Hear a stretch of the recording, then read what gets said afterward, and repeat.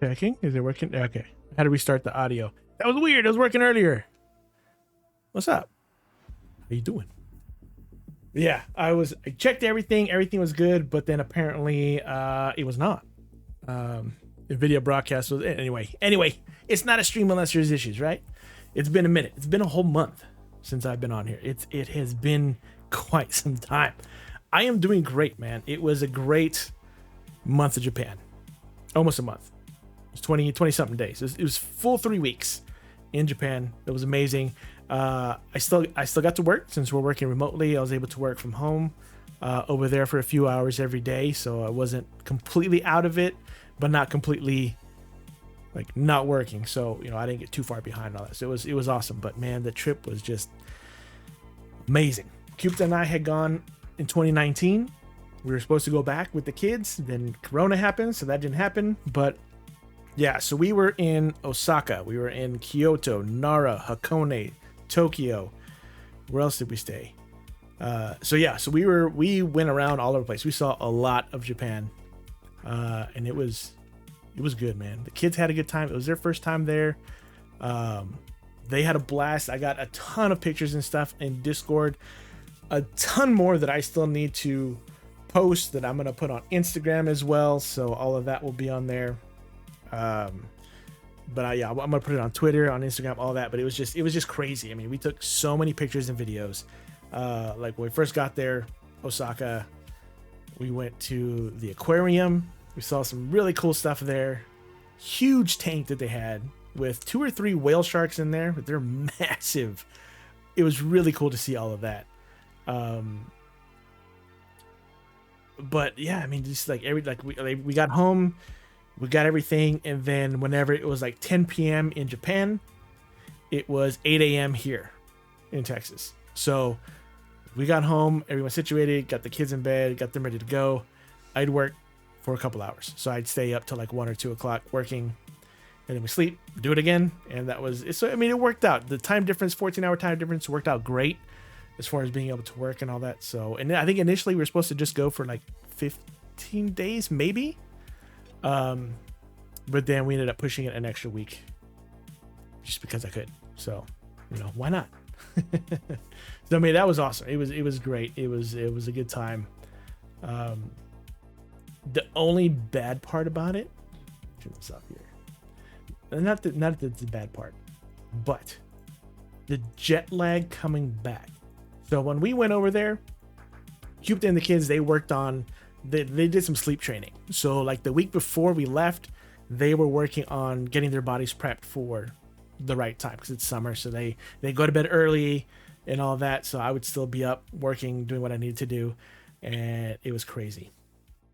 When they got there, they were ready to go. No issues. I didn't have any issues either. I can go with less sleep. But coming back, ooh, man. Fukuoka, Seispo, Yokohama. We went to Yokohama. We did not go to Okinawa. But yeah, Yokohama. We went to the Gundam factory there. That was one of my things that was like, when we go, I have to go to this. Like, I need to go to this. So we did that. And I got some, I got them right here. I got them right here. So when we were there, the Gundam factory in Yokohama, this is the Gundam that is on the dock. So it's the dock and the Gundam. So I have this. I will probably be building this on stream. I have to get my second camera set up, and I'm probably going to do that. So I got one of these,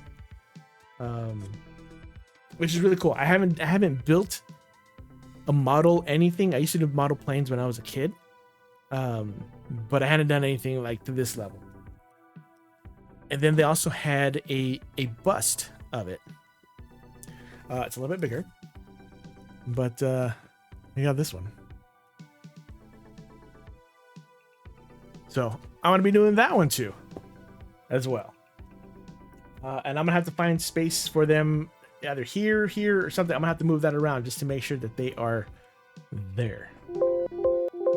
That's going to be good. Bling, bling, bling. What is going on here? Let's see. You loved changing the time difference. Slept on the plane a lot in both directions. Plan on it so you're ready to go for either day, whether it was going to be night. Yeah, and it wasn't that bad. The flight wasn't that bad. They're cheaper than trying to get in the States. Yeah, they are, because they limit people to 5. I think 3 or 5 of those. And so we looked on like eBay and Amazon, and people were selling them for 3 times the price. And so I was like, well, like we were like, well, should we get some? Should we get some extras? I'm like, no, we don't have room in the suitcase because all the other stuff we got.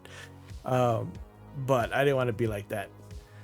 I didn't realize that some of my other friends were into building Gundam stuff. Otherwise, I probably would have bought them one of those as well. But yeah, so while we were also in Yokohama, we went to the one of the ramen museums. I can't remember the name of it. I think it's just the Shin Ramen Museum. So we went there, saw like the history of the ramen and stuff like that. Then they have this little area downstairs where they have like all the different types of ramen that they had throughout the days. So I was able to taste one of the oldest types of ramen that they did, you know, back in the day, and it was pretty good. You didn't know if inflation over there hadn't affected their economy as well. It did, but not as much as here. And then plus just import stuff over here, it's crazy. Like the last time we went, Cupid and I had some apple wine. It was fairly cheap, you know, so we got it there. We loved it. We had it at a bar that we went to. It was a Penguin bar that we actually had it at. We enjoyed that one. And then a couple years ago, right before the pandemic happened, or I guess like right when it was starting, I ordered some from, I guess, an importer from Japan. They charged me $90 for one bottle. $90 for one bottle. Yes, some of that is the transaction to get over here, but it took 3 months to get here because it was right when the pandemic started. All these things they started putting in place to where like you couldn't order things or stuff going to the US. So oh, that's not what I wanted. Jeez, I know how to do this. It's been a minute. Okay, I already have one of those. So it was $90. So we went and we were like, we're gonna find this. We went to liquor stores, we couldn't find it. And then we found it in the big camera store. They were $15. $15. So we bought 2 bottles and brought them back with us on the plane. It is crazy because it was like $15. Like I can buy a bottle of $15, sell it for $90 online, just like the retailer did, and do it. So we bought plum wine. We bought the apple wine when we were at the bamboo forest.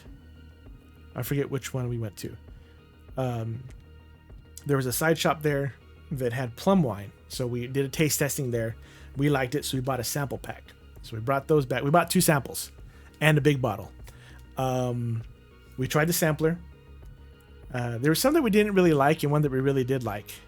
So we drank a sample while we were there in Japan, and then we ended up drinking our big bottle that we had as well, and then we came back with a sampler. So we have a sampler back, but you know, it's not that much. It's plum wine. It's not, you know, super hard anything, but it was good. It was tasty. We had that.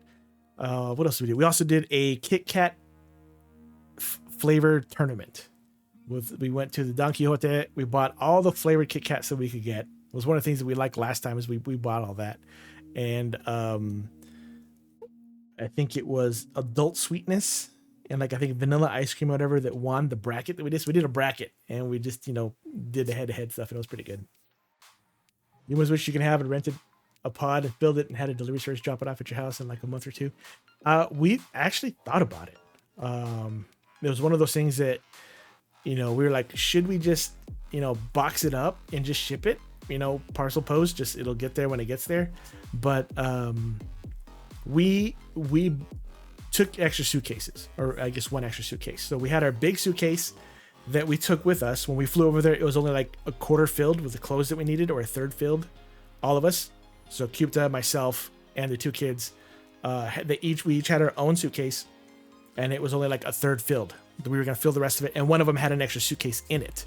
So when the time came, we our parts post is way too much. Oh well, yeah, we would have, whatever the cheapest one it was, we would have just shipped it, but ended up working out. So our littlest one bought a bunch of stuffed animals. He's into stuffed animals. My oldest bought some really cool Demon Slayer figurines, which I was like, you know, we're gonna go to a bunch of shops, the Kiyobara and all this other stuff. There's gonna be a lot of anime stuff. You'll find something, and he did. He found two pieces and another one. They were out of stock, so we ordered online. So he spent a couple $100 on that, and some of it was money that we gave him, and he took his own money specifically for that. So he's proudly got them up in his room, and you know, he's displaying them like, you know, not quite like this. This is like some of the cheapy Funko stuff, but I guess this Vegeta is one that I bought that I paid some good money for, and he got 3 Demon Slayer ones. Funny story: when you first went to Japan, you only went there with a carry-on and had 2 big suitcases inside the carry-on. Yeah, I mean, that's the way to do it, man. So when we came back, we had everything completely filled out. We had to, you know, balance the stuff. So I was like, "Well, this is my suitcase." It's like, okay, well, we got to wrap your clothes because we have apple wine, we've got plum wine, we got some sake that we brought back, and all of that. So, you know, we had to, you know, so we planned ahead. We knew we were gonna fill it up with stuff, and yeah, it was full packed up. The bad part about the trip back is we flew back to LA. We went from Tokyo to LA. We had a 6-hour layover. That was just to get a cheaper flight. It was like $600 per person cheaper to wait the 6-hour layover. So, okay, we planned it. We were ready for it. 6-hour layover. But then it was the last flight of the night, and it got canceled. The first officer didn't show up. So they're like, okay, well, we're waiting on the first officer. They waited like 30 minutes. Nothing. They're like, all right, sorry, the flight's canceled. Booked it to the help desk center to get, you know, everything that we needed. I got the kids. They were passing out because they stayed awake on the entire plane trip. So once we landed, they were suffering. I got pictures of them. It's, you know, just to show off later, because they're, you know, their mouth open. They're just like hanging. They're completely wasted. They're completely dead tired because they stayed awake the whole time. And we dunk. Double Hate just resubscribed for 25 months. Bitch was a bitch for not showing up. Bastard guy. He was. But so they canceled the flight. As soon as the crew left, like 3 minutes after the whole crew left, dude came running up to the counter. And I saw him. I'm like, I bet you that's the first officer. One of the crew members was still there. Like, she was in the plane, whatever, getting out. She chewed him out. She was like, they went behind the glass and you couldn't hear anything, but she was up in his face. She was red, and he was just there with his head down, like whatever, just kept shaking his phone. I'm like, I don't know, man, but she ripped into him. She was livid. And he walked back. He walked out with like the tail between his legs, just kind of like the whole Michael Cera meme walk. I mean, he was just, you know, he cost the company so much money because it was a full flight coming back from there to Dallas. Because people were pissed because we came from Tokyo. They came from everywhere. But in LA, they were going to Dallas. And a lot of people had connecting flights to Georgia, to Atlanta, to Chicago. Like, they were going all over the place. So, you know, traffic, whatever, I don't know, man. But I mean, at least couldn't you call somebody, be like, I'm on my way, or I'm stuck in traffic? Like, don't cancel the flight. Like, he was there 3 minutes after they canceled it. And I was like, are they going to call everybody back? Because like, they're just like, everyone's standing right there. Like, are they going to? It's like, nope. So they put us up in a hotel, got us on the flight the next day. But all of our luggage made it. Had no problems making it. So props to Delta for doing that. But man, because you're going to Texas, you were out of Chicago and Seattle for the best times that you went, because you're going to New York and Virginia. Oh, dang. Yeah, the first time we went, it was a direct flight, I think, because we went up like by Seattle and Alaska. So we took like a north route when we flew last time. This time out of LA, it was like straight across the water. It's just like, okay, it's all ocean. Crazy. His phone died and he was charging it. Maybe that's what it was, man. But he was just like, fucking guy, man. But I did get some cool souvenirs. One of the ones that I did like, we got at Hakone, because we actually, the first night in Hakone, we had an Airbnb where you're supposed to be able to see Mount Fuji. It was too hazy. We couldn't see it. So, you know, we did some stuff there. We went on the gondola. We went to Hakone. We did all that stuff.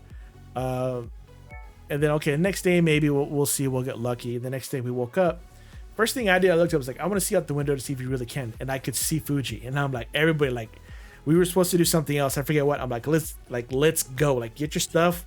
Let's get on the bus. Let's go. Because you can see it right now. I didn't know if, you know, by the time we got there, it'd be hazy and you couldn't see it again. I don't know. So we hauled ass. We got there and we could see it. And it was amazing. It was just crazy. I mean, we're still far. Hakone isn't close to Mount Fuji. It's still far away. And it's still a big beast that you see in the distance. So it is crazy. Or like, Mount can't see it. Yeah. So one of the things that we got in Japan is a strawberry cheesecake Kit Kat in the shape of Mount Fuji. So it's got, you know, the government towers there. It's got the Tokyo Tower. And then on the side, it's got like some of the castles and stuff. So this is one of the things that we got. It's still awake. Fuji is here. Fuji is here. And that's one of the things that Cupid and I did not see last time. We didn't go to Hakone or any of that other stuff. So this is the first time we went to and see it. And it is big. The full pics of Mount Fuji are miles away. Yeah, like Hakone, that's where we were. And this is another one from Osaka Castle. And the box is in the shape of a little Osaka Castle. This is just like so cool. And Osaka Castle is a big deal for Cupid and I because that's where, you know, the last time we went, we did a lot of stuff kind of off the cuff. Like we had certain things that we wanted to go to and we wanted to do, but a lot of things we just kind of like, we'll just walk around and see what happened. We went to Osaka Castle looking for a light festival because we read the signs incorrectly or didn't translate properly. So we went in July, but they were setting up for August. So it wasn't there. So we just walked the entire area and looked at the castle. And it was one of the good moments that we had because it was sprinkling on. And it was just like a moment with just us just walking and seeing the castle and everything. It was really cool. So, you know, Cupid did a painting of it. We have it up in our house. So when we went back, it was really cool to see that again. So Osaka Castle is a big thing for us that we saw there. And also on Mount Fuji, they have this, well, not Mount Fuji, but in Hakone, they have this black egg that this one thing does. And this is a Hello Kitty thing. I got this from my mom.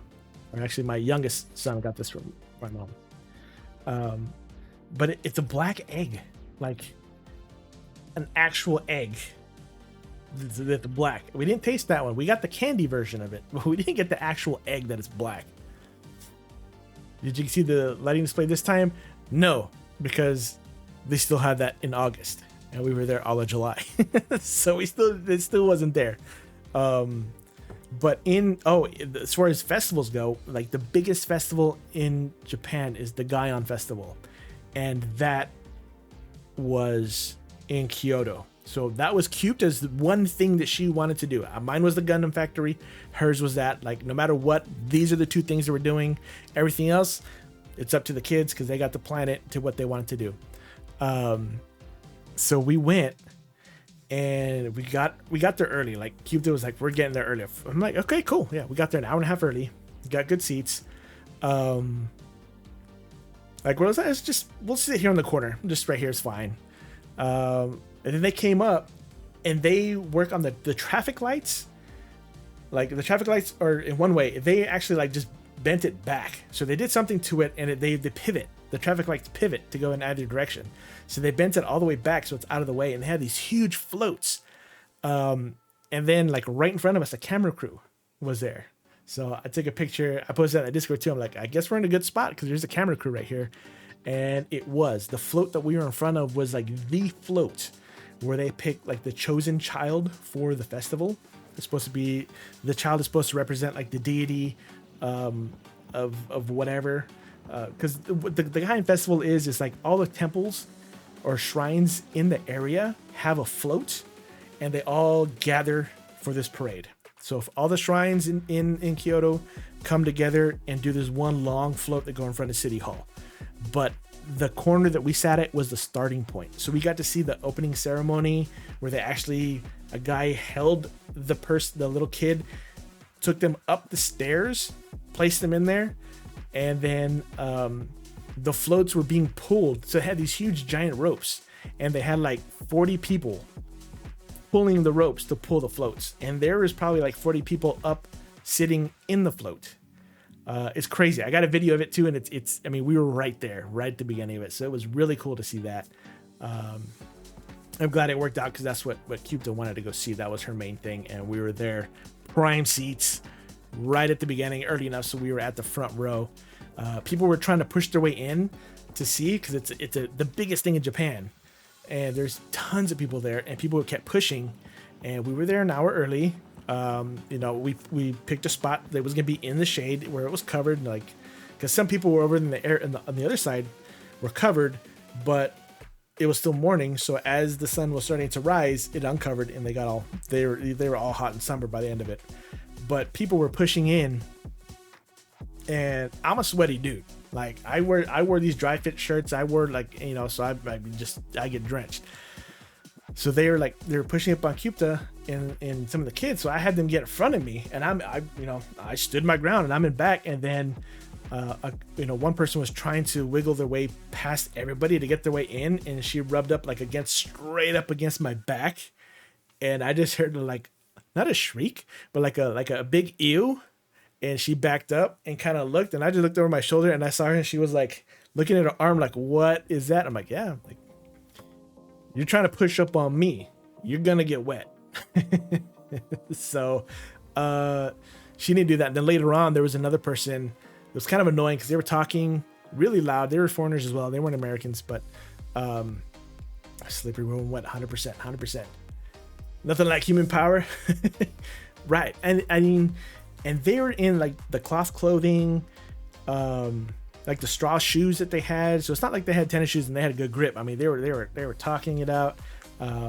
I do have a video of that, and I need to post it up because it was cool. I mean, it was just cool because they had like little things that they made noises, but depending on how they hit them on the ground. So it's like a staff with like the rings on it, like typical things that you see.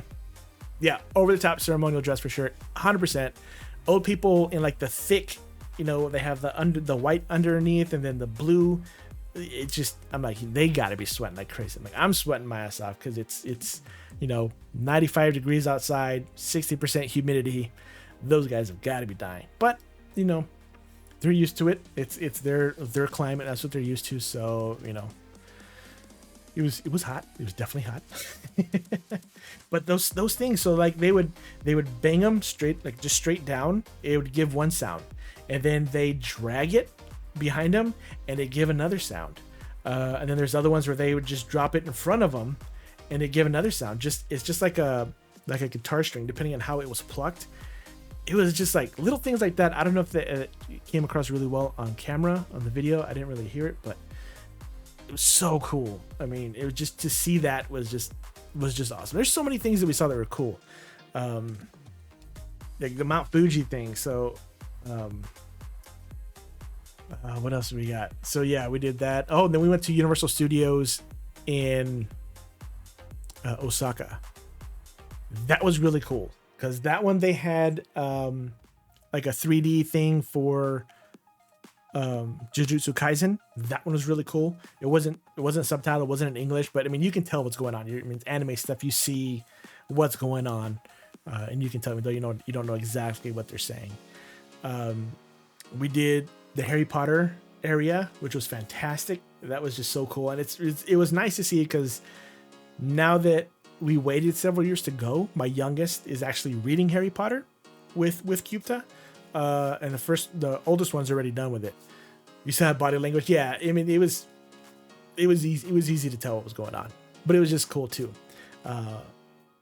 So we did the Harry Potter thing, got some really cool pictures of that. We ate lunch at, a One Piece themed cafe that was there. So my son, who's totally into One Piece, bought, one of the special meals and bought the Luffy mug. So it's like a barrel mug with Luffy on it, so that was pretty cool. We went to Super Nintendo World. That one was awesome. That one, we did the Mario Kart racing thing, which is kind of like the Marvel Avengers here at Six Flags, where you're on a cart and then you get to shoot shells and stuff at the other team. So your team Bowser or your team Mario, depending on what you shot at. But just walking in and seeing the whole world, Super Mario there, it was cool. I mean, pictures don't do it justice, videos don't do it justice. You just gotta see it. So that was pretty cool. And then we went on a ride. It was the, I'm trying to find it, Flying Pterodactyl. This thing was insane.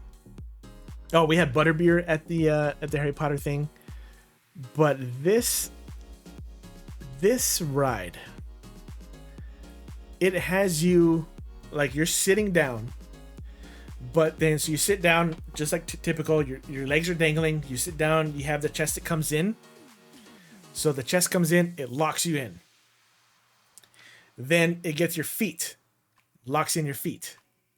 So I'm already one of those where like with my legs and my hamstrings are very tender. So like with hockey and all that, I always have to stretch out my hamstrings and all that. But whenever I'm in a spot where like I can't move, I feel like I have to move, or I feel like I'm gonna cramp up. So it was just kind of crazy that was happening.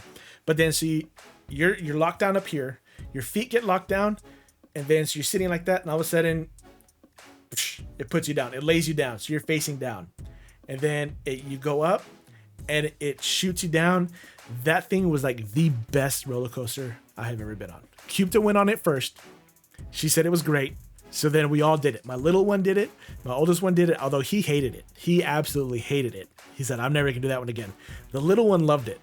Although when it first happened, he was in tight and got his legs too. And he was the same thing. He's like, I gotta move. It's like, you can't, like, we are going up the hill. You are not gonna be able to move until afterwards. But this ride was by far the best roller coaster I have ever been on. It was fantastic. I got some videos of it. It doesn't do it justice, but it's just, man, it was cool. It was cool. It was one of those that like, it felt going to like Dragon Ball Z thing. I'm just in my mind. It's like, that's the closest thing that you'll feel like of actually flying, because it does loops. It does turns. You do it. You feel the G's going up, down, upside down. You go down into a mist tunnel, come back up. Dude, it was cool. It was cool. It was, let's see if I have, let me see here. Let me see if I can show this one here. I can get my browser source to work here.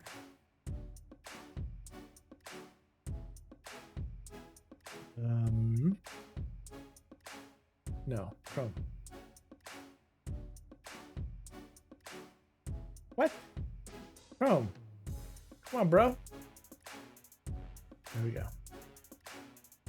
Okay. So here we go. Let's see if this works. This is one of the videos that I got.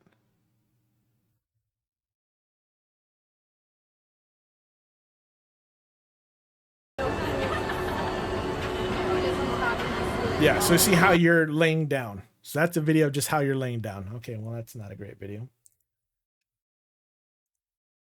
Okay, here's another one.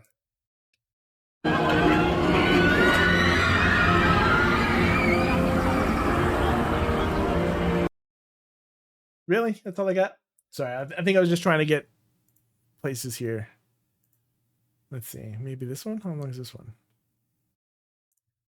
Come on, man. Yeah, I think I was just trying to get the twists and turns of it.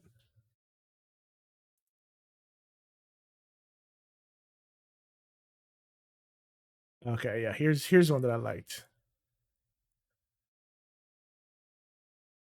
So right when you go down, you go right. So you go up and you go down. As soon as you get down, you hit this corkscrew. There you go. Here we go. So you hit this one right here.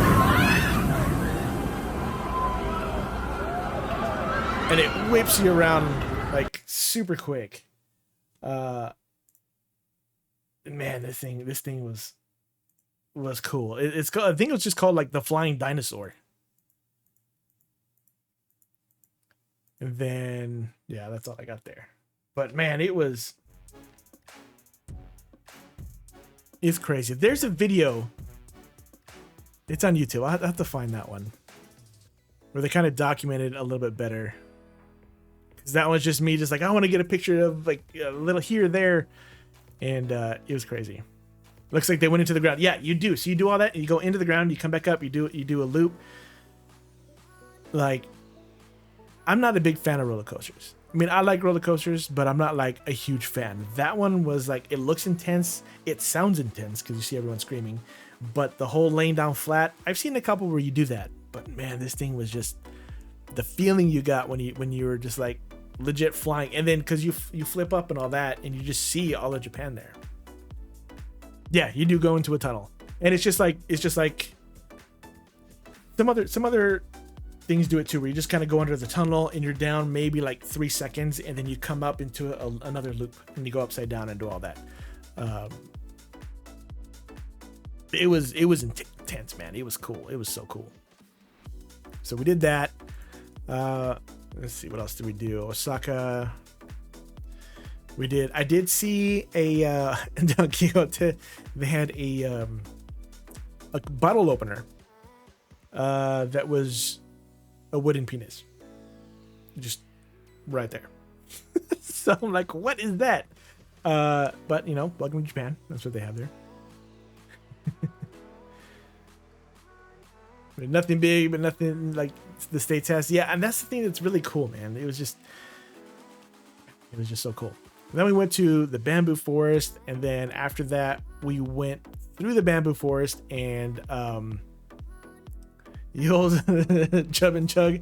I mean, I did take a picture of it, and fuck it, I'll show it here. There you go. For 1,000 yen. There's your bottle opener.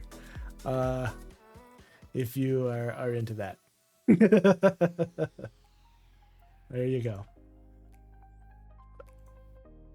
So they had a lot of strawberry, was like the new flavor that was there. So that was really cool. And then when we did the Kyoto, we did the those are the pocket sized ones. Yeah, no, it's a full one. It's full. We saw this monkeys they're on the island. So they had these mountain monkeys that were pretty cool. Really cool. I mean, they could be used. I mean, yeah, they're definitely they're definitely there. And then so we wanted to go to I should have planned ahead and done. I'm trying to do it here because I know I got some pictures of the kids on it. So there's the bamboo forest that we went through. It was really cool. And these are huge lily pads. Like these are like several feet wide. Ezri 13 just resubscribed for 19 months. Welcome back. 19 months. Thanks, man. I appreciate it. I am back. Yes, we are back. I already had technical difficulties earlier with the audio, but we got that figured out. We're good to go. So, I mean, it's just like crazy. So there's Cupid and I. So yeah, there's my sweaty ass right there. I told you, just, you know, sweaty. Yeah, my beard, I mean, I trimmed it back, but I mean, it was going, man. It was like, I trimmed up top. I took a blade, but I didn't take the trimmers. And that was a mistake because it grew. I didn't realize how fast it grew. But I was a bushy man at the end there. So there's Cupid and I. And then there's these stairs. These stairs, man, like this is going down. So this is at the top and you go down and it goes all the way down. Like way back over there. These stairs were crazy. I'm like, come on, really? Stairs? But yeah, we did that. All right, here they are looking up. You don't want to take all that stuff with you. Yeah, and so I mean, I took my brush, so it was nice, but you know, it doesn't grow evenly. So I had like one side that was a little puffier than the other, and I tried combing it under, but yeah, it was just kind of crazy. So here's the wooden steps going up, and like the lily pad is just right here off to the side, and then the boys are like, yeah, let's go see what's up there. I'm like, okay, so they're fine, they're young, they can run up there. Keith is looking at me, she's like, you all right? I'm like, I mean, all day, every day, I'm going to be sweaty, so it doesn't matter. So let's do it. And we did it. And it was just like, we get up there, it was like a small little loop that you could do to look at the garden that was up there. And that was it. And then come back down. And I'm like, man, but you know, whatever. It was fine. Let's see what else we got. I tried, you about halfway up and you had to take a break, dude. Like, seriously, I did though. Like I paced myself. Like the kids, they ran up, they're running up, and then they slowed down, and then, you know, then they went up, and I'm like, yeah, no, I'm gonna wait. And then we did the Torii gates. So here's Cupta doing one of her little poses there. So we went to the shrine. We walked through all of the hundreds of Torii gates and all that. It's not like that happens every day, yeah. And then this is one of the best things that Cupta found that she enjoyed was a lemon Coca-Cola. This was the only place that we found it. So she bought it, had a drink there, enjoyed it, and we're like, oh, she's like, yeah, I'm gonna get one of these, you know, every so often. Never found it again. I looked for it, never found it again. One of the things that was disappointing is that Mountain Dew did not have a special flavor out.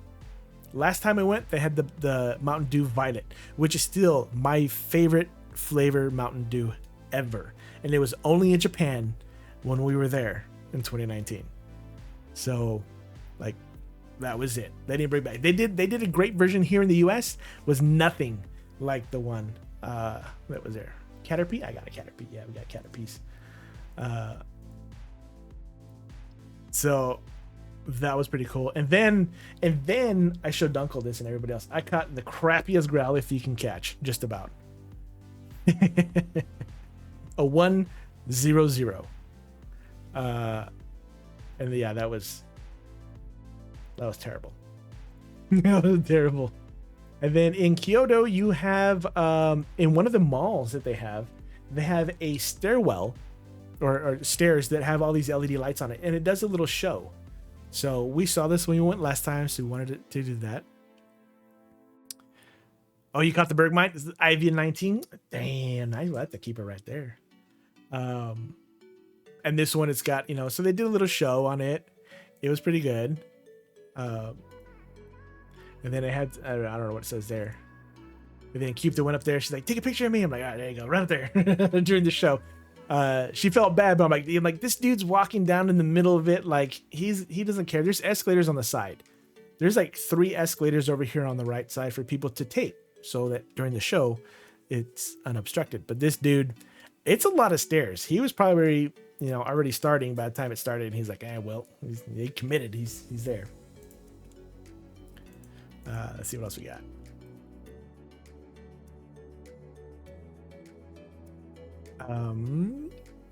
Trying to see. Oh, one of the other cool things that we got was let me see if I can find it. Sorry, I know I keep taking off the pictures here, but I have some pictures with my kids that I didn't want to quite put up there. Then we also went to Nara. Nara has all the deer like all over the place, and it's really cool because they just hang out. Like they're just there. Let's see if I have this one here. So yeah, so they're just laying out. Like it was hot. Obviously it was hot. It's middle of summer. So they're just there hanging out underneath the tree. I got that one there. Just eating some stuff from people, and you have all the explicit pics in there. I mean, yeah. He was young and not allowed to take the escalator. Yeah, so I mean, it was pretty cool. We were there previously. This is a big deal. So But I mean, they sell the little cookies for you to feed them. So they just hang there. They come up to people. They can get aggressive. Like you see the little cookie right there by that foot. It's a pretty big cookie, and like they'll bow to you too. So they've been taught, and over the years, just like if you bow to somebody, they'll give you a cookie. But they get upset when like you don't give them a cookie. So it's like I don't have any, man. You took a lot. Holy dear. Yeah. So, it was really cool. And then one of my favorite temples that we went to the last time is this massive temple. So this is a little video of it going on, and just look how massive this thing is. It is just crazy. Hey, Nightmare Panda, what is up, man? How you doing? You didn't think Holy Cow would work in that scenario? That's true. That's true. Holy Deer was the way to go on that one. Perfectly done. And then inside this thing, they have like one of the biggest Buddhas in there. I mean, this thing is huge. Like this little leaf that they have there, this lotus petal that they have is, I think it's 8 feet. So look at the beginning of it. So like this right here, this lotus petal is 8 feet. I think this whole thing is 50 feet. This thing is massive. And it's one of those that I don't think, pictures or videos will do it justice, but it's pretty cool. Then they have this, they have a bunch of, like other deities inside that you can kind of look at. No one is walking out with that thing. Yeah, you're definitely not walking out of there. And then they have these two guardians that are inside one of the gates. So the gate is massive. Like when people stand, this is probably like a 6-foot fence right here. And they have these two things. They're caged off. So one's on one side, one is on the other. The last time we went, Cupid and I bought prints. One's blue and one's red. So we have these in our house that we have printed up on there. So I know, Dunk, you've been here. If you didn't know where it came from, this is what it was that we got. But it was just cool to see them again. And we took pictures in front of it with the kids, and we were making the face with that one. So it was pretty cool. But I mean, this thing is just huge. And it's cool just to see like all the old stuff there, like old stuff that they've got there that, we don't have here in the US. We did I went to the Nintendo store in Osaka. One of the cool, there we go. This is in one of the malls. So hold on, let's do this one. Yeah, so it shows the time, and then it does a little show. And it's just water falling down with the light behind it. It was pretty cool.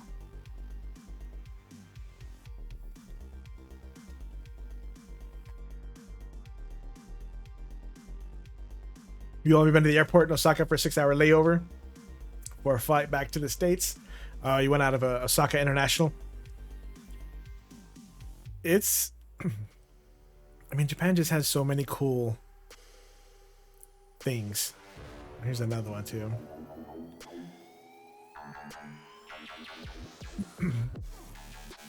Just start the time over again. Yeah. Is the only way to go back from Guam? Okay, I got you.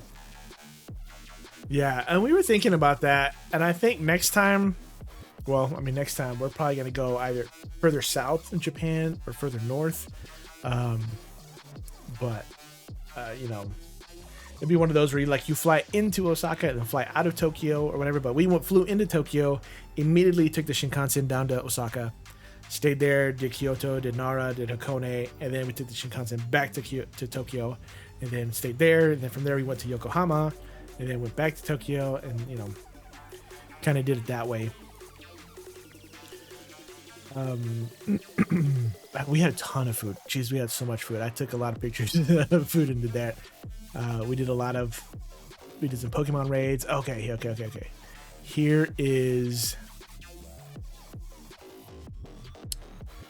the thing I was telling you about, that Kyoto thing.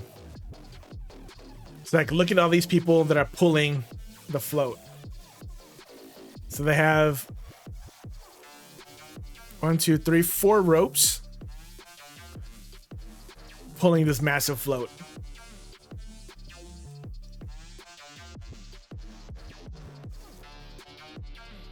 And see, there's people already in it here and up top.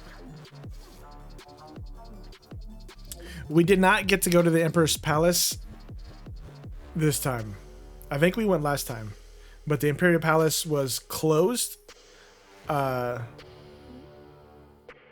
to some of the stuff that they were doing for this festival. Let's see if I can find one where they were doing it. Is this the one where the dude walks up with it?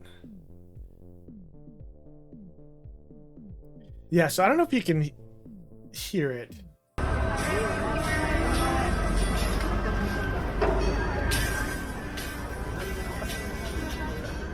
Oh, the festival was in Osaka? No, it was the Gaion Festival. Where's the Gaion Festival? Let me take a look real quick.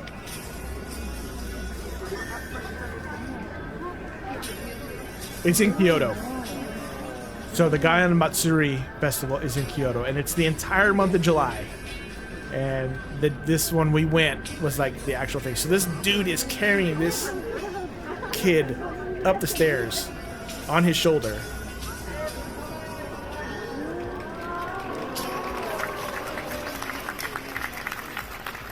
Yeah, so this is happening like right in front of us where we were.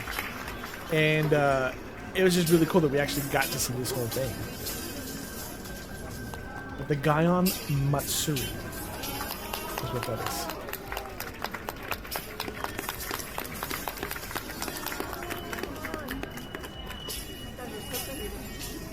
Yeah, we didn't even know. It was crazy.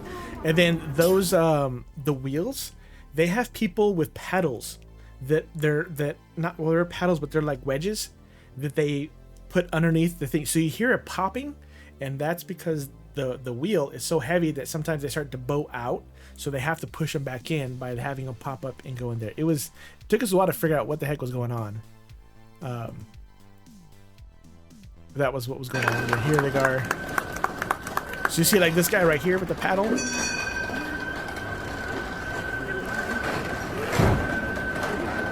You won't see it there. But yeah, they got some high-pitched stuff going on there. It's kind of crazy. But there was just a ton of things. And you see like this light post right here. So I'll tell you that it was facing, you see where the crosswalk is. I mean, it was parallel with the crosswalk. And then they just bent it all the way back. Like this whole top path right here just went back.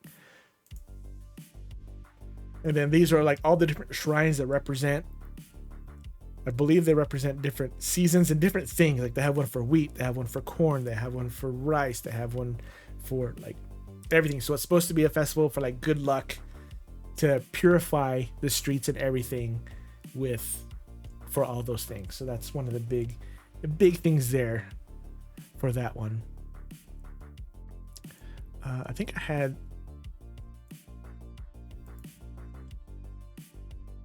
let's see. Oh yeah, so here's all these guys. This is what I was talking about, where they had like the white stuff underneath and then the blue. Like they're all just walking on their version of Arbor Day, except it's an entire month. Yeah, they partied the entire month. So like they have the little shade things for the shade, but they're all just walking and they're like, yeah, we're good. And they got these poor bastards in the back pulling the ropes for all the floats and everything.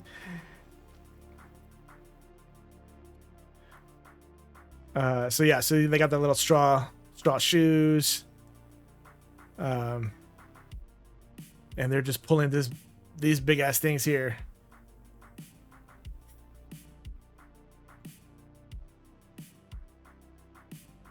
Yeah, maybe.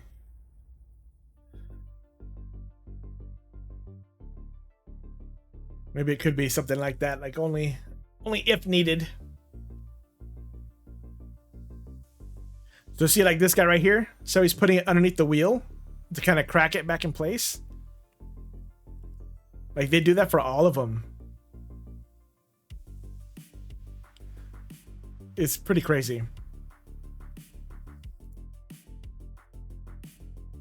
But yeah, they so there's a lot of that. So we saw that for a while. I'm trying to see if I can find those things that I was telling you about where they, here we go. They make certain sounds. Dude, these guys right here. So they drag it, just like a little staff thingy. Makes one sound. They pick it up and hit it on the ground. And they make different sounds. And it was just kind of crazy because they have so many different ways of making sounds with it. It was crazy. Yeah, it's probably, which is weird that they should have to do that with the newest ways, have dollies like that. I mean, I don't know if they're just going old school or they're just having like what they had back then. I don't know. But oh, then we did the Nishiki market, which is just like a small little market with like a ton of food, like some food vendors like all over the place, and it is just all the way down. And it's mainly seafood. I had some fantastic fried shrimp there. This is the Nishiki. This is also in Kyoto, so this was just down like within walking distance of where we saw the parade. Yeah, here we go, Nishiki. So there's the entrance of it. So I did the whole thing, you know, Nishiki market. That's the outside of it, and then when you walk in, you see everybody else doing what I'm doing. You've got it up in the air, just doing a video. And it's just a ton of food, but mainly seafood is what they did. A lot of it, but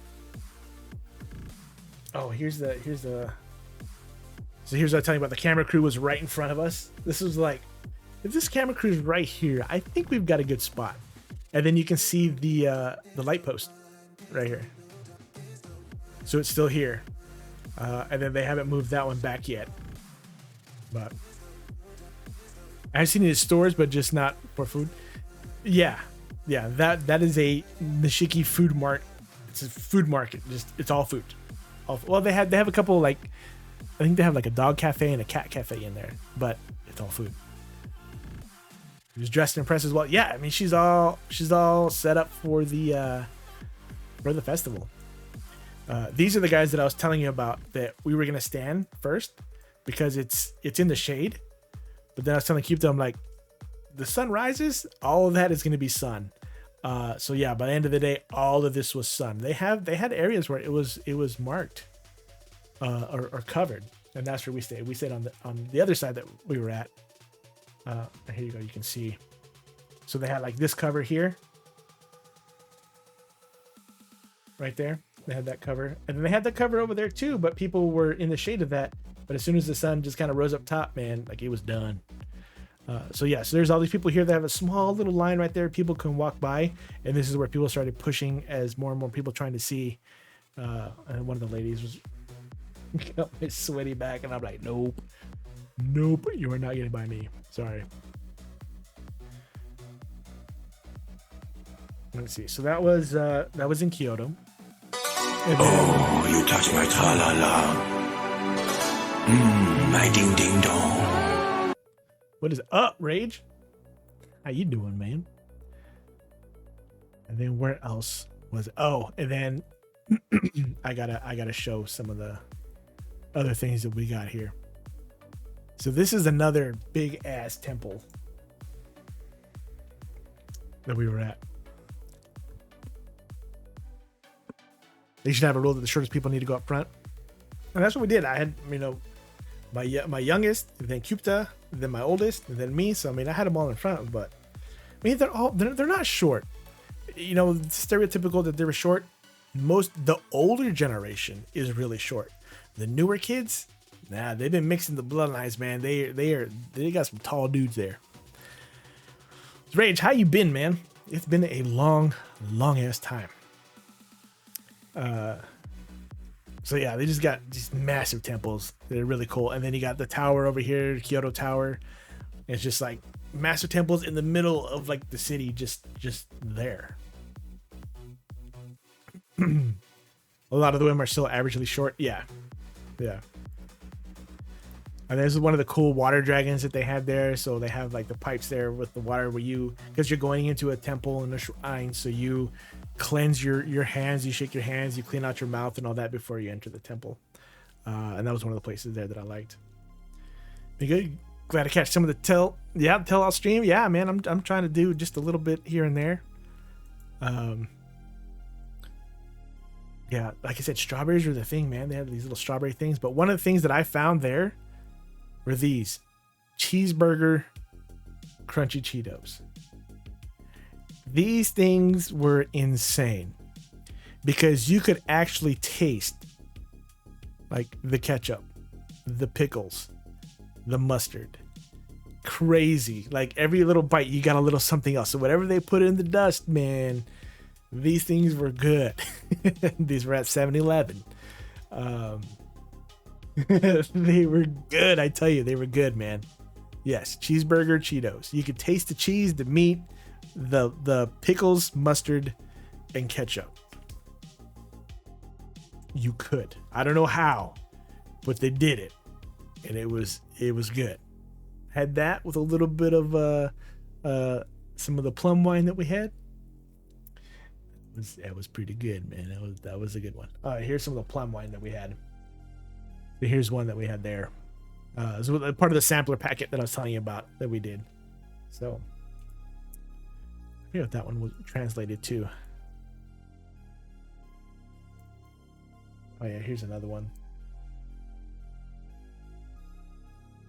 This one was a honey based one. I believe. I can't remember. And then I had this drink. I'm all about trying to do different flavors and stuff, and I try this one. This one, fruit mix flavored soft drink. Has all the vitamins and stuff on there. This tasted like carbonated fruit cocktail syrup. It was really weird and interesting. I love fruit cocktail.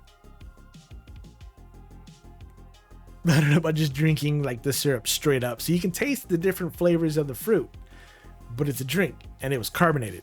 So that one was kind of weird. That one was a little weird. I still drank it. I enjoyed it, but it was definitely on the weirder side. And then we went to Hakone. Oh yeah, I forgot about that. This Airbnb that we went to was a little on the small side. So my head hit the light in the bathroom. So like there's a mirror right there, there's a sink, and then there's the shower behind us. Yeah, my head was like right up against the light. There's a couple times I did hit it because I wasn't paying attention. You know, I brush my teeth, I spit, I get up, and then I step back, I hit my head on the light. So it was just kind of funny to see that. And then of course the mirror, because of that I couldn't see my face, so I had to squat down to see the mirror. This is pretty much the other side of it, so you see that and then immediately go into my head up against the light. But it was pretty cool. This one had 2 rooms. It was a good spot. Then let's see here. Did I take a picture of Hakone? Yes. Okay. So this is the first night that we were there. Like you can kind of see a little bit of Mount Fuji right there, like just a little bit of it, but then it gets lost in the haze. And then you can't see anything else. So that was the first time that we were there. We're like, man, we're in Hakone. It's okay. We'll see. We'll see what happens. Feels like with Raven, when you went to New York, our Airbnb was in a basement. And the bathroom was small. The mirror was under a vent. You hit your head so much. Yeah, it's crazy. It's crazy. I didn't take a picture with us. And then Cupid and I went down to I did find some more stuff. Being able to be there is half the battle. We were there. And then we did some. So we did, we're kissy on this one, but this is the huge torii gate that's out in the water. So like this is like the 0.5 times expanded out picture that I had my kids take of us in Hakone. And so you can kind of see there's one over there too. That's not the one we went to. The one we went to was over here on the right side, but they had Neon Genesis Evangelion stuff everywhere, because Hakone is where Tokyo 3 in the series is based off of. So when Tokyo gets damaged, or Tokyo 2 I think it is, they build their new base in Tokyo 2, it's actually in Hakone. So they have that there. Oh, there's our Airbnb. So my kids wanted to stay in a traditional Airbnb, so we had to sit on that, and then those are the beds that we sat on. So it was just on the floor, so there was no bed, it was just that. So they got to experience that. Oh yeah, they did have these as well. Pizza like Ruffles type chips that they were. Those are pretty good. My kids like that one. And then the traditional treatment, yeah. And then there's Kyuta eating her Cheetos. She got 4 cheese Cheetos, or 6 cheese Cheetos. She thought these were terrible. I thought these were delicious. They were so cheesy, and like, again, like with the cheeseburger one, you can taste the different cheeses and all that on there. Man, they were so good. Let's see. So that's there. And then the second night in Kone is, so you saw that first one where you couldn't see anything, and then this is the morning that I woke up, and the dude's like, yeah, you can see the tip of Mount Fuji. So we legit saw the tip of Mount Fuji from our Airbnb. This is when I was like, everybody get up, we're going. Like, move. 6 cheese at 300% more than normal. Yeah, dude, it was just a tip, baby. Just a tip. When you see the tip, you know you mean business. It's time to go. So we saw the tip, and then we went. So when I was telling you about the black egg that they had, this is the black egg. So this is that Hello Kitty one that I was telling you that I got. My little one got from my mom. About 15, 20 miles away from Fuji. Yeah, it was in Hakone. So this is the tip that we saw there. Remember, like the last time we saw like just this little area is all that we saw. We did not see any of this because it was too hazy. So when it finally cleared up and we started taking pictures,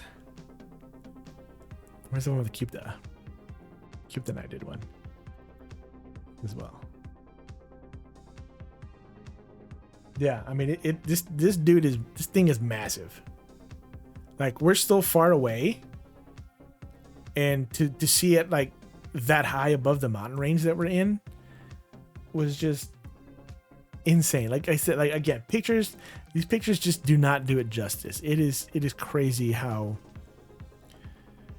big it was. I'm trying to see if I can find another one. And then it cleared up a little bit later in the day. Where we were, and then that's probably the better picture that I got. And it's the middle of summer, so there's not a lot of snow on it, but that is like the best Fuji thing that we saw.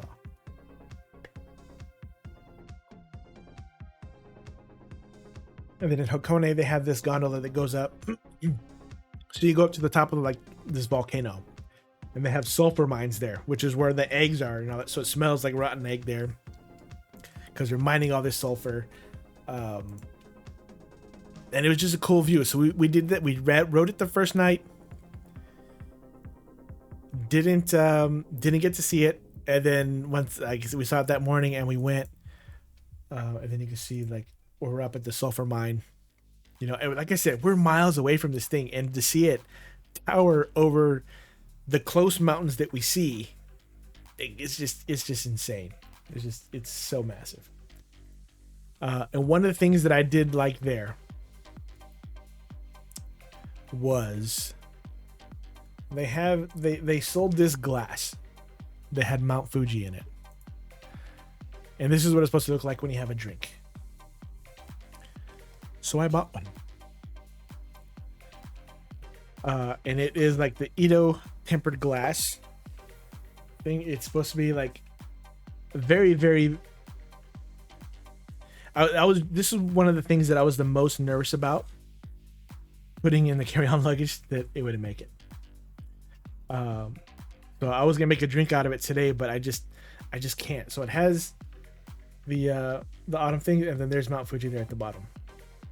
And then whenever you have a drink or whatever, it's supposed to kind of reflect the thing in it there. But that is just too cool, man. So I saw this there and I was like, okay, I know I had a big budget for all my anime stuff and all that, but this is just too cool. So I had to do it. Then I found a place in LA, I think it's Japanese imports, whatever, that does sell some of this Ito glass. They do shot glasses and all that, but the shot glasses alone, just the little shot glasses with that underneath, are $50. So that was, they had one with fireworks, they had one with snow, they had one with the leaves. It was for all the 4 seasons, and I got the one. I was gonna get the one for the summer because that's when we were there in the summer with fireworks, but I liked the one with the leaves better, the autumn one.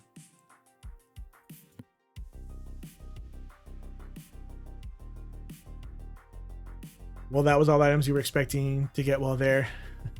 The glass wasn't. Yeah, I mean, I did not expect to buy that, and I went back and forth whether I should or not because we hadn't gone to the anime stores yet. So I was like, should I not? But I'm like, I don't want to miss the chance of not being able to do it. And find, oh, Dunk, if you're here, I meant to send you this and I forgot. There's a sign here with Fire Cistern, and it just takes me back to see, do I have that one? Of course I have that one. Takes me back to the Division 2. It's a fucking cistern. Yeah, I saw that. I'm like, oh, I gotta send that to Dunk. So I'll take a picture of that. What else was these? Oh, they had these lemon things. I don't think we got these. Did we get these? I think we did, and I didn't like them because they were too lemony. I don't like. I'm not big on that lemon flavor stuff. Oh, and they did have. This is another thing that I found. Purple Edition Red Bull. I don't know what Purple Edition is, but my boss is big on Red Bull. Like, he drinks Red Bull like crazy, so I sent him a picture of that. I was like, if I can find another one, man, I'll bring one back for you. And just like that the thing. Oh yeah, and then actually found Dr. Pepper representing in Japan. I did not see Dr. Pepper there last time. There was Dr. Pepper there this time. Let's see.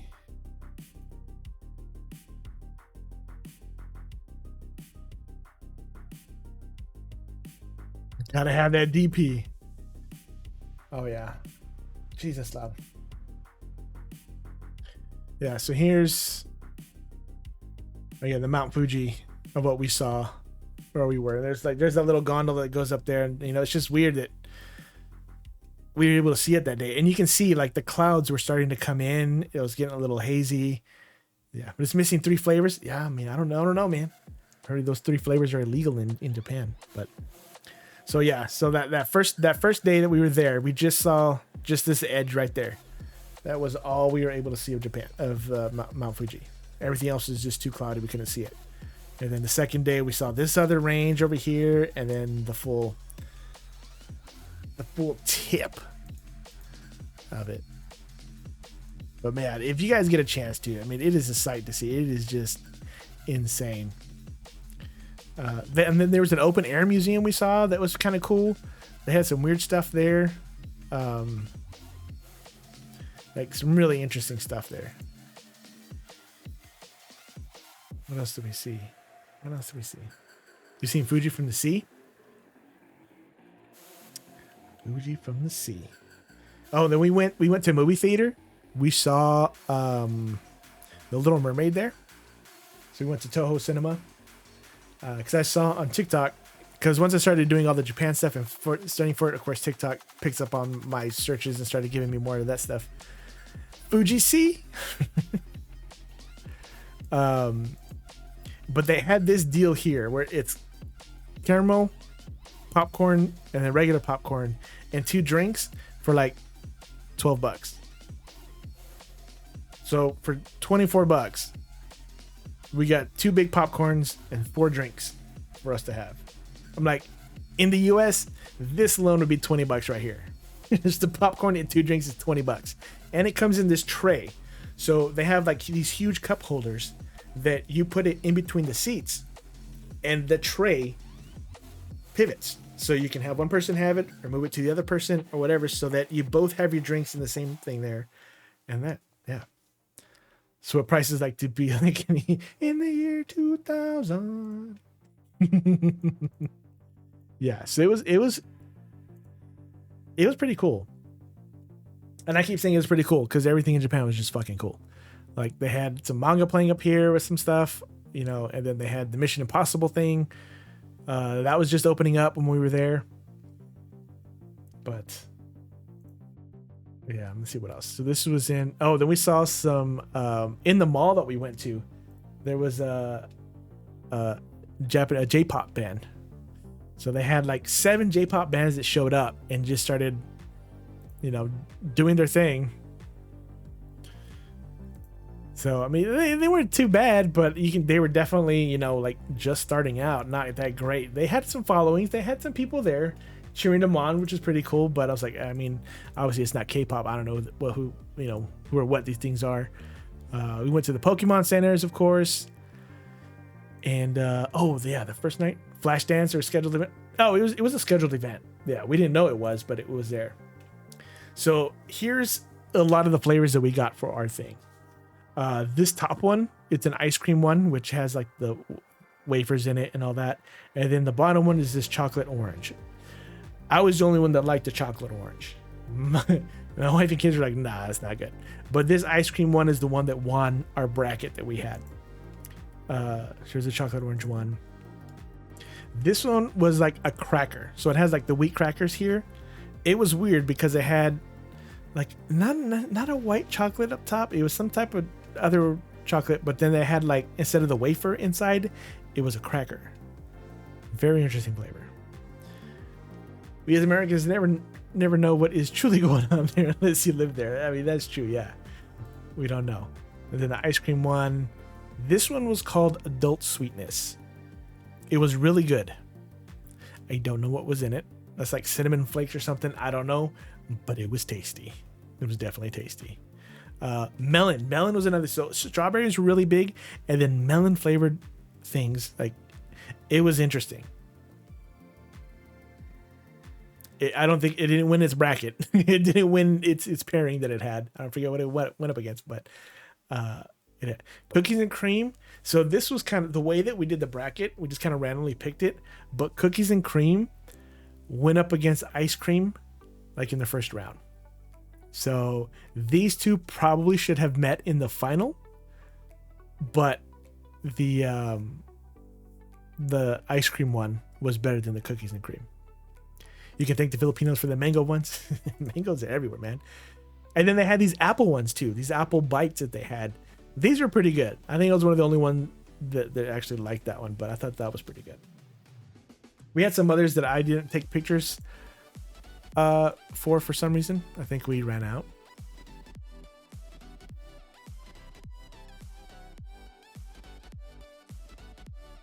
Yeah.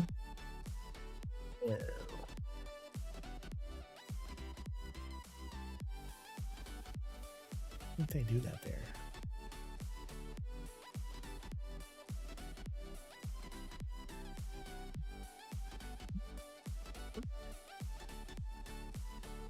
Get out of here. Nope. Here we go. Here is the Yes, but Japan has an overflow of Filipinos in Japan. In fact, they closed their borders to anyone migrating to Japan from there. Really? Interesting. Do not know that. Then we go to Yokohama. And this is the Shin Yokohama Ramen Museum, where they have this thing that was pivoting up and down like chopsticks at the entrance, which was kind of cool. There's the entrance to that one. So we went into the little museum, and then they have like all of these types of ramen that are just showing you like different cities, different regions have their different types of ramen, like where they originated from. And then on the wall on the left, you can't see it here, it's behind this one, but they had like the whole history. It was a lot of reading, like the whole history of ramen, like how it started, where it came from, how, you know, miso became, how all the different flavors, and how everyone just, they liked it. Then they added one little tweak, and then this other flavor was born, and then they added another little tweak. So it was really cool just to see like what was in it, where it came from, where it was, all the different types of packs that they had on there. I mean, it's like a legit ramen museum, so they had like everything there. Things could have changed since you were there, but like ages ago, yeah, because the Filipinos bring mafia, which means more people. I mean, there's a lot of mango stuff. It wasn't there last time we were. Oh, this is what I was telling you about, that little, like a fake city that they had downstairs, and each one had a specific ramen that they created. So they did it in the old style, what it looked like back in the day,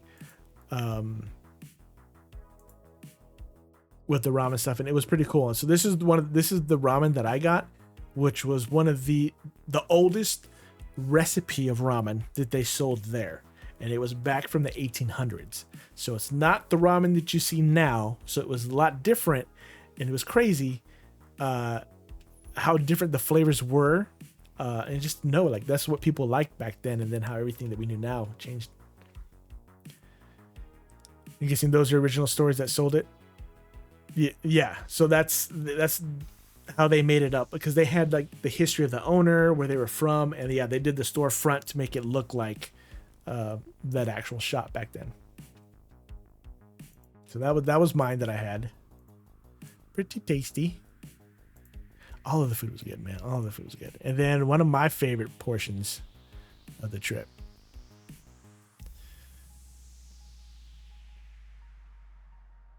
is this big ass dude.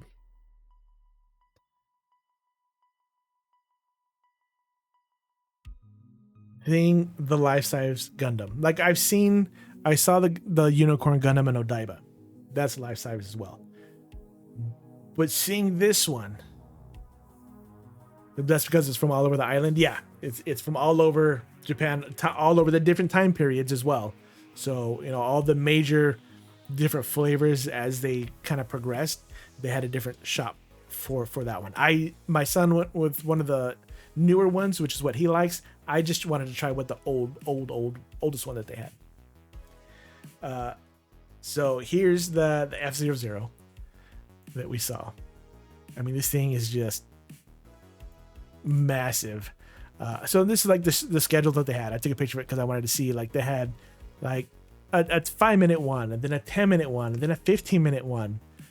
So you had to pay extra to go up on these two different levels, and you see it move. And they had a timer there that let you know when the next show was going to be. There's a movie. I have the video. Let's see, where's the video of that? It's here.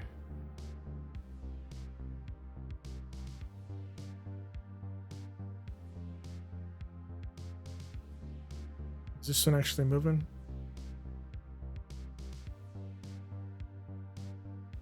Yeah, so they have I mean, it's obviously it's life size, but it's not gonna move like you see the Gundam stuff from the shows. Obviously you still don't have that technology, but it's still cool. I did not see that video. I'm gonna have to take a look at that. Given the time is coming. I mean, you can only hope, dude. It was cool to see this.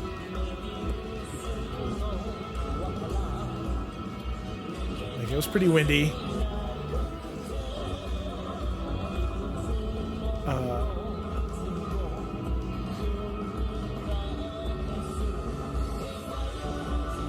I think the other one I have is like 7 minutes long or 17 minutes, but I gotta do I think they put it back in its, yeah. So that first thing that I showed you, this is the one that I'll be building, which has this dock and it's just there standing like that. And then I did take another one. Let's see, where is it?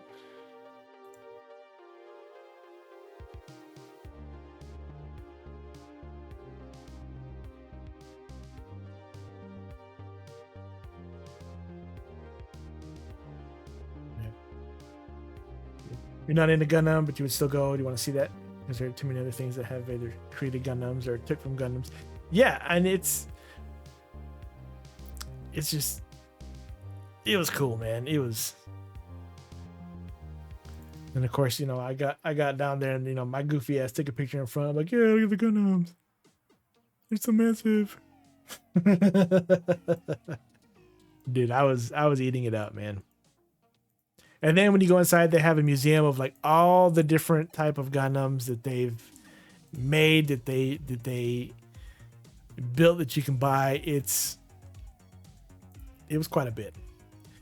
And then we went to Enoshima, which was an island which has an observatory on it, which they call the Sea Candle. So when we went up there, we were able to see this in Enoshima, and there's the Sea Candle. So we went up to the top. We take the elevator up. Kyuta and my youngest tried to race me and my oldest down the stairs. So they ran down the stairs while we took the elevator. We beat them, of course, but they're like, well, we're not going to wait for the long line. We're going to go. So they went, and like a minute after they started going down, or 2 minutes after the elevator showed up. Oh, I don't have one. Oh, a Pokemon I don't have. Let's go with Ultra Ball on that one. It's a rare find there, but it was cool because, you know, I know the kids, they're there for more of the cool stuff, the anime stuff and all that. They're not really going to appreciate being able to see like the city like this in an observatory, you know, the deck. And you can see Tokyo Tower like way over there in the distance. Like we could barely see it. And it's just cool because it's just out on the island where the lighthouse is, but you can see like all of these things, and it's pretty cool. Actually, it is. That right there is the first gen robot from Pacific Rim. Yeah, dude, I love Pacific Rim. I finally got to show my kids that, and they definitely enjoyed that. Let's see.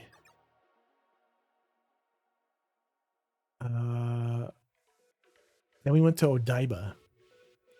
Coming soon rather than later. Yeah, I'm ready for that. And then, of course, when we were in Odaiba, I had to get my picture taken with the Unicorn Gundam in Diver City. So this one was there.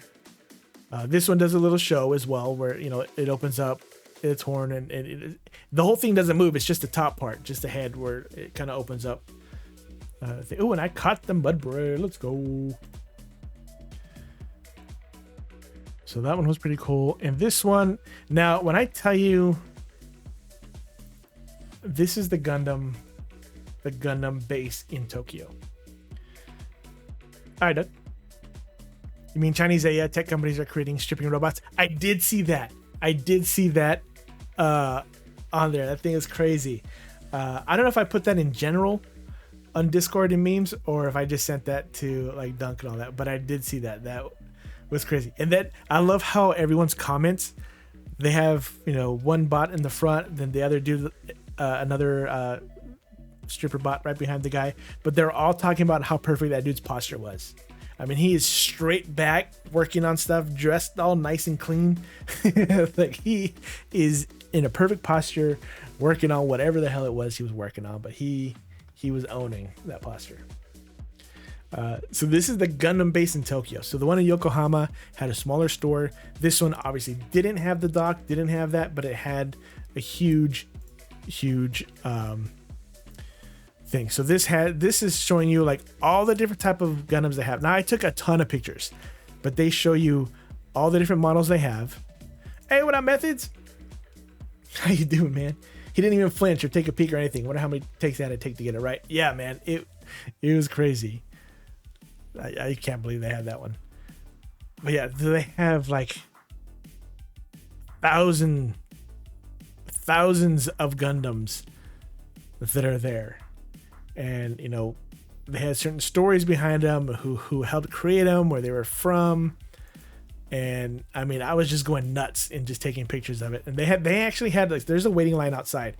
You had to take a number, and it's like, okay, this is your time slot. You have 30 minutes to get in here during that time slot. If not, like, you're not getting in. So we had to wait like an hour to get in. But there's an arcade right next to it that we went to.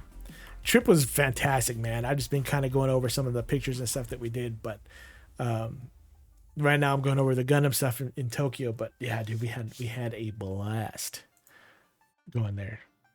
And one of the cool things, this is the cool thing here, is they showed you. So Mobile Suit Gundam ZZ.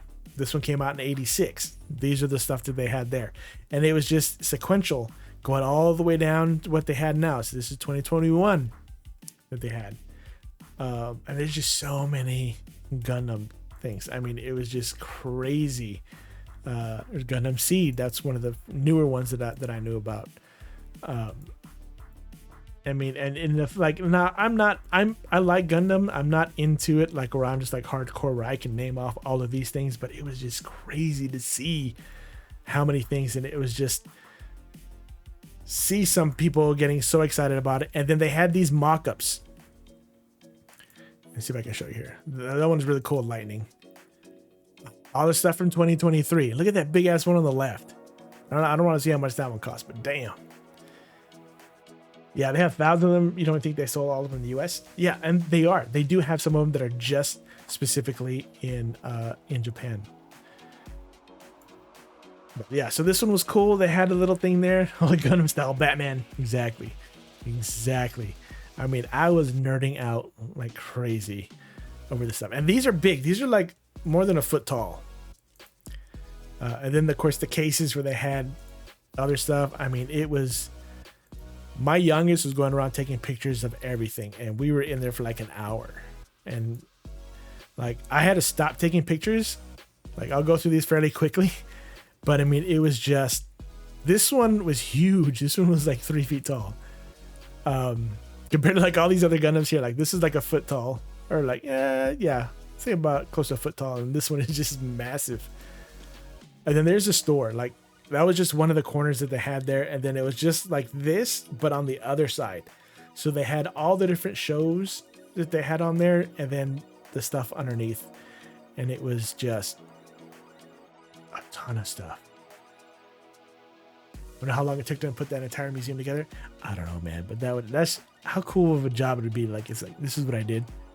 I had one of these up front. I'm trying to get to the special thing. Okay, this one was like a 5 foot tall Gundam. This one, I think, is one of the new shows that they have that's coming out, because they had a whole spread on it. The aerial rebuild, whatever that is. I don't know if it's a movie or whatever it is, but they had a huge thing on that one. But they had, yeah. So here we go, Gundam aerial rebuild. So this is like all the sets that they had. This is from the Witch from Mercury, I guess. I don't know. So they had all these mock-ups right here. These were so cool. It's the new version of Starscream. Yeah, for real. So for each episode that they had, or series that they had this little mock-up of, specific points of the show. And I didn't get it because I don't know the shows or not, but I thought they were still cool and really well done.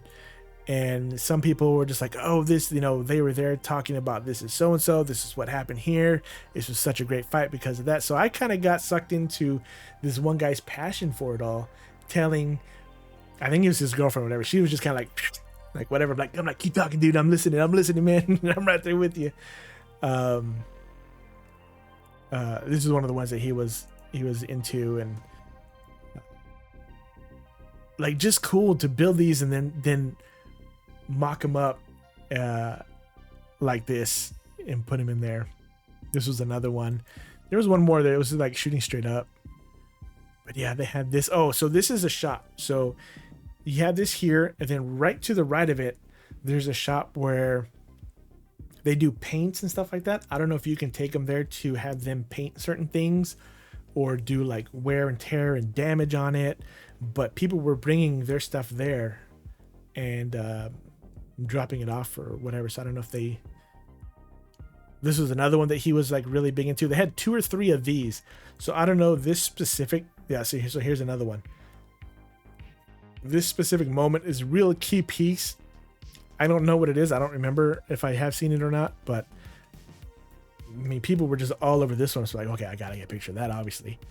And this is the unicorn Gundam that they have that I took a picture with earlier. This was that other one that we saw that was really huge. So I mean, it was really cool how they had it all set up. There's another battle, but I mean, this was just, like I said, nerd city, man. I mean, it was awesome. I nerded out. I had a blast with it. That was in Odaiba. Took a lot of time to complete. It did, man. It definitely did. Let's see. We went to Akihabara. We had a fluffy. So that fluffy pancakes are a big thing in Japan, and we went and we had these. It's like berries on. They were pretty good. I think this is a strawberry one. With the lemon. That was a peach one, actually. A peach one that my youngest one had. Oh yeah, my son was into. There was a couple things here that he was looking at that he was wanting to buy and purchase. So he was looking at some of them, and then he was looking at Zoro. Zoro is one of his favorite characters. So this one back here is the one that he was looking at. So he almost got this one, but ended up not getting it because we found something else. Yeah, so we took a picture of this one. And this was one that we were tough because we couldn't tell, is it 29,000 yen or is it 9,800 yen? A big difference. But I believe the 2 there was that they had 2 of those in stock and it was 10,000 yen. So about $100. Yeah, it's really probably about closer to 70 with the transformation with the conversion. But it was crazy because I found out that all of these, the way that these do those things is that they resell for sellers. So like if I have my private collection here and I want to sell it, I take it to this shop here. They rent out that space and sell it for whatever price I tell them that I want to do. So you can find the same thing that's a different price because it's a different seller. So it's all reselling stuff. So it's as is. Some might have a box, some might not. So that's why the price differs. That was one place you didn't go in Tokyo. You went to the Emperor's Palace Gardens, Akihabara, and the most famous street corner in the world from Tokyo.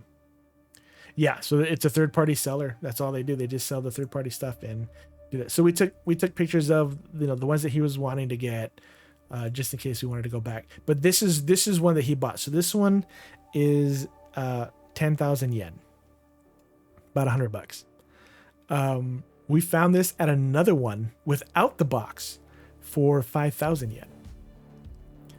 That's a different spin on things. Yeah, it is. So that's why the price differs. You find the same things in a different shop down the street because it's people that bought it and end up wanting to resell it. So you take it to the person, say, hey, you fill out a form, say, this is what I want, this box, this character, this set. You get it. They take it to the back and show it to you. So you can look at it up and down. You can look at everything, make sure, okay, do I want to buy it? Yes. Condition as is, I want to buy it. And then like, okay, they tell you like, there's no box, there's no packaging. We can bubble wrap it for you, but that's it. So we got the bubble wrap, and then we went to Daiso, which is like the dollar store there, and we bought a box, and then we filled it with we wrapped it and filled it with bubble tape, not gum, bubble wrap, taped it up and put that in our carry-on. So that's one of the ones that my son bought. And then they had these free it's like a energy drink. So I had one, and it only had like 20 grams of caffeine, 20 milligrams of caffeine, like not much at all. It's supposed to be like all that stuff or whatever, but I thought it was okay. It wasn't that great, but it was just kind of crazy that, you know, we went and they're like, hey, here, have all these things. Oh, then we went to the store, so I ran into that guy. had to mean mug him a little bit there. Oh yeah, the wheeling and dealing had you not get anything except for like the last 15 minutes before the store will close, and then you bought it because you remember where the store would be the best offer and went from there. The lifeguard is better than a Minotaur. I mean, this place was pretty cool. Oh, and this is the other stuff that we saw. So this is the one that my son wanted. Yeah, this one. But they didn't have it in stock. So this is the one that he had to order online. Then the other one that we got was Inosuke. So he has two Tanjiro and an Inosuke. He'll get a Zenitsu a little bit later. But, you know, he's starting his collection. Demon Slayer? Yeah, that's Demon Slayer. Demon Slayer's, it's pretty good, man. He read all the manga and all that, so he's fully invested in that one. That one was pretty good. And then let's see what else we got. We did Shibuya Crossing. We did that. The kids were kind of like, meh, it's okay. I was like, okay, yeah, you're not quite into that. We did see a Godzilla in Shinjuku. So they had the little Godzilla head on there. And Cupid and I posed for it. There we go. we had a pose on that one. I think I have one of those. I do. Of course I do. I was in Shinjuku. Then we did one of the arcades there.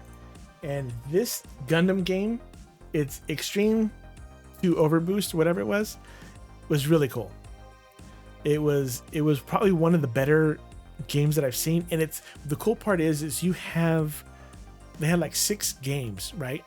And you can party up with somebody, but you can party up with any station. So like if I'm in station 1 and my son was in station 5, we can say, I'm going to party with station 5. Station 5 will get a notification, hey, do you want to party with station 1? You say yes, then you guys are on the team. And, you know, we played online. We got our ass kicked so quickly. It was not even funny. We're like, okay. So then we did the CPU one. We played against the computer, and we were able to beat it on easy. And it was pretty cool. You're not up for any of that stuff? Stuff for you to get into the adult shows when you want to watch, let alone anime you could try to catch up on. Yeah, I made the mistake of starting to watch One Piece from the beginning. I'm in the 90s now, episode 90. There are over 1,000 episodes. My son is like on 800 something. I'm on 90 now. Mistakes were made, but it's pretty good, man. It's pretty good. I gotta give it that. It's pretty good. I mean, Dragon Ball Z was one of my favorite things. That's 291 episodes. Let's see. Oh yeah, they sold Scotch whiskey highballs in 7-Eleven. Gyoza. Oh yeah, then we went back to Odaiba, and I got pictures of the Unicorn Gundam at night. So the same one that I had earlier, you know, I had the unicorn thing up. This is where it lit up and then it split it. So this little thing is split. But it was just cool because we were at night. We were doing shopping. We went to another area, and then when we came back around, it was there. You were never into Dragon Ball Z? You missed that phase? Yeah, I was not introduced to anime until college. So I saw Dragon Ball Z in college.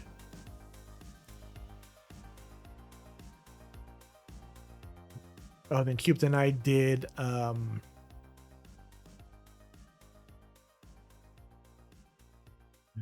When we got tired of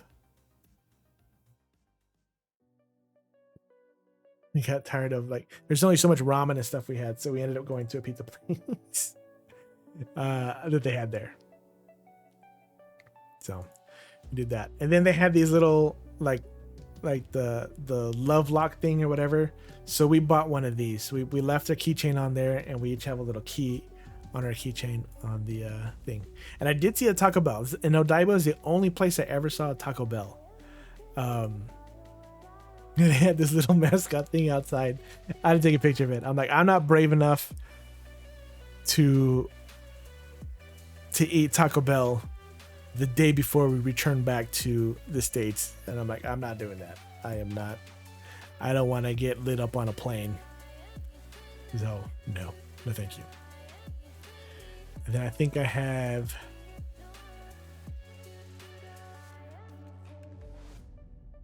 so here is the picture that I was taking of the thing. We were supposed to leave at 6:49, and then it was delayed till 8:03. This was right before they well, 6:06. So yeah, at 6:30 we were supposed to be boarding. Like, nope, like they're still waiting. So they pushed it back, and then they canceled it. I was like, you bitches, man.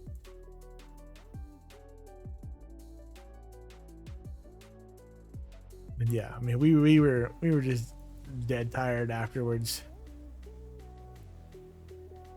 But yeah, it was a thing, man. It was. What else did I get? Oh yeah, I forgot about that. Is it over there? I might have it over there. That's probably one of the first that they're probably slowly bringing them back there. That might be. You're just now going to college and isn't the traditional college experience?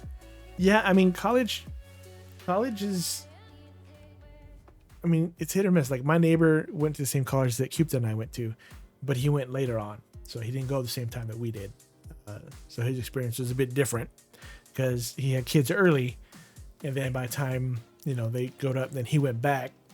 So, he was kind of in and out, straightforward doing his, whereas when I went, I was on the 6-year plan. Cupid was in and out in 3 years. She did not like it at all. She didn't like the people.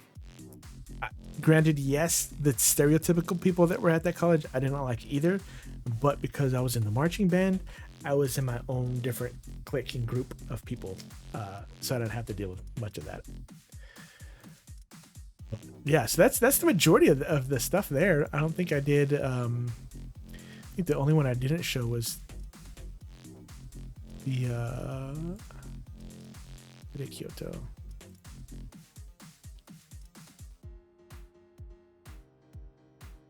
Oh, the first Osaka one. Yeah, because the other one was a plane ride there when we got there, and then the aquarium at Osaka. That was just crazy. That was crazy big.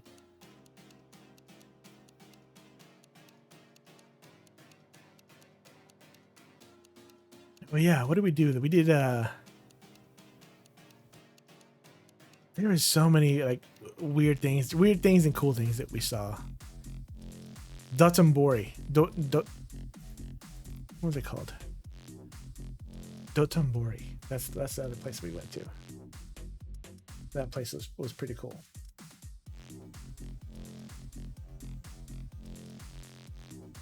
So that just little lights, just like a ton of stuff to see. Okay, that's blank. What the hell was that? Okay, so it's like I guess like the Riverwalk here in San Antonio that they have. This is kind of a dead area, or like one street over where all the lights start up. This is like some residential stuff, so they don't have a lot of lights and fancy stuff to go. But yeah, I had fun hanging out, finish up some stuff, and you're off to bed. Have a good rest of your stream. Hey, thanks, man. I appreciate it. Good hanging out. We are back. I'm back. Finally done with jet lag, so we can talk about, you know, maybe doing a collaboration or something somewhere, sometime, or even just playing some games together on a random day. I don't know. We got to see what's going on. Have a good night, man. Thanks for hanging out. What else was there? They did have these 10 yen cheese things where they were super cheesy.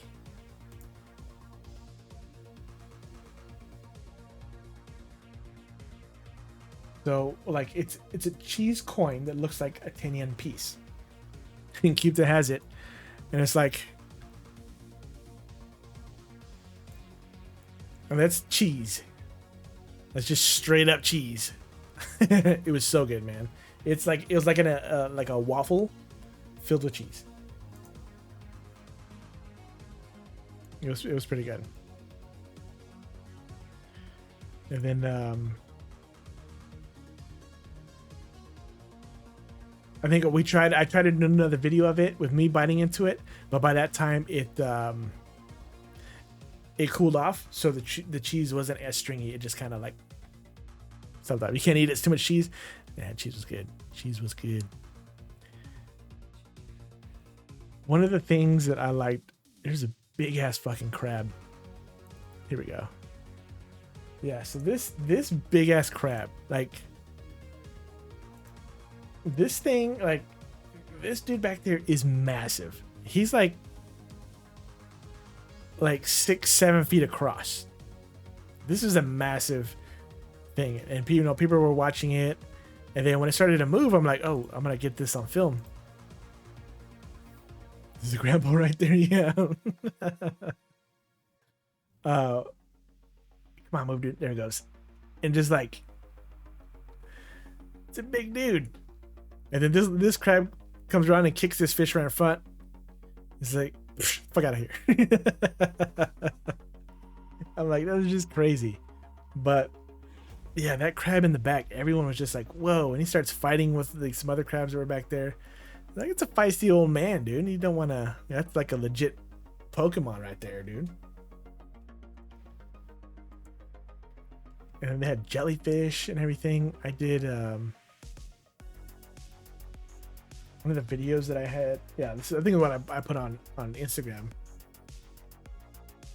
I mean, it's a massive tank. It is like three floors, but it's massive. So like, you have the aquarium in the middle, this huge tank in the middle, and then all these other things on the outside that you can see, other fish and all that, and then turn around and see that. So that's a big whale shark that they have there. There's another one that's on the right that you can't see because it's out of frame right now. This thing was huge. So like, it went off to the right, and then it came back up and around, way down to the right, and it's crazy. They have one like that in Boston too. It's a cool design because, I mean, you just see, like, everywhere you look, you can see something different, and they come back and look at the same thing, even though like you're looking at the main thing, you always see something different. See, there's the other whale shark. And then there's the hammerhead they went through. There's another hammerhead down there at the bottom. There's the stingrays, the manta rays. There's just so much stuff. It's just cool to see it in a massive tank like that. I hadn't seen anything like that in where I was at. I did see one of the then something like this was kind of crazy too. Like just a ton of fish just swimming. It was just crazy to see, because I haven't seen, like, you see a ton of fish like that in like a small aquarium, not in like a 15-foot wall where you just see like a wall of fish just constantly moving around. The one in Boston is a cylinder that the ramp to, you take the different levels, allows you to be able to see every inch of the tank. Yeah, that's exactly what you had here. So you get a little bit lower, you had the, at the top you had, the seals and stuff like that. Then as you got lower and lower, you got to see different things, and it was too cool. One of the weirdest things that I saw, but I wouldn't say cutest thing, but they have so much merchandise based off of these little worm things. I know I have a video of it. I know I took a ton of pictures of it, but they were sea worms, I guess. Is all I can say about it. But like these things, like this little dude here, just all of those are little worms. So I don't know what they did, what I don't know what they were, but they had stuffed animals, they had keychains, like the merch in the store had these everywhere. And even like in Osaka, just in the city, they had things in there. My Kyuta and my oldest thought they were disgusting and gross and did not want to see it, but they liked the stuffed animals. They thought it was fun. But I mean, they were everywhere. Was it a yeah, I don't know. Then I had this thing here, the puffin or whatever, was just like looking around. That I went to take a picture of his feet and he actually dove underneath, so I thought that was pretty cool. That silkworms are online. I don't know sea worms. my best bet on that one. I don't know what that is, but that's all I got there, dude. It was pretty interesting. They had the sea lions on it. They were kind of lazy at the top, and then once we went down low, they were a little more playful. They had a huge thing of jellyfish. That was pretty cool too. Just because like they're just there. And they even had some in smaller little glass jars, I guess, that you could see, that you can see like the bioluminescence that they had on them and all that. That was really cool to see.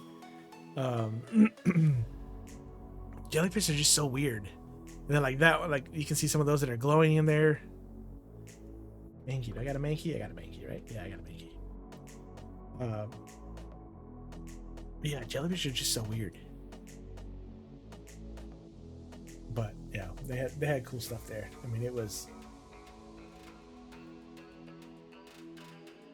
just cool. And then like, you know, the kids got to see it too, because we have an aquarium here in Dallas. It's pretty good. It's a pretty good one.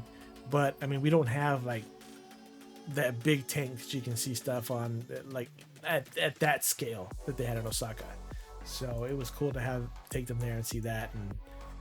And as you just go down, they had like other things for you to see and all that. Oh, then Osaka Castle, I did like a 360 video. Here we go.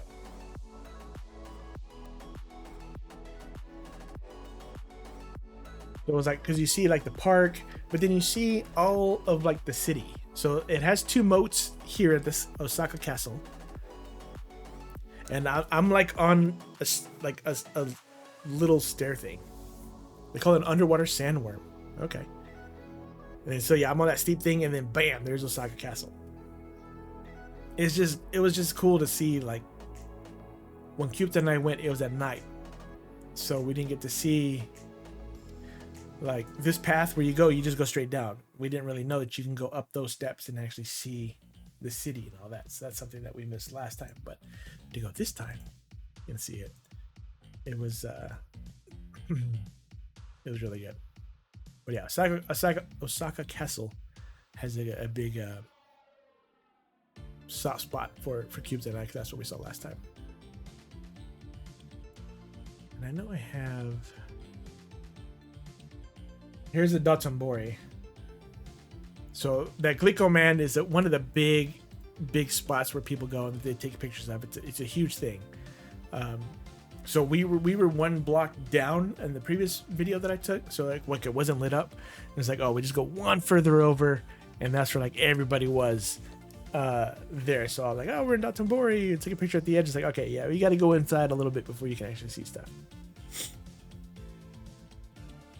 That's just about as close as we can get to the Emperor's Palace in Tokyo. Okay. yeah, it was pretty cool because they had a ton of stuff there. I think that's all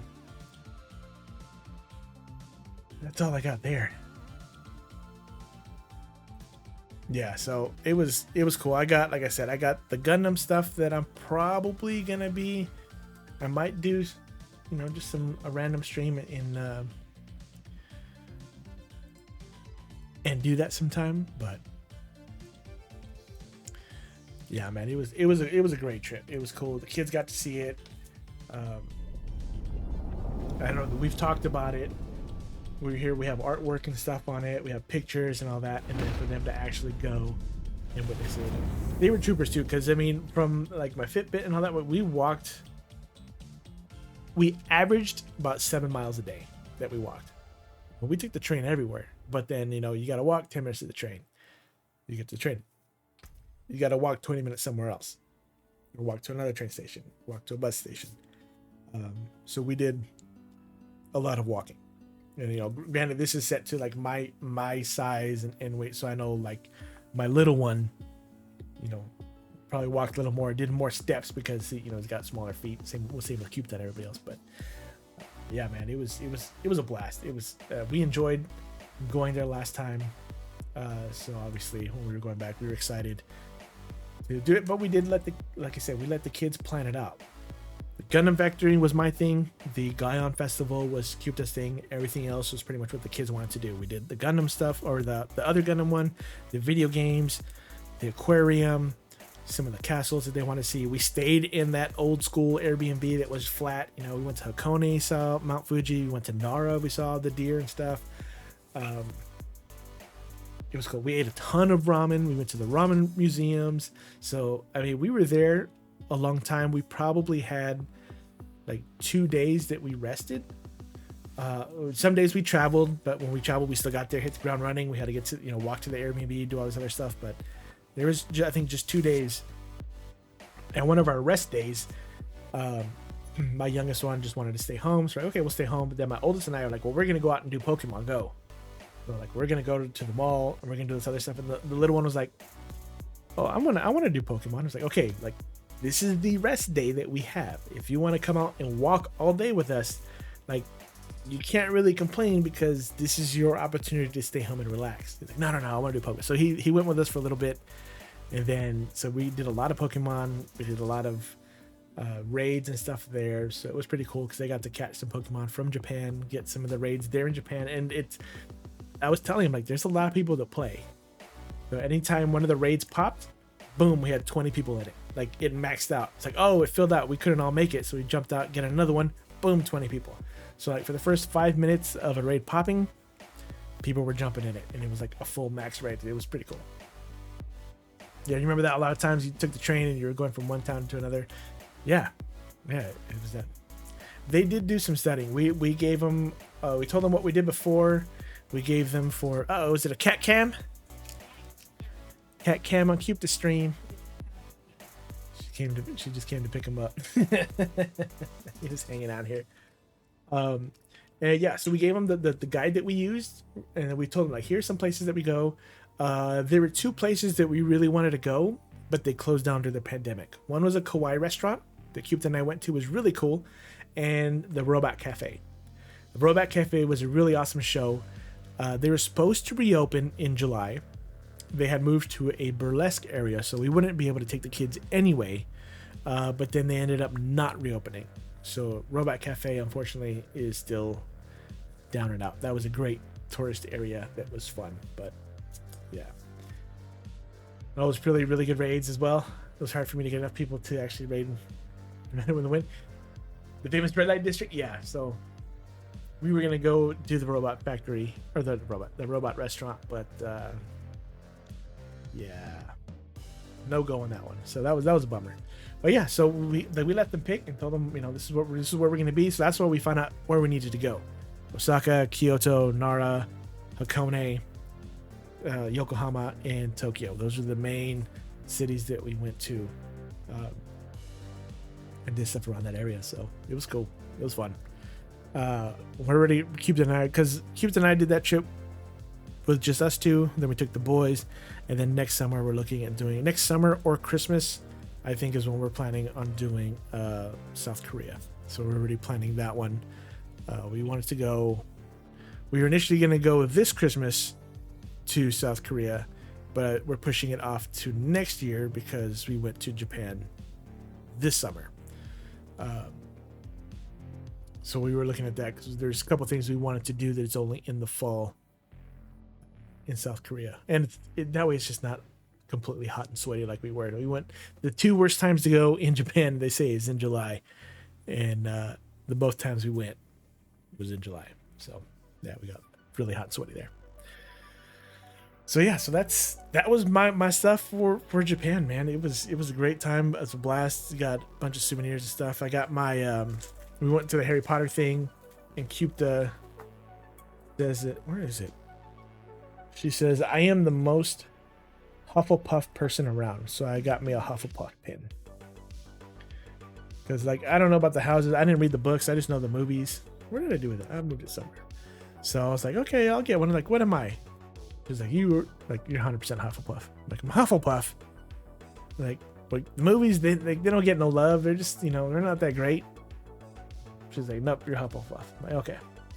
So I got my Hufflepuff pin. I'll wear it proudly. Be careful of that because it gets pretty cold in South Korea. You can get snowed in at Christmas time. Remember, they don't celebrate it either, so for them it's just another day in paradise. Yeah, so that's what we're looking into. We're trying to decide on what's going on, so we're still planning that out. But yeah, we'll see how it goes. We'll see what happens. But it's either that or I think the other one we were talking about was New Zealand. So that was another place I would like to go and do. But we'll see. All right, let's see. Let's switch on over to some Diablo. Now, when I was gone, they ended up doing Japan celebrates it, but in a different way. They have birthday cake. Really, birthday cake? I did not know that. Birthday cake. Interesting. Let's see here. Can I switch that to Diablo? Did that get switched over to Diablo 4? New Zealand time would be summertime for them in December. Oh, okay. Well, maybe we'll go to then we'll go in the summer to New Zealand. I don't know. We're still recouping from this trip, and then we'll plan something there. But yeah, there you go. Your half brother lives in Yokohama. Oh, okay, cool. That's pretty cool. It's cool, man. I enjoy it. I loved it. And I don't know what happened during the pandemic. They're a little more hostile toward foreigners than they were last time. I don't know if it's because we were there longer, so we got to kind of see it more, but they were, most of the time they were respectful, but there were sometimes that people were just flat out rude. And I don't know if it was just us because we were American or foreigners, or they were just rude people in general. But anytime we go, people, everything was packed all the time. Trains were packed, and this I tell my kids, like, yeah, we've got a 45-minute train ride home. You might be standing the whole way because the train's gonna be full. We don't know.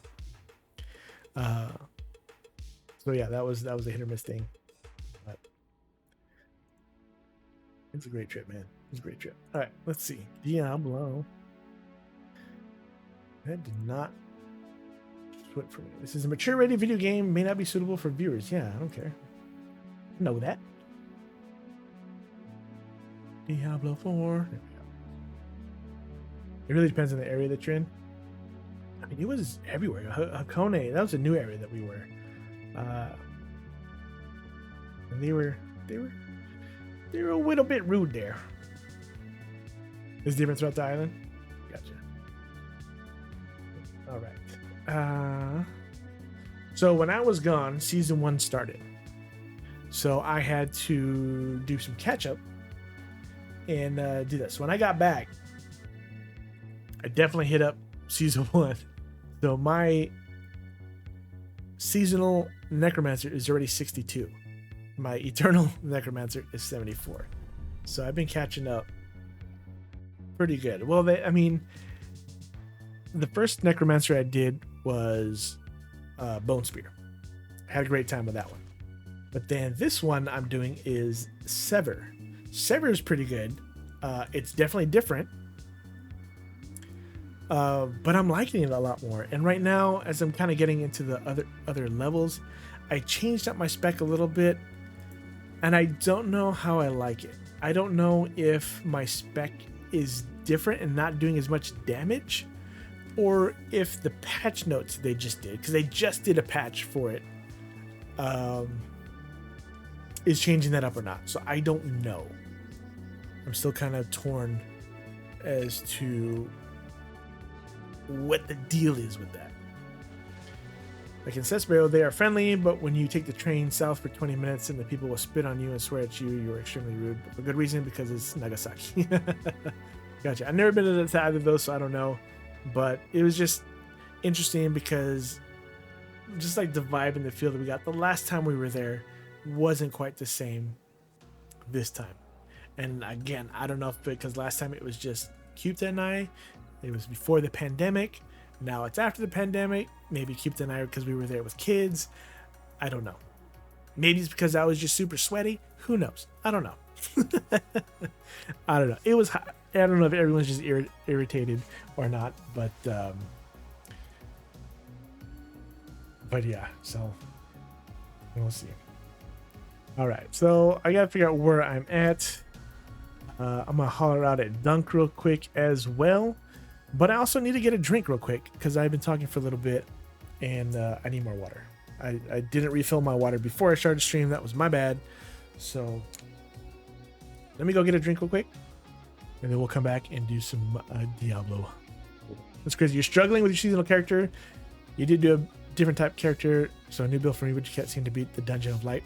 Dude, I tried it because I was like, why not?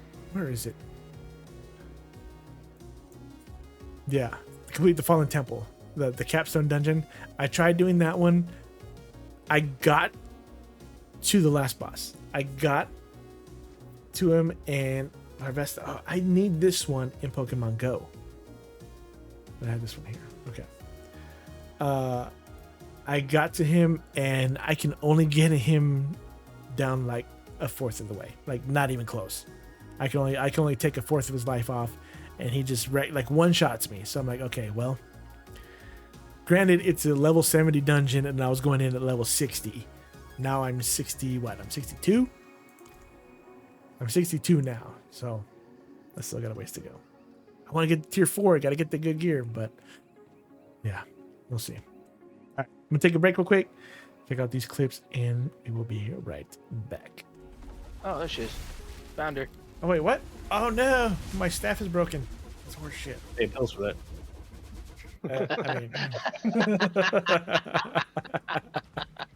I have to go repair. Her name is Bloomers? Yes. That is true. Did you say clitoris? What? Okay, we know where Country Croc's mouth is. Country Croc's head is at. Dang it. I need more problems about as much as I need a rectum on my forehead. And yes, I know A rectum on my forehead. but you get my drift. Someone's paying me. Hang I on. was not expecting that one. Good job, Poon. I like Poon. Yes. He's a good guy. Yes. Nope. Oh, no. Oh, look at that shit. Oh, that's I don't mind eating like black peppers in certain foods or having foods cooked with it. Like some meats and stuff like that is fine. But I wasn't gonna say anything, but you what? What? Black peppers? What? Oh, He said well, I'm black reading. Oh, bell peppers. I'm looking at black olives in chat, and I said, "Like, damn it!" Ezra loves olives, black peppers, onions, pineapple, and mushrooms on your pizza. black peppers. Read La, up. la. Did I say it again? God damn it! Olives, bell peppers, onions, pineapple, and mushrooms on his pizza. Fucking con ganas. What confidence. Did you see the GIF that I posted? Did you post it? Where'd you post it? On stream. Oh no, I missed it. Just take a look. It's their way. Damn it. I can't fucking stand her. I realize I'm still in my my gown. Because I died. Damn it. Oh, still going. Watch that thing flap. Let's go. I think you shit your pants and you have shit stains on your boxers. Yeah, there's definitely something back there.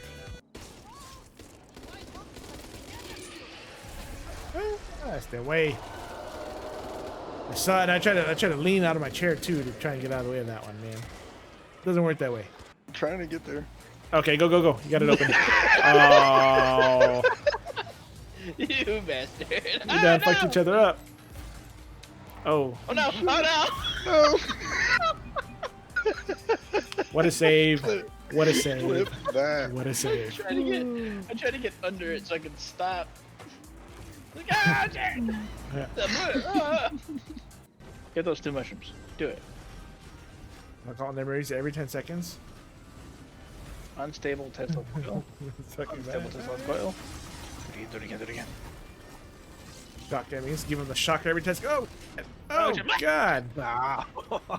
Damn. Talk about getting wrecked. Give him the shocker. Yeah. Wrecked.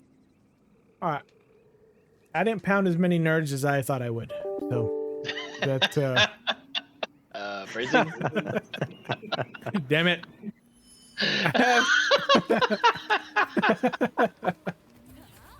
Oh bitch. So I still have over half a bag of the nerds left. I thought I would eat the whole bag in one stream. I need an emotional damage item. Yeah. But you have an emotional damage item. It's vodka. That is true. That is true. No, it's all of you. That's fair. That's Wait a fair. minute, we're the cause of your damage. Yeah. Oh god, this aiming. Ow. Let's put the bads. Don't grab that health. I don't need it. Bruh. Or yes, You I don't need it. Dead. Yeah, mac and cheese is.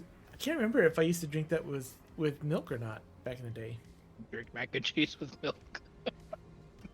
Yeah. No, so I mean- you used to drink mac and cheese and milk.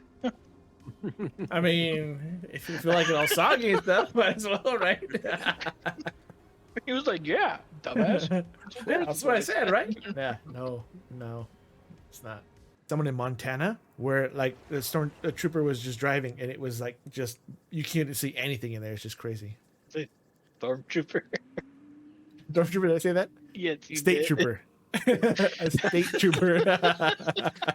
You don't have enough chips to go with all the cheese. I'm like, you're right, but I'm gonna do the best I can. And every single chip, I was scooping the hell out of the cheese, and I actually got to finish all the cheese. It was the dip that you share with people. It is a large that was for sharing, which they've never had it before. The large is normally what they gave everybody. So when I saw everybody in front of me, I'm like, okay, they got larges, which is what I normally get. I didn't think anything of it, but no, it wasn't. We asked Majin if he wanted to share. He's like, "No, fuck you." I mean, it was my cheese. I ordered a large. That's a whiffer. Oh, that guy was expecting contact. Yeah, my cheese, man. My cheese. Hey, what up, Aries? How you doing? So, Chingo, you were level 50. You can get to the final boss and everything falls apart. You've been able to get him down to a fourth of the life left, but you're stuck on 2 and hating life because you can't do the world boss or Hell Tides until 3. Yeah. Yeah, Hell Tides, they did do an update with the density and stuff. I don't think there's Hell Tides on right now. Yeah. So I'm stuck on tier 3. I've been waiting to get to the world boss. Starts in 23 minutes. I already did the weekly. But yeah. So yeah. What's up, Aries? How you doing, man? But I finally got all my renown done. So, oh, no. I don't want to go there.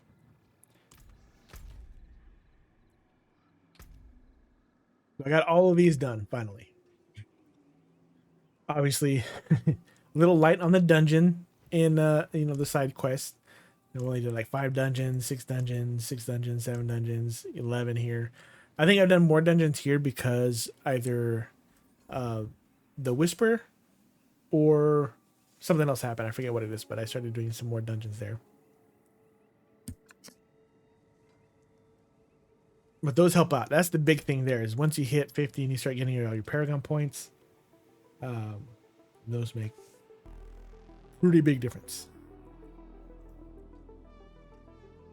Well, yeah, I'm level 50, but you haven't tried a dungeon by yourself since 44. Was the last time you tried. You just have to work. Stop for gas. Man. Gas is crazy. Like, I got so used to not having to pay for gas because obviously we were in Japan for forever. And then, what was it? We saw, we looked at the gas prices because the gas prices were there, but the way they do it, it's different. And it was just crazy to see how expensive. It was like $6 a gallon over there with the conversion, with whatever they do with liters and all that. But their cars are different. Their cars are a lot smaller. They're not, we don't have the big heavy trucks that we've got here in the States and all that. But yeah, we're gone that long. But the prices have jumped up quite a bit here since it's like 75 cents since we left. It's been crazy here. They're having liters that go twice as far as well. Yeah, and so they have like all the mini cars. They're really cool. A lot of like Vespas and mopeds and stuff, but everyone walks, everyone takes the train. And then just like everyone, no matter where you are, like in the middle of the night, like there's just people walking around. There's just a ton of people there. There's always stuff going on. So even like if we were coming back late at night, like at 11 or whatever, there's people there. There's people out and about. But like the place that one of the Airbnbs that we were on, the last one in Tokyo, the top part, the 3rd floor that we were on, it was like us, someone who actually lived there, and then another Airbnb. So we heard them coming in and out every once in a while. It was crazy. Like the little baby SUV things over there. Yeah, it's pretty cool. Samsung luxury cars. Sasebo is a more rural area, considering all the Japan, you need a vehicle of some type. Okay. Yeah, the Airbnb that we were in Hakone, it was a little rough because we had to take a bus to that location. So we had like all of our luggage on the bus, and then we get off, and then we had to walk uphill to the Airbnb, which was brutal, taking all the luggage up there. But coming back when we were done with it wasn't too bad because you're just rolling it downhill.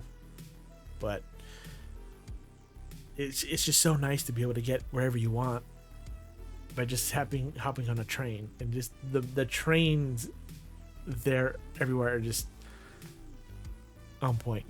We can't get any of that here in the US because we don't have that infrastructure, and everyone's devoted to big gas guzzler trucks and all that. You miss taking the trains in Korea? Yeah, we might be getting back to that. Well, not back to it, but to it at some point. Man, I don't know if these malignant tunnels, I haven't seen the need for them. Yes, we get hearts. Well, I guess I'm not seeing the need for it because I'm at the point now where not that I'm capped, but I'm not getting new gear. The gear that I'm getting that's dropping is not an upgrade to what I have. So I really need to get to tier 4 so we can get the ancestral stuff. But I'm not quite there yet. Except you took a bus to get to the train. Yeah, I think we did that. We did that one time because it was quite a bit of a walk, and it was hot as fuck, man. But most of the times we're just like, it's a 15-minute walk. Let's do it. And we just went and did it.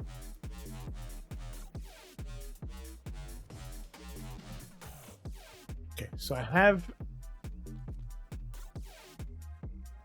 a corpse. See, I can probably do all this here. For taxis, just $5 to get in. I don't know, but I figured that with 4 people, they would charge per person. on some of those, at least for like the initial carry fee or whatever. Maybe that's the one you're talking about just to get in. So I was like, yeah, let's just not do that. It's just cheaper. Plus, we bought the JR Pass, which was for 14 days. So we were able to use that for the majority of our trip. We kind of planned that out, like where we were going with what that we needed to pay.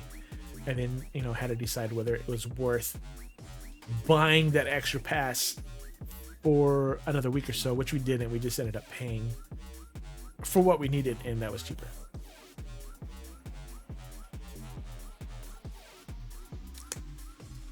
Oh man, I had my so what is that? Legion starting in 5 minutes.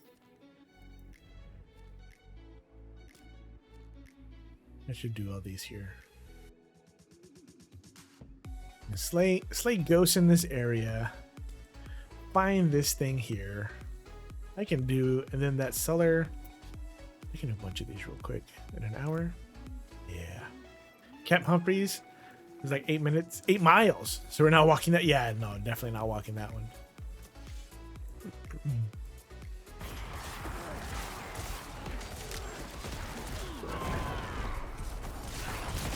Oh, I forgot. I changed up that skill.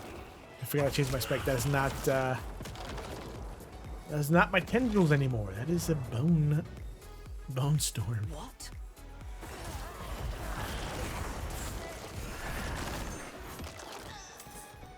Yeah, that makes sense. But they have a ton of taxis there, and they don't know if you saw what it said on any of the windows.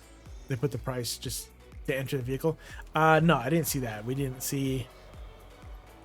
We didn't. I don't. Well, I wasn't looking out for a taxi, so I can't say we didn't see any. I mean, that might have gone by, and I just, you know, was not looking for it. So I don't know. That was not something that was on our. Let's see. Why can I not see my path?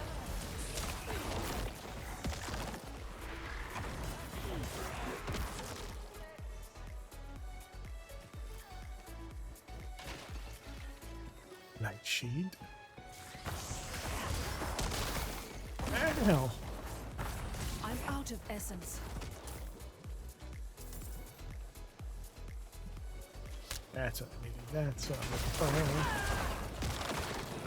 for. So I just wonder. Yeah, I couldn't tell you. I would say no, I didn't see one, but. Oh, a little pup. Oh, got a little pup. I got a little pup. Okay. Where you at here? I did not put a potion on. I should probably put a potion on for that slight boost of XP. Was it normal to have a charge like that? Oh, they're probably not usually $5. That I don't. Get wrecked. See, and the other spec that I have, because it has Bone Storm, wants me to get rid of my mages. But I like the way that they can freeze stuff, because it's just another CC that I get that I don't have to do anything. But it does take away my ability where my one spot is no longer tendrils, it is Bone Storm, because that helps me with crit. So I don't know, I'm torn with that one. I just changed this one. Was it yesterday, I think, or the day before? It's still fresh, a fresh change, but they just did the update as well. So it's kind of one of those in IT where you're not really supposed to do a whole bunch of changes at one time, because if it fixes it, you don't know what the actual fix was. It's just like, well, we did 5 things and one of them fixed it. I don't know which one, but it fixed it. It's kind of like where I'm at here. So like, it just doesn't feel as powerful. Granted, I'm not popping Bone Storm and taking advantage of all the extra. I hate those stupid Medusa things. Taking advantage of the extra crit. But also, I don't have a spec point in the one where it almost doubles, or it increases by 20%. Yeah, increases by 20% the effects of sacrificing all of the stuff. And because I'm not sacrificing it, I didn't take those points. So that might be the boost that I get from it. But it's really, I don't know. It shouldn't make that big of a difference in the stuff that it is. So I'm leaning more toward it being the patch. But I don't know. I need more essence.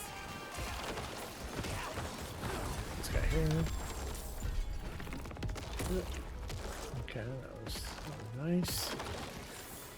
Nicely done. More trash, more trash. Just gonna sell all this junk. Nope, nope, and nope, nope.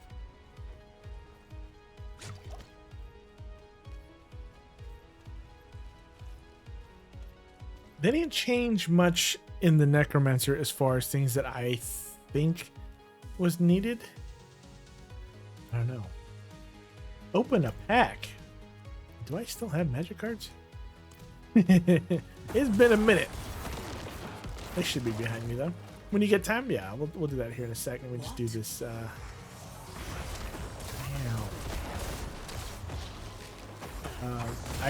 We did see that Post Malone bought the One Ring. I'm low on essence. And that's just crazy, man.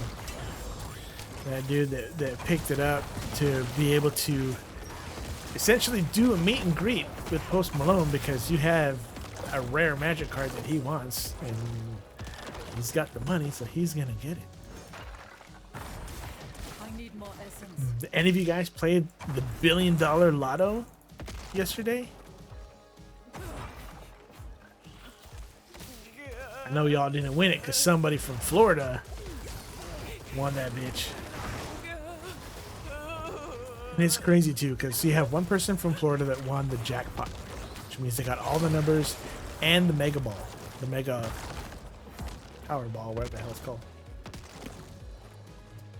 But you had 4 people that won all numbers as well, but they did not get that mega ball, whatever that last ball is. We won $20 because we got 2 of the numbers and the mega ball, and the multipliers. The multiplier were 2, so instead of $10 we got 20. And they still can't afford their house down there. Yeah, for real, man, for real. And the corpse. I thought I found the corpse already. Did I not?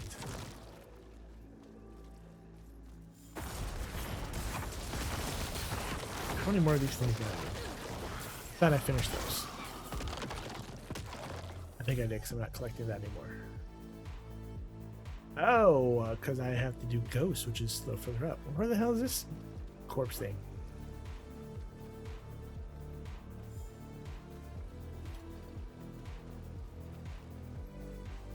Not in the middle. I can't get that way.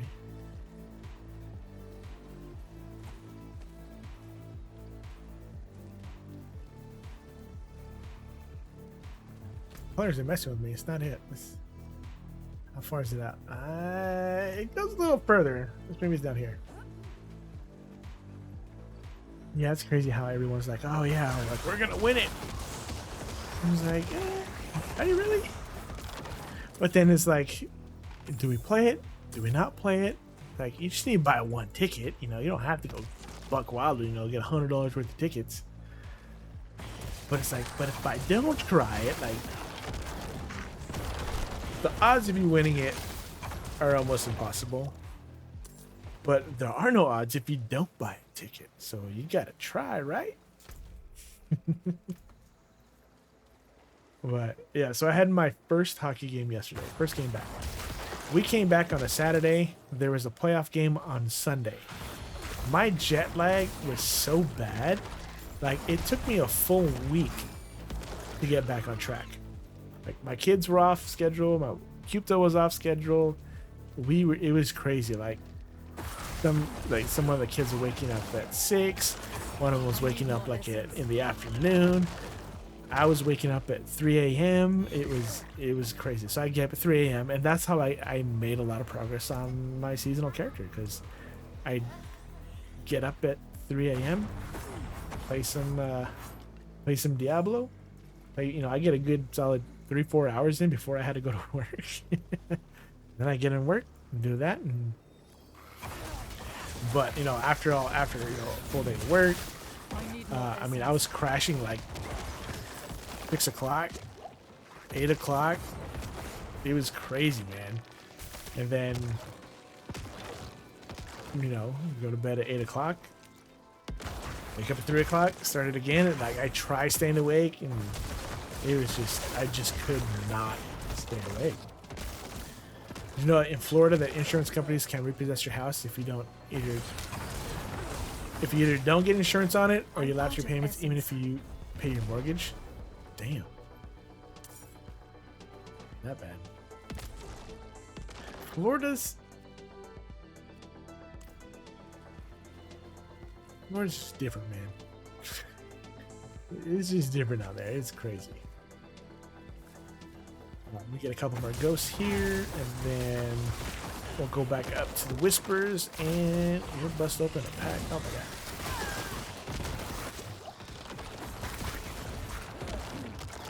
Yeah, and I'm supposed to be popping. You were so tired, and that's the crazy thing. Like, I'm pretty good with like being without sleep, but like I would sleep, you know, 4 or 5 hours, and then I'd still be tired. Like, I'd be up a couple hours. Like, hey, you know what? I can't. I gotta crash again.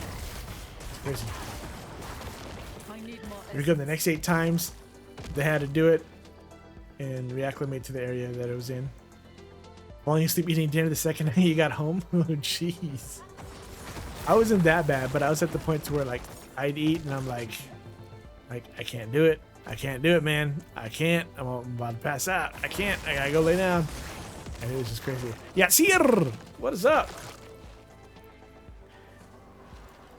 Yeah, it was a hot mess, dude. It was rough. So like I'd work, and sometimes like I said, I get up at 3 o'clock. I was like, okay, well, I'll start working now. I did that like 2 days. I started working like at 3 o'clock, and then just worked a full day after that and everything, and then went to sleep, and then woke up at 3 o'clock again. But after that second day, I was like, you know what? I'm gonna play some Diablo, and that's how I caught up. I passed Dunkel. Granted, Dunkel did switch from his seasonal character to his eternal character. Started working on that, but yeah. You didn't have to work for 2 weeks. Oh, well, that's awesome, man. That's a good deal right there. Oh, there's a goblin over there. Get the treasure goblin. Okay. You get out of the way. I ain't got time for you. I did not mean to pop that. That's not what I wanted right now. Oh, he went away. Dang it. Now I'm mad, and I don't have my bone storm. Yeah, it was the last time we went. Granted, I think we were only there like 15 days, so it wasn't too bad. But after being there for 3 weeks and like really getting adjusted to that time, yeah, even when I was there, like I was working till like 1 or 2 in the morning. I'd still wake up like at 5. If I went to bed early, sometimes 4. I lack the required essence. I don't know. I just had a tough time staying asleep there. I mean, like the beds were different, you know, muscles and all that were all jacked up because we were walking a lot. It was quite a bit. You didn't take the whole year you were stationed there, but you had a bunch saved up. Oh, here you go. Here you go. All right, let's look at a pack.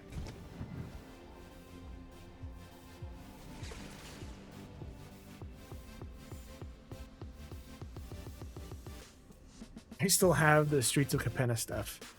Open it up. I haven't looked at the new stuff. I knew they did the Lord of the Rings one, but we'll let's do one of these packs real quick. For Aries. Yeah, we went to the Pokemon stores. They were crazy. The kids loved that. I know my son was like, oh, let's look for Pokemon cards. I'm like, they are worse at Pokemon cards than we are here. All right, so this one's still, they still have all the full art one there. So we'll start with this one.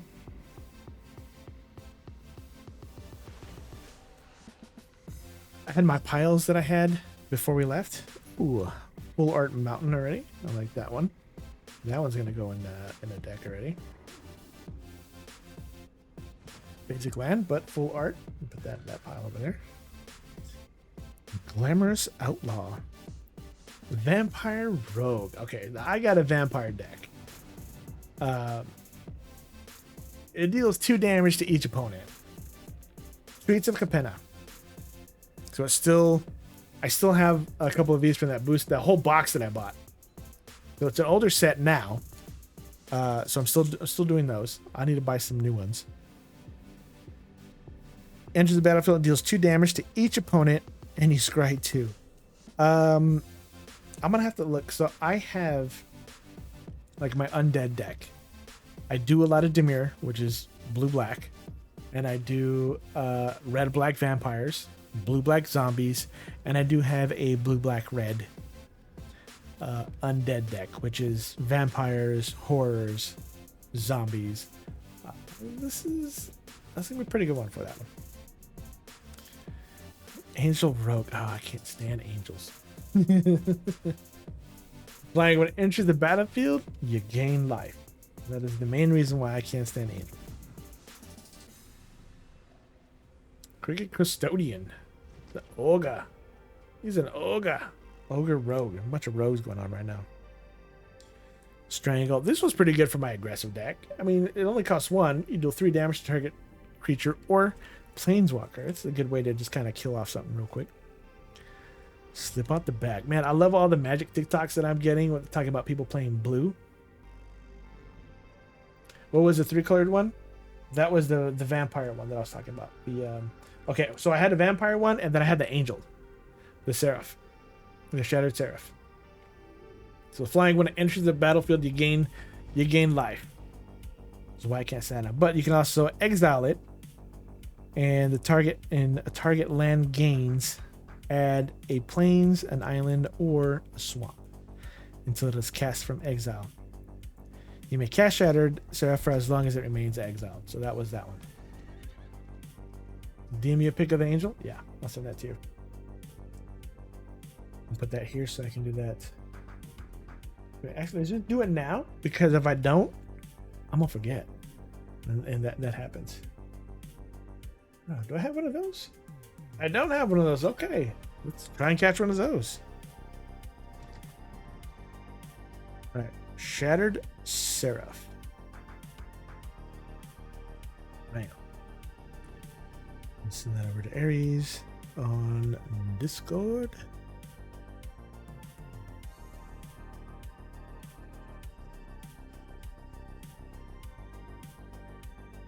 There you go. Bam. There you go. Stamped. Oh, Strangle. I want that one in my deck there. Put that one back here. Good to go. Then slip out the back. So put a 1/1 counter on target creature, and then it phases out. So, yeah, anything attached to it just doesn't exist until the next turn. That one's pretty cool. I like that one. I think I already have one of those. Public Enemy. So this is another enchantment. So this will go good in my Zedru deck that I have. All creatures attack enchanted creatures controller each combat if able. There we go. Aries and I caught that. You don't own that, but okay, you bought some extras. Seraph Angel reprint. It might be. I don't know. I don't play a lot with white. White black that has a lot of angels that I can't stand because of the freaking life gain on it. So it sounds familiar, but I don't know if it has that ability and all that. No. Oh, Seraph Angel is one. This is Shattered Seraph. Shattered Seraph is this one. I think Seraph Angel is the white black one that you were talking about. So public enemy, all creatures attack enchanted creatures controller each combat if able. When enchanted creature dies, draw a card. That one is also going to be good for the Zedru deck, which is my Political Puppets EDH deck. That sounds about right. Yeah. A little chat. So casualty 1. As you cast a spell, you may sacrifice a creature with power 1 or greater. When you do, copy the spell. Look at the top 2 cards of your library, put one of them in your hand and the other at the bottom of your library. It's not a little bad. An offer you can't refuse. A lot of blue in this pack. I like this one. Target you counter target non-creature spell. Its counter creates 2 treasure tokens. They are artifacts with tap the sacrifice this artifact and add 1 mana of any color. So for 1, you can counter a spell, but they get 2 treasure. Not too bad. Not too bad. Just that 1 because whenever you got one untapped island, man, anything can happen. Anything's possible. All right, we got glamorous outlaw, vampire rogue. When it enters the battlefield, it deals 2 damage to each opponent. You scry 2. So it is the full art, not full art, but the alternate art of the one that we pulled earlier that I was talking about. So here we go. So same card, but different stuff on it. So I like that one. That is gonna go. I like that one a lot. That's gonna go in my undead deck. Pretty sure I can make room for that. Oh, and we got a planeswalker. Nixilis. I don't know if I said that one right or not. This has casualty on it as well. So your +1, each opponent loses 2 life unless they discard a card. If you control a demon or devil, you gain 2 life. -2 is create a 1/1 red devil creature token. With when this creature dies, it deals 1 damage to any target. Or your -7 is target player draws 7 cards and then loses 7 life. Dang.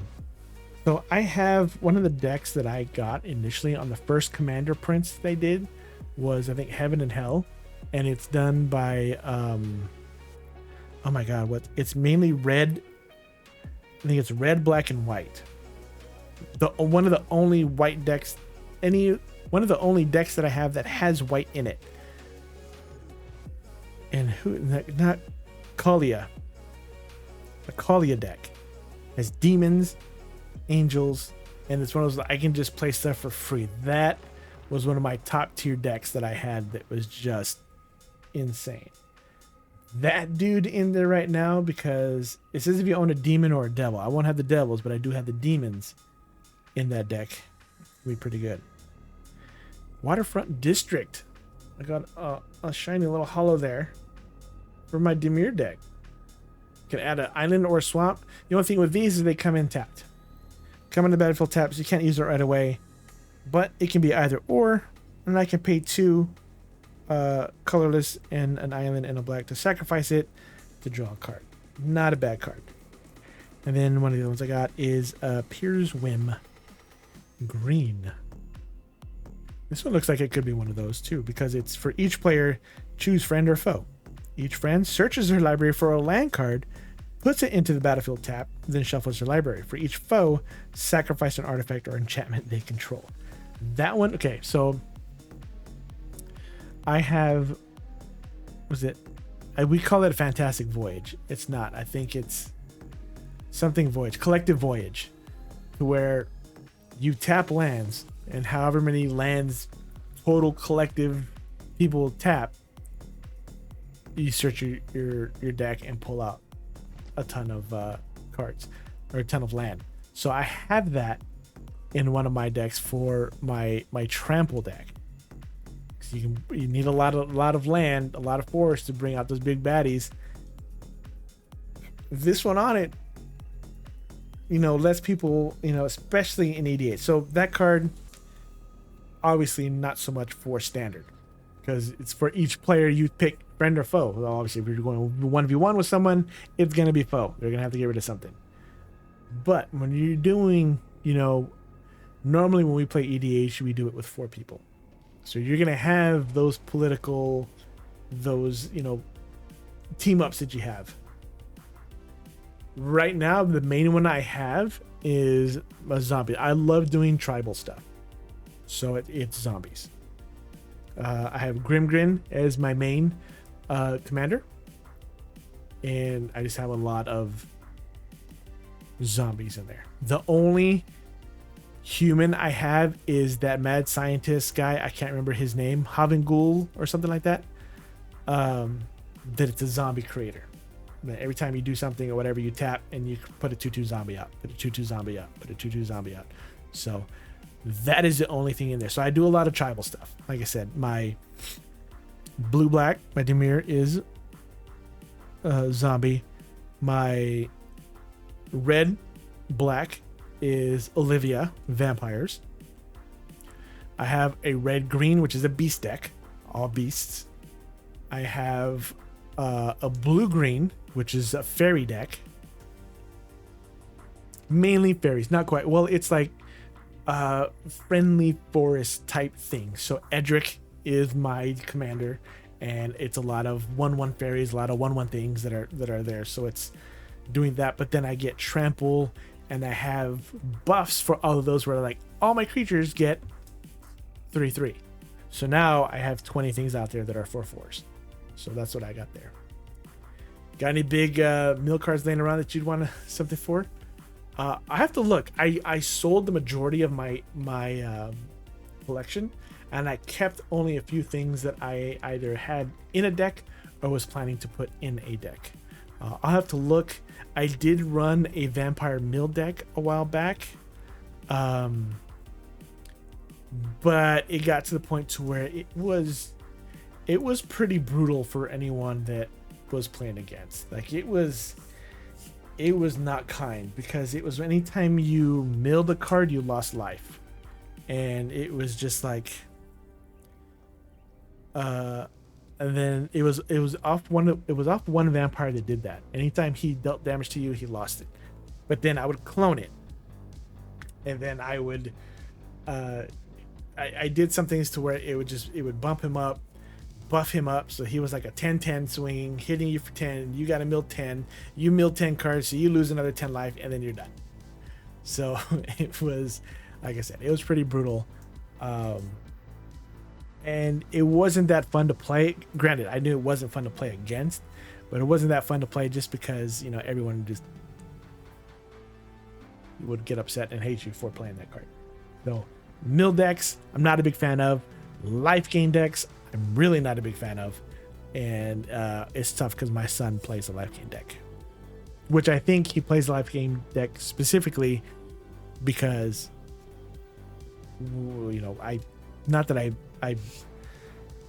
my cards, my decks are pretty finely tuned because I've played with them for over the years. Put a lot of thought, effort, and bought cards that I needed, and done whatever I needed to do. So they're not like extravagant towards like $500 deck. I mean, they're like 150, maybe 200.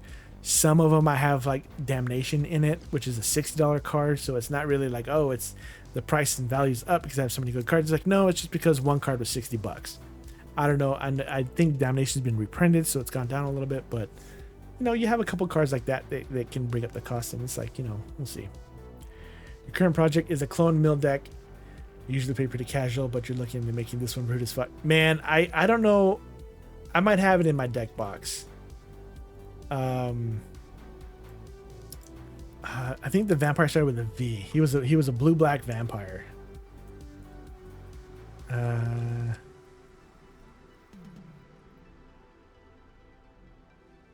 He was floating in the air. Vampire Nighthawk, man, that was one of my favorite dudes. They came in clutch with me so many times. Mirko Vosk. That sounds very familiar.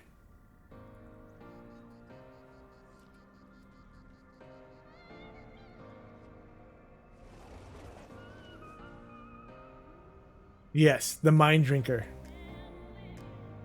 Yeah. Yeah, Mirko Vosk, the Mind Drinker. That's the one. That came out in, yep. Dragon's Maze. That's toward the end when I was playing that one. It deals combat damage to a player. That player reveals cards from the top of the deck of his or her library until he or she reveals 4 lands. And then put those cards into their graveyard. Yeah. So anytime they do damage, and then it's like you do that, and you do like another turn. It's crazy. Vampire Interloper. Innistrad. That's another good one.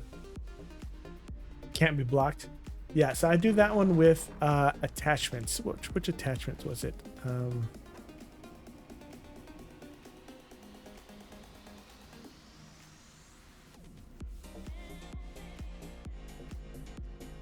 Yeah, so I do that one with Basilisk Collar. So it has Death Touch, it has Lifelink, almost any sword. I did have a dagger. Artifact. Dagger. And then I have that with oh jeez. I did Artifact Dagger and it gave him like all these old stuff. I'm like, what the hell is this? I'm like, oh no. Magic the Gathering. Was it Whisper Steel? No, it's not it. Like, I don't remember what it was called, but I remember the artwork on it.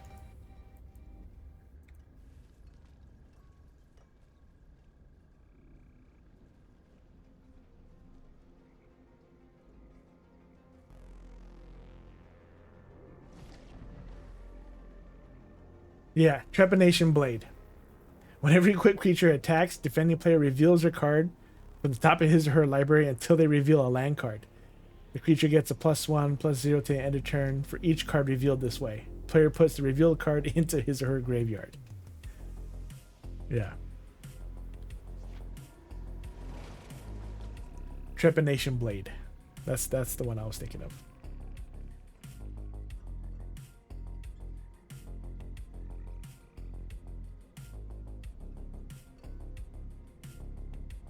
That crown, there you go.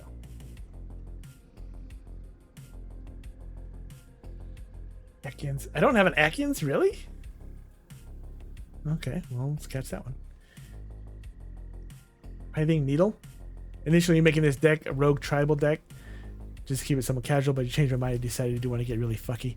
Yeah, man. So, like, this one, Innistrad. So, like, that's mainly when I started. So, I would say core 2013 is when I started playing Magic, and I really got into it. So, like, all of these there are ones I had. They had Innistrad. They had great stuff for vampires and all that. So, I had that stuff on there. I wonder if I have my community deck on oh my god, what was it called? Deckbox.org.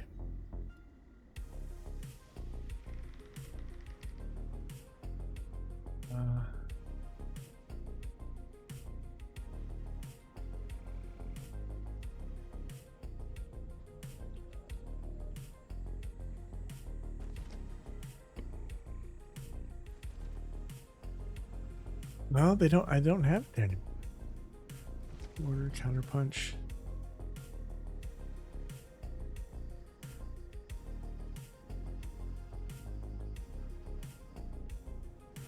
What happened to my account? Did I lose my account?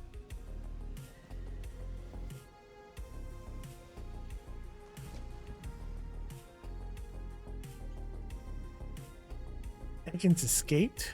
What a turd. Nobody caught him.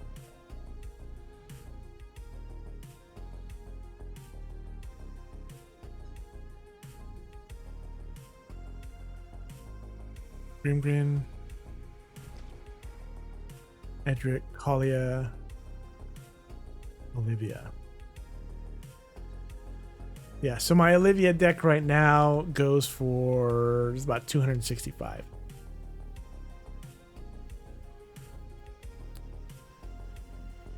Who was the other one that I had in there? But this one is red black. So mainly black with a hint of red. So you need a Bruvac. don't know what that is.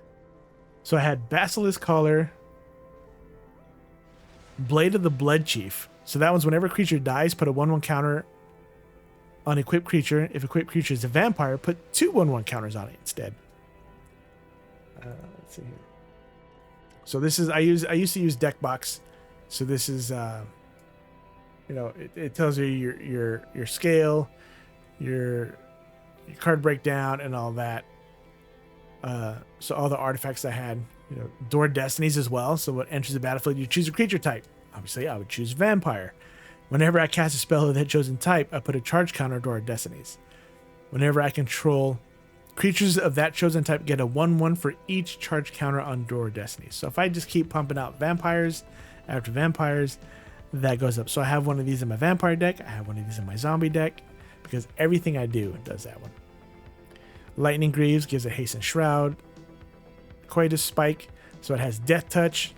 Anytime it deals, so whenever an equipped creature deals damage to a player, that player loses his or her life rounded, half his or her life rounded up. So obviously when you hit early, it takes a big hit, but later on, then you're just poking for a little.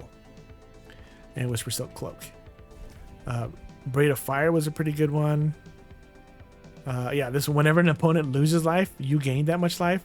So I had that one paired with this one. Whenever I gain life, target loses that much life.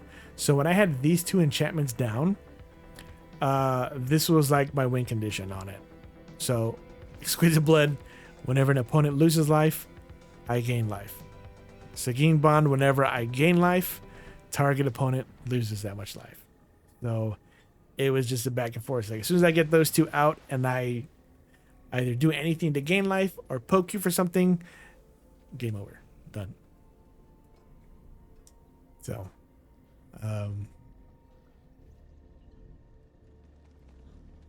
this one. Whenever a creature enters the battlefield under your control, it deals damage equal to the power to any target.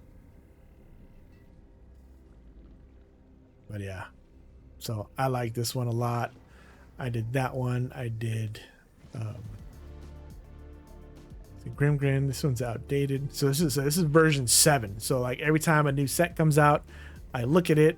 I go back and forth with what I have. But this is my Dimir zombies. So I've got 30 creatures in it. One of the big ones that really does really well is... No, not that one. Gravecrawler. So for 1 cost, it's a zombie. It can't block, but I can cast it from my graveyard as long as I control a zombie. So all my creatures are zombies. It's a 2/1, can't block, but same thing. Door of Destinies. Every time I cast a zombie, boom, 1 mana cost, boom, Door of Destinies gets a counter. It dies. Okay, next round, summon it back. 1 cost, zombie. Door of Destinies gets another counter. So everything just keeps ramping up. So, yeah, and then I have a bunch of regenerate in here. Of course, counterspell, one of my favorite spells. Darkness is an old one, prevent all combat damage. But yeah, man, I can nerd out about. There's Damnation. Okay, so Damnation is down to $15 because they did reprint it. So like I don't have that much. Grave Pack is $27. What? Whenever a creature you control dies, each other player sacrifices the creature. Yeah. So I do that one, and it's just like my Gravecrawler. It can't block. It's just constantly attacking. It's a 2/1/1. It's like, all right, are you going to block it? Because if you are, it's going to die because it's only 1, and you're going to have to sacrifice something. Yeah, so that's the type of stuff that I put into my decks that has really good synergy with the entire deck. And, that's why... Man, I miss playing Magic. I need to get back into it. Yeah, the red-black vampire deck with the Master of Cruelties with Rogue's Passage slipped in. People will get so focused on the vampires and die by surprise. Yeah. It happens, man. There's so many little things that you can do like that in Magic. It's fantastic. All right. Well, thanks for redeeming that up in a pack, man. Haven't done that in a while. I need new cards. I need a new thing there. Let's see. Oh, did we miss it? I did miss it. World Boss was it? Yeah, we missed the World Boss. Oops. Yeah. All right, let's see. I only have 4 of those in there. I think Dunk's on, but he might be AFK still. I haven't seen him yet. The EDH has become so much faster than when it first came out. All your decks are too slow now.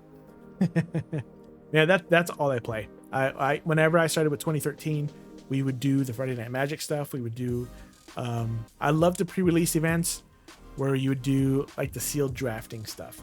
So you open up packs and whatever you got, you dealt with there. So that's where I kind of did my theory crafting and kind of got into how to build a deck from nothing or whatever, not knowing what you had. And those are fun. I mean, Mac Daddy and I used to go to that with a couple other people that no longer play, but it was fun. You debated between that and a shot, but everyone deems for a shot. Yeah, I don't even have like my shot glass here and all that. Like I said, it's been a month since I've streamed. I didn't even know how to do it. You haven't done anything since COVID. I haven't done anything at a store because I did Magic, and then I got into Dragon Ball Super. So I would play Dragon Ball Super. So we would go to the card store. I would play Dragon Ball Super, and my kids would play Pokemon. Well, hey, what's up, your boy Zeus? How you doing, man? Yeah, it's been a while. It's been a minute. This thing still works. I know how I can still work everything, kinda, maybe. But yeah, so my kids would play Pokemon, and I played Dragon Ball Super. And then that's when the pandemic happened. So we stopped. I taught them how to play Magic. So my oldest, for his birthday and for Christmas, like that's all he wanted. So he got a bunch of packs. He got a lot of fat packs. Oh, I'm sorry. They're called, what are they called now? I used to, every release I would buy a fat pack. But they're not booster boxes. They're called something. I forget what they call them now. You haven't played Magic at a store since 2013? Yeah, that's when I started, man. Core 2013 is when I started. So I was late to the game. But yeah, that's when I started.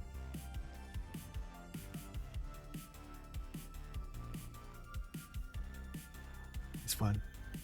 Keep to play with me for a little bit. She would play just to kind of amuse me, just kind of hang out, but yeah. You don't remember what program you used to save your this? I used a lot. And so deckbox.org was my favorite one to use because it was online. So I can mess with it here. I can do that. But there was a couple that I used. I can't remember. Because you'd have it on your card. Oh my gosh, what was it called? I know Big Willie knows because that's what he used. Oh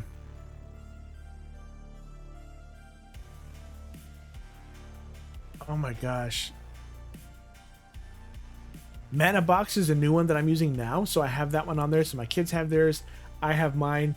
I like that one a lot because it has like the TCG scanner on it. So when you're looking through your collections, you can just scan it and it'll add it to your deck or whatever you're doing. And so that was the quickest way I got all the new stuff in. So I do that, and you can export it out to a spreadsheet. So I share that on a Google Doc with my son, so he knows like these are all the cards that I have for trades. So if he wants to trade, we can do that. And yeah, because he got a bunch of Pokemon cards for his birthday, and anything past Gen 2, you have no idea. Yeah, when it was the original 151, man, I was in. So in college, I got Pokemon Yellow, Blue, and Red. And I played those a lot. So I bought the yellow Game Boy Yellow. So it was the slim Game Boy that was yellow. I think it was packaged with Pokemon Yellow. I'm not sure, but yeah, I was in college when I bought those. So I was hardcore into Pokemon with those. And Yu-Gi-Oh! I got into the Yu-Gi-Oh! And then like the emulator, I did the Dungeon Dice Monster. I did all the Yu-Gi-Oh! Stuff on there. It was pretty cool. He was pulling cards. He had no idea what they were. Yeah, that's how it is now. Like the only reason why I know some of the newer stuff is because of Pokemon Go. And even then, like they're doing new stuff now for next month. They're gonna do Scarlet. I have Scarlet. I played it a little bit, so I know some of those on there. But whenever I'm playing, I'm like, what the hell is that? Like I have no idea what some of the new generations are. I think there's 8 gens now. I think So yeah, if it's in Pokemon Go, for the most part, I know about it. But all those other ones, I'm like, yeah, I got no clue, man. I had no clue. And it was the same thing with Yu-Gi-Oh. Like I was all about Yu-Gi-Oh, and then sometimes it just kind of goes crazy. I'm just like, oh, I don't know what that is. This part is you still have all the decks put together, so you can recreate them. Yeah, I still have my deck. I have my toolbox. I have a legit toolbox. Whenever I would, here, let me show you. When I would roll up into a store to play Magic, I walk in with my toolbox.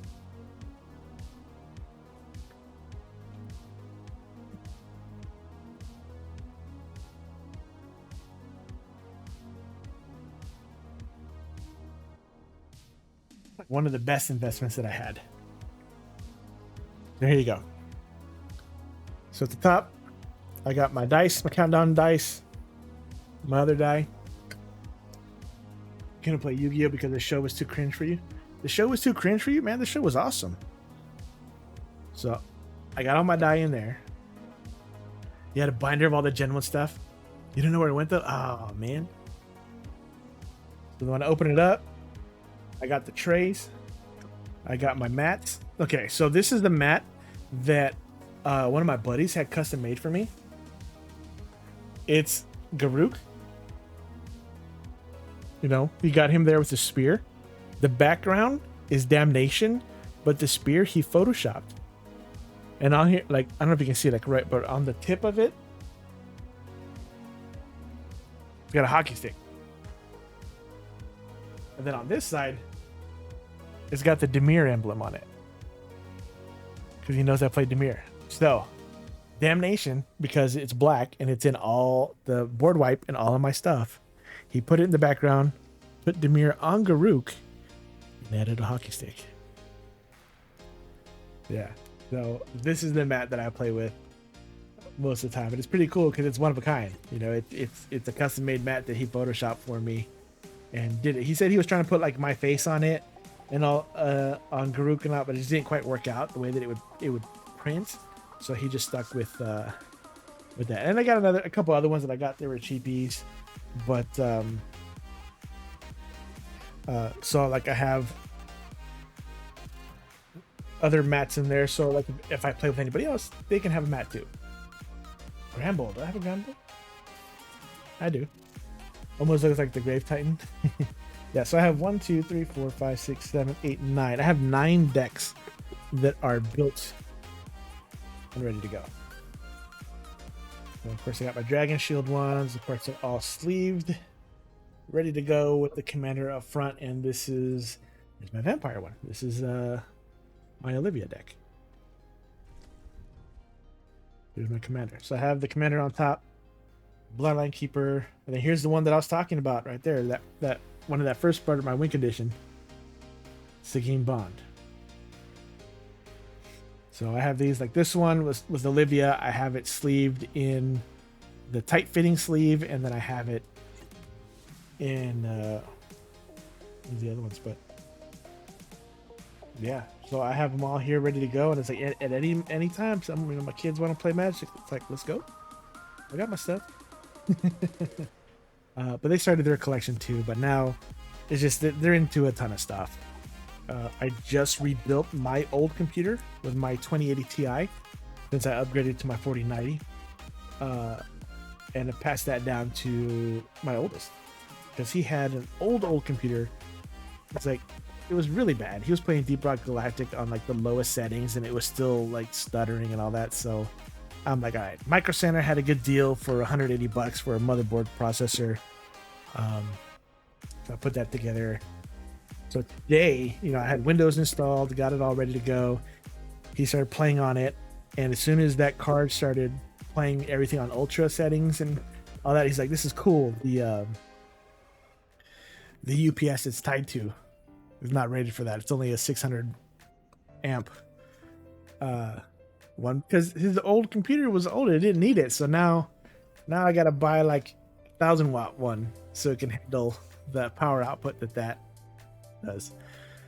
Then for all my counters that I have, of course, I've got my my Demir colored, black and blue, dice for counters and whatnot.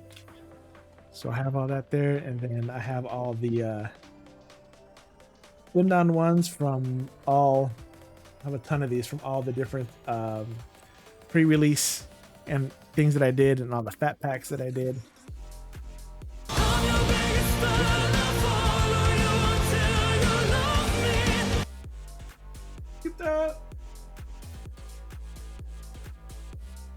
How you doing? How was your stream?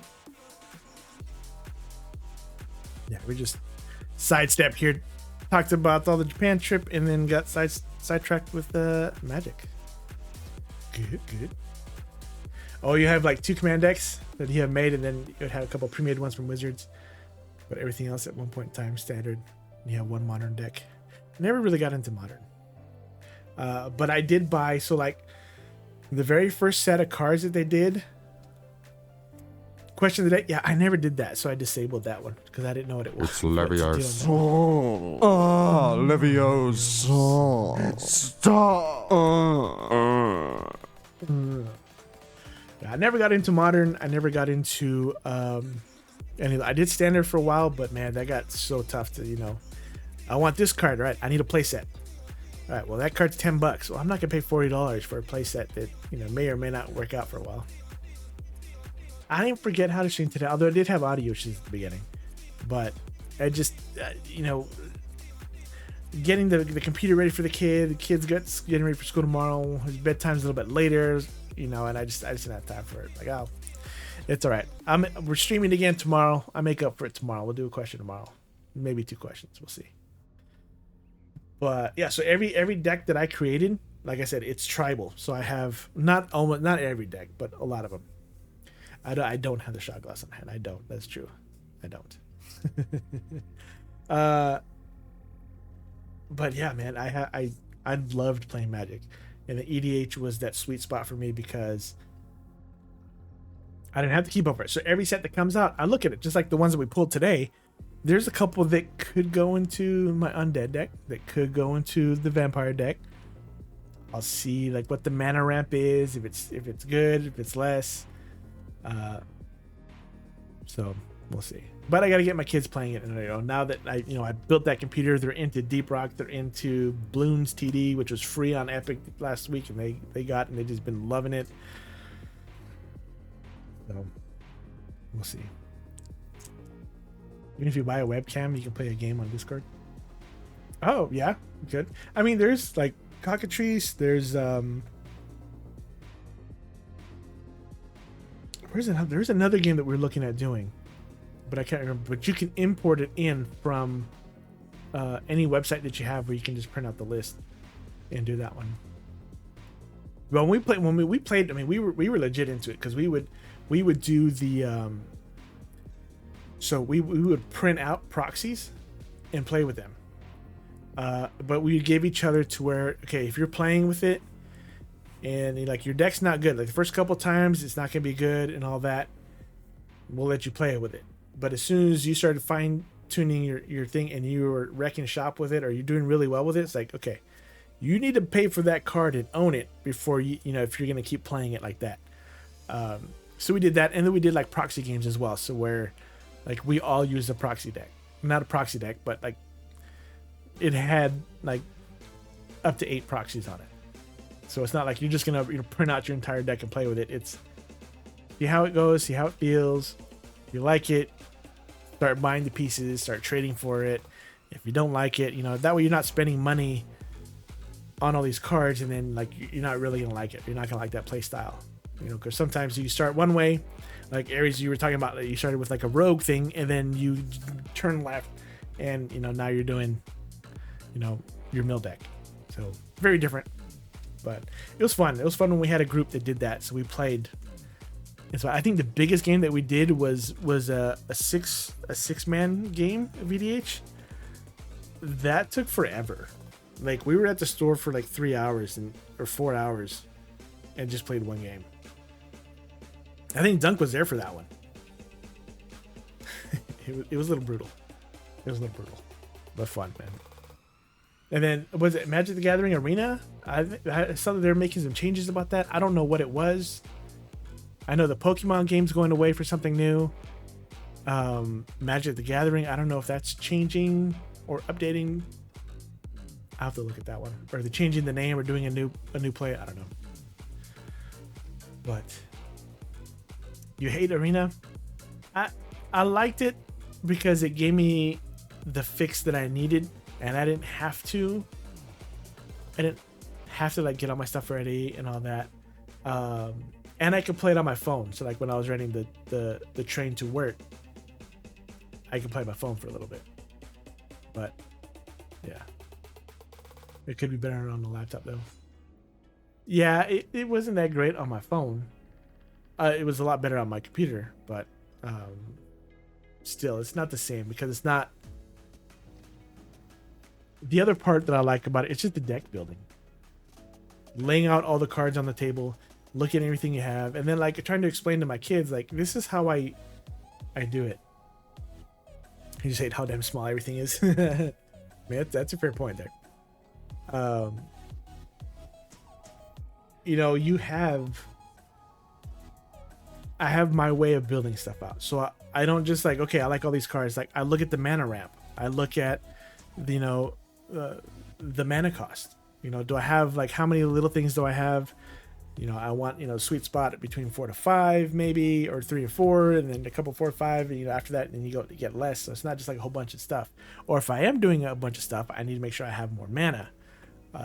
So I was just, you know, telling them about that, and it's just like over their head. But my oldest actually picked it up and started doing that. So we started, you know, talking about, he'll message me, like, what about this card? What about that? And I tell him, okay, like, that's great, but you know, this is something that you would do. Or if you're going to be playing that one, my decks have this built into it already to combat that. Like, what would you need to combat my deck that's already built to combat yours?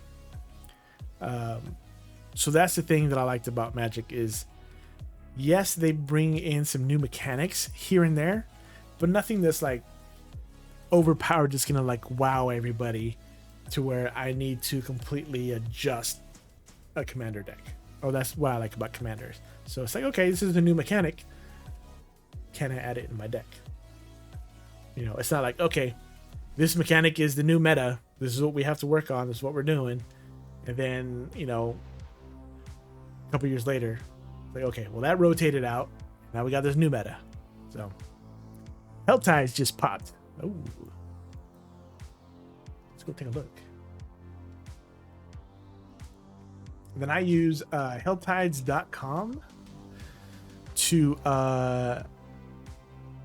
look at the active map. Here we are. See, we're on Howzar. Oh, we're gonna go up here first. Yeah, they did rebalance things very well.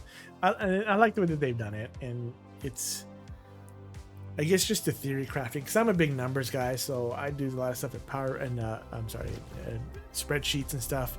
So being able to do all that, and then let's see, the first one is gonna be down around here. What are my oobles? Where my oobles at 61. Okay, we're good. But man, they do a really good job with Magic, and I like that my kids got into it briefly, but I think they're still into it. Just we haven't had a chance to play because either, you know, they got school stuff going on, they got their friends hanging out and doing that, and then now they all play video games.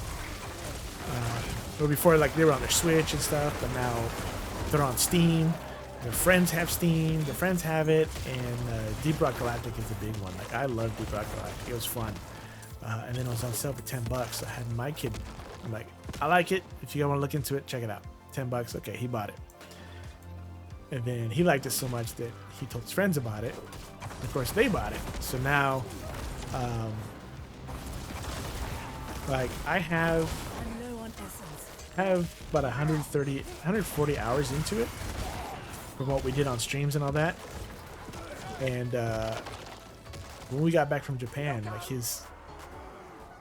by the time we got back, 3 of his friends bought it, and they've been playing. So like, all right, so now he's playing with them, and they're doing, you know, level 4 stuff, which I think we only did Hazard 3 while we were doing it. So he's like on Hazard 4 doing all that, and he's having a good time. So they've been planning, you know, times for that. And I know now that school's starting back up, you know, they wanted to get as much as they could in. Yeah.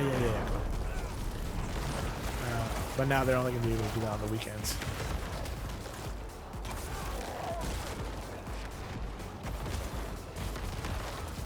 And that old man mentioned mine just left all alone. Nah, I mean, it's just got, I mean, there's a lot of stuff that I need to do here, like working out in working on getting like the garage fixed up with some stuff, and like even some of the work stuff. Like we left and left our building right before we left for Japan. So I've got some equipment here that I kind of need to go through and sort out. Because it's just I've done, it's just like it's just so much stuff to do. And then like all the Japan trip pics and videos and stuff that I want to get out, put on YouTube, put on Instagram and all that, and I just haven't had time. Even if I'm just kind of putting it out to the family and stuff. So all this is trash. The next one's gonna be over here. Yeah. Actually, let's go back this way. Been working on lots of projects lately. Having much time for hobbies. Yeah, it's just in. Oh, hello, buddy. I should be walking, because there's more people here. Not the but I can drop a lot of stuff anyway, so that's fine. I'll run from here. Yeah. They're supposed to update the density on this too. I've run this a couple times. I haven't seen. Okay, there's some people there. I haven't seen a great deal. Granted, when my tendrils pop, it there we go. This is the grip I'm looking for. It brings everybody into the center, and I can just get away, kill them fairly easily and quickly. See, that's the only thing I don't like about it, is I can't proc my tendrils right away. Do I have this one? That one looks different. Okay, Pokemon game here is doing some cool stuff here. Oh, I got on the Pokemon Discord, I got a legendary. Yeah, I posted it in my Discord too, the picture of it. I did that today. I was like, oh my god. I immediately messaged Uncle. I'm like, hey man, check Discord. Because we always complain about how we always get just like generic ones. Anyone here yet? No, no one's here yet. We demand blood. Fix your garage door. Working on a custom bracket for your bike. Fixing up your riding lawnmower. Yeah, riding lawnmowers are. Can I not click on him? Okay.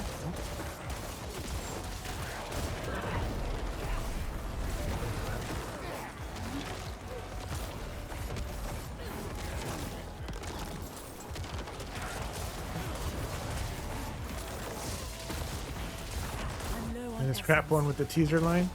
Yeah. That was awesome. It's like, oh, well, legendary. Oh no, sorry, just regular. I was like, oh man. that Discord trolls you sometimes, man.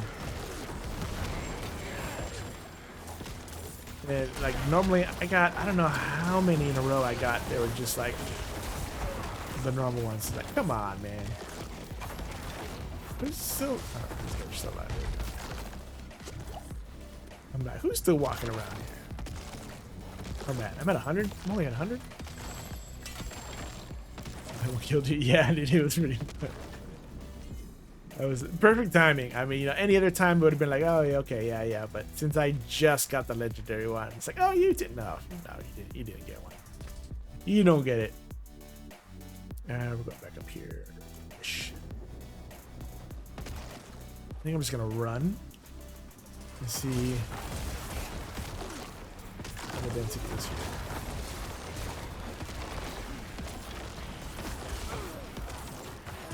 Yeah, perfect time. Yeah, exactly. It was just so perfect. Let's go.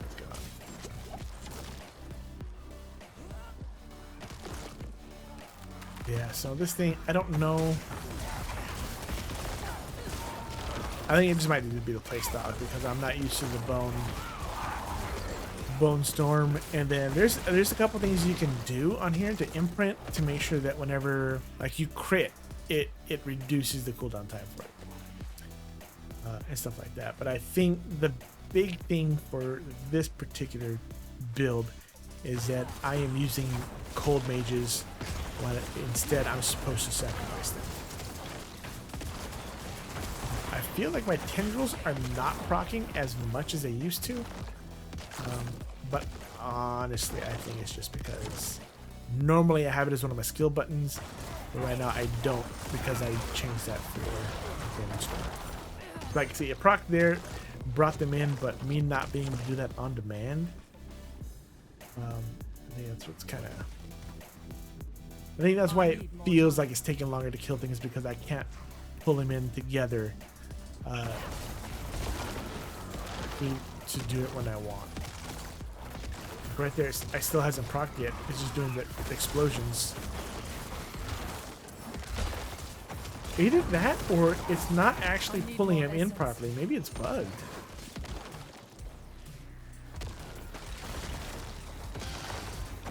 I should probably change it anyway because I don't use. I don't use this bone storm enough. You're supposed to pretty much have it up anytime it's off cooldown because it's your ultimate, and with the spec that I did, it gives you extra chance for crit. Extra chance for crit or extra crit damage. That's a big difference there. Oh, I didn't do that. Did that not work?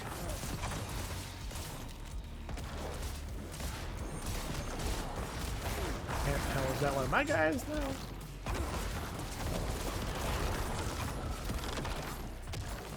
Okay, that should be the last one. At least for the time wise here.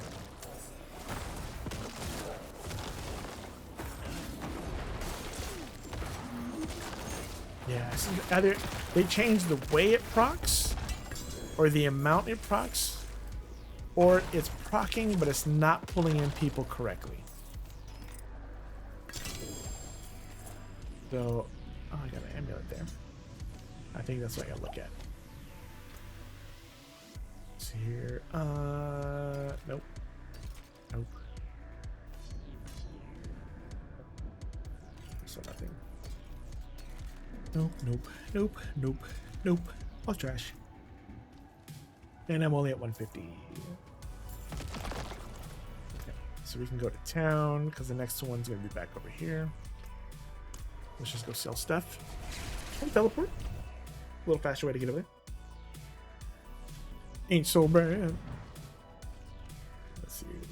Right there. Yes. Sell for you and then go. I don't get how Blizzard can do like World of Warcraft and they do the dragon riding, right? Haven't heard any complaints for that.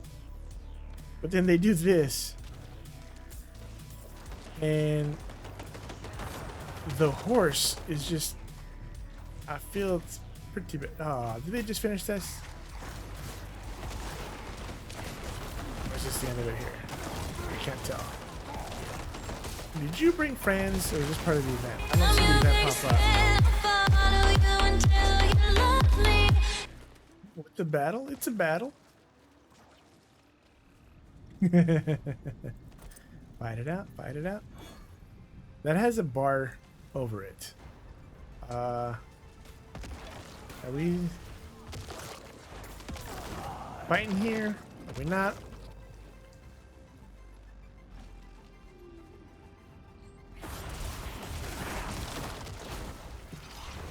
Out of the way of that. Thank you.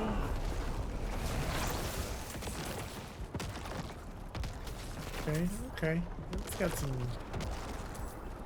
good amount there.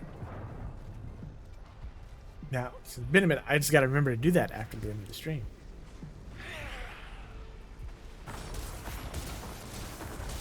Alright, elite.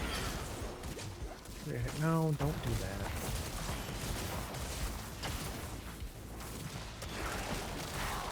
that. Ow! Don't stand in the fire, fool.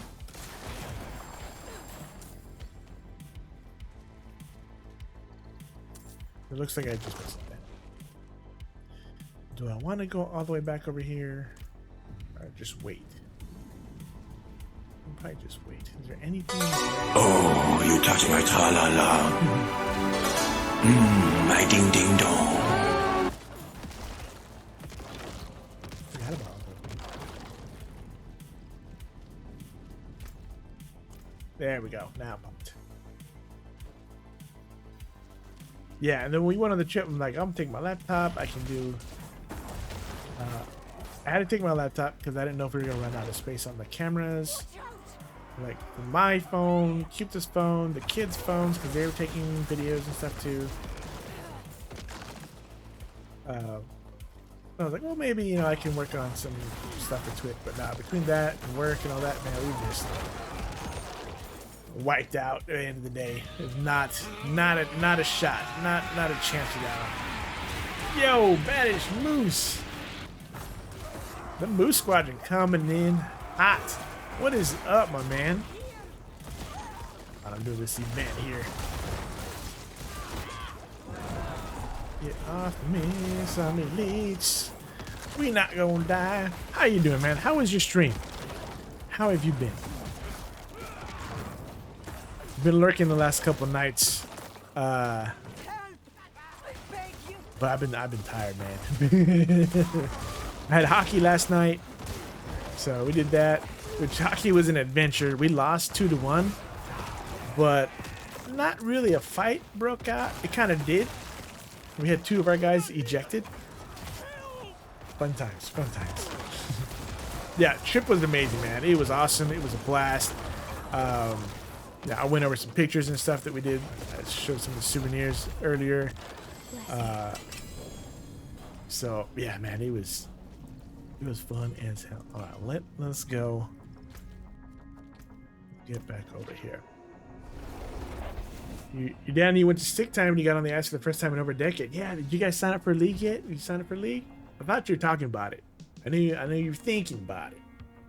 So what was that? Let's give Monster Army says, yes, welcome to the CPL community. Our voice head admin under Civ streams this game a lot. His stream is very educational. Oh yeah, for sure. If you're new, it's probably the greatest resource to learn. Yeah, absolutely. Welcome to Musasik Park. And especially the multiplayer stuff. We've done some multiplayer stuff here, but not a ton. Not a ton. And so that's definitely something that under Civ you would grasp it for sure. Yeah, so if you all know Manish Moose, you know him. If you don't, click that little thing there. Go follow him. He streams almost every day. Tons of stuff. Great dude. And good content. Check him out. Definitely check him out. Yes, this is Necro. You've been playing one, working in a build. Yeah, so my Eternal one I did with Bone Spear. This one for season 1 I'm working on Sever. And I just tweaked it. But I tweaked it right when they did the patch. So I don't know if it's the tweaks that I did or the patch that's kind of giving me an off vibe of the feel of it. But yeah. If you're on a wait list for a league, you need to check to see there's some spots on the team. Yeah, man, it was fun. Yesterday was my first game back in a month. It was different. Like my feet hurt. It's been a while since I've skated, so like my feet hurt. But as far as movements and skating, pre-game warm up, obviously felt a little weak. After that, felt pretty solid. So it was fun. You're playing Sever, you think playing more melee? Yeah, this one's got the nice melee on it. Some of the Sever builds that I've seen say, you sacrifice everything. Granted, you have your leveling builds and then you have, your mid-game builds and your end game. Right now, I'm right there on the tweak. We're between mid-game and mid game and end game. I'm not quite end game yet, but you know, we getting there. We getting there. I'm almost at tier 4. I can get to the last boss, but I can't quite do that capstone dungeon to move on to the next one. So yeah, you're shaky as heck for 10 minutes, but then it felt good by the end of the hour. You're feeling nearly normal. Yeah, and that's the thing. Like, it's, you know, you get the jitters out there, and then once you get going, it's just like they say, like riding a bike. And you know, you feel your edges. Once you feel your edges, you're good to go. And for me, I had just bought new skates before we left for Japan, so I skated on them I think 4 times. I think it was 3, because I skated on them once, but the skate shop didn't sharpen them properly, so I was sliding all over the place. So I skated with my old skates. I had to go take them back. It had them redo it, and then the edges were good there, so yeah, it worked out. Did a bit budget edge work practice to start. That really helped. Yeah, the edges, that's the main thing. As long as you can control your edges, then you know your strides and all that will kind of get in there, because I mean, obviously if you're not feeling your edges properly, you're not going to be able to get that full stride or full cut or anything like that. So yeah, it's good, man. That's exciting, dude. I'm happy for you and your dad being able to play, being able to do it together. That's awesome. That's awesome. So I really hope that works out for you. Hopefully that open up a team for you. But yeah, stick and puck, man. Just keep doing stick and puck, doing what you need to do.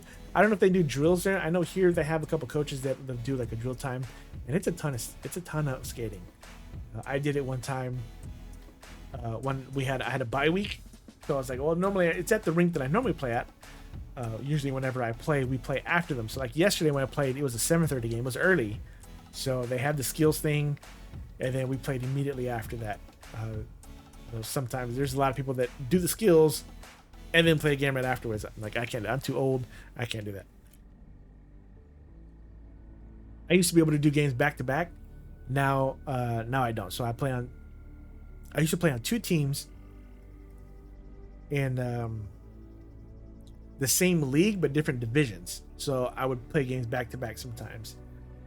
But now I play in 2 completely different leagues. So I play on Sundays, and then sometimes on Tuesday and Friday, or other times during the week.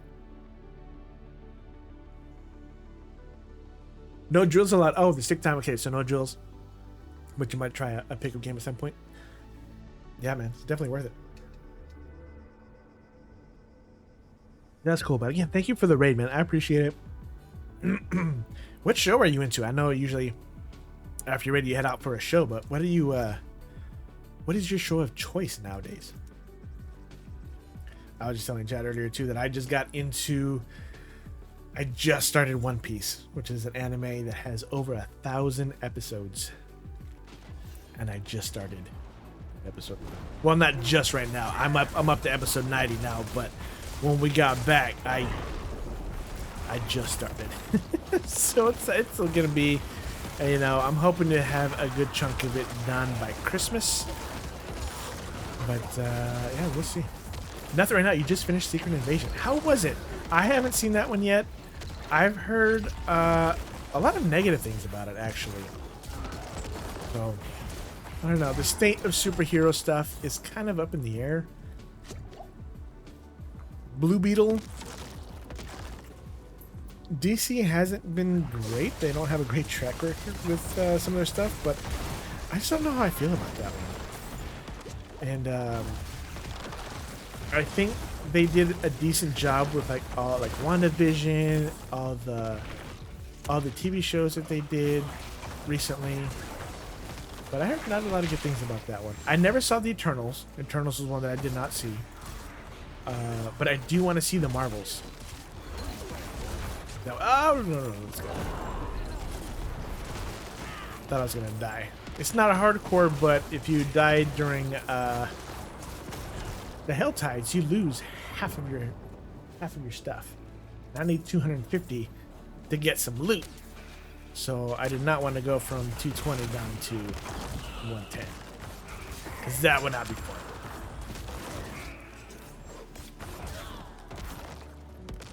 It was decent, with the last episode was not so great. Yeah, that's what kind of rough about some of those dependent on the flow of everything. Now they just finished that one too. Dang. Yeet Lord, what's up? Thank you for the follow.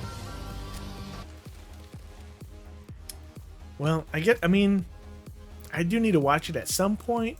I don't know how soon that'll happen, but I think at some point. Hey, thanks for the alert. Thank you for the raid. I appreciate it, man. As always, I love the support. I love your community. I love everything that you got going on. And I'll catch up. I'll catch up with you soon. I'll meet you in your stream as soon as I can. You know, school's just started. We're getting back on track with everything. It's great. So have a good night, man. I appreciate it, and we will talk to you later. Oh yeah, where we at? Oh, I just need a couple more. Come on, man. Okay, let's make our way. Let's make our way to. Oh no, no. No, don't do it now. Don't do it now. Come on, bro. Oh, when I go into an elite. Oh, okay.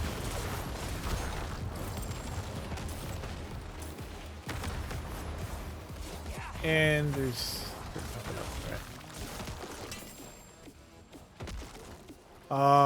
Really? I need 250. I'm at 249. Mikos was slain. This dude has died twice in the area. He's close to me. I don't know where, but he's close. He's died a couple times. I need more time. Okay, there we go. There are the cinders I need. Let's go. Okay. So, again, I go to helltides.com. That's where I check these out here. And I need. We are gonna go about there. Oh wait, as long as I don't die, then I'll have to grind out some more.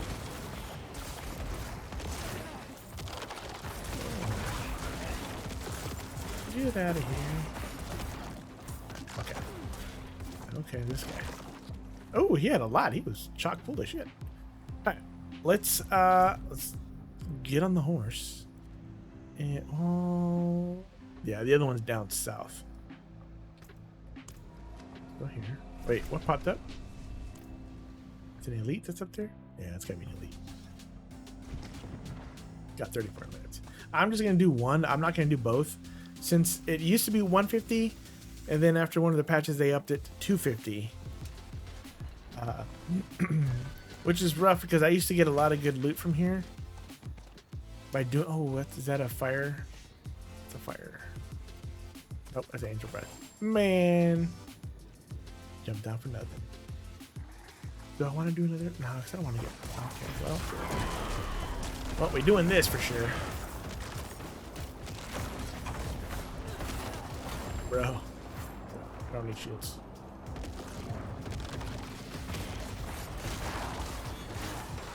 I just want to get my loot to have space. Ooh, I might not have space actually. Ooh, that might be good. Do that, do that. Nope. Nope. Nope. Isn't there? Nope. Nope. Nope. Ooh, max life. Bones. Nope. I'm gonna need to sell stuff, so let's get close.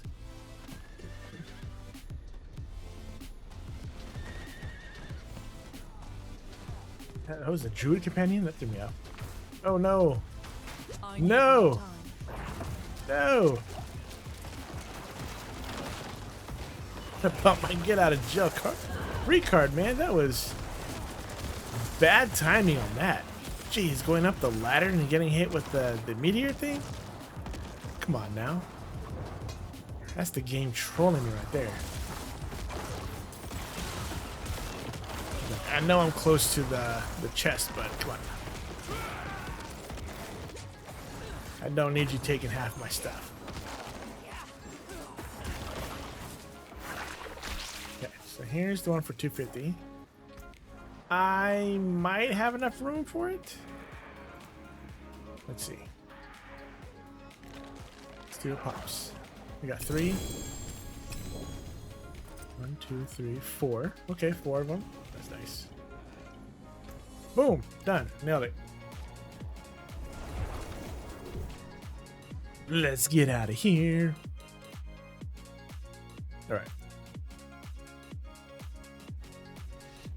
32 minutes left. 7 minutes for the next Legion.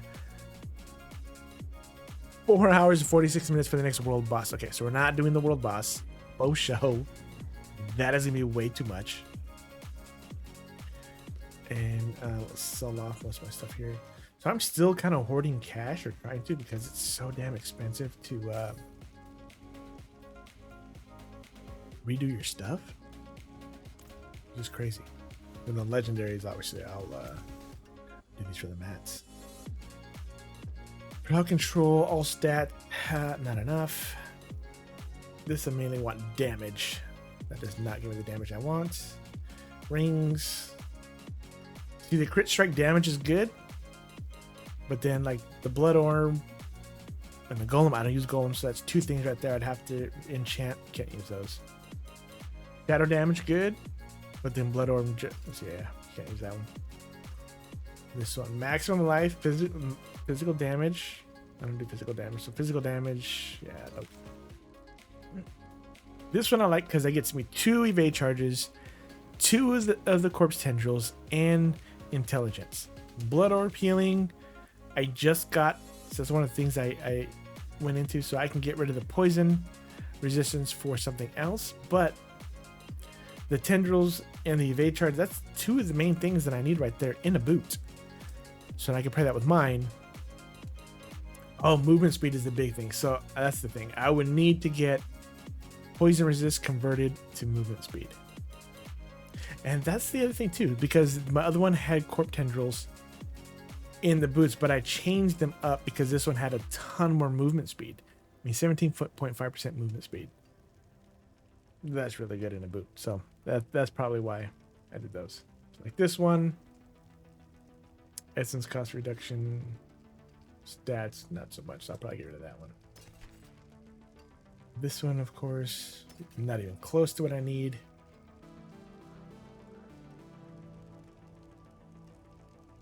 Yeah, no movement speed there.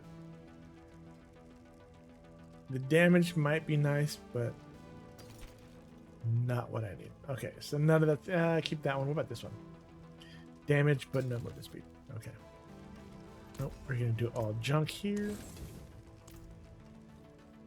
And that's why I've been saving with the money. Where am I at now? I'm at 13 mil, 13 and a half. And whenever I enchant those, I try just to do like 2 or 3 times because, I mean, you can drop some cash trying to do those things because it is just a ton of stuff here. All right, let's see. I have this heart here. Which one's that one? Cycle through every 20 kills. Not really. I don't like that one that much. Become immune. Brutal. See, I don't use those for brutals. The main one I want is this one here. I have those. 3.7, 3.4, every 100 seconds, 2.1. Yeah, I have those, but I don't really use them. These are ones here that I tried to adjust to see if I could use, but I don't think I'm going to use those. See, this one's got the shadow damage, which is what I have, the crit strike, the vulnerable damage, and damage to enemies. So this is mainly focusing on damage, which is what I like. But does it have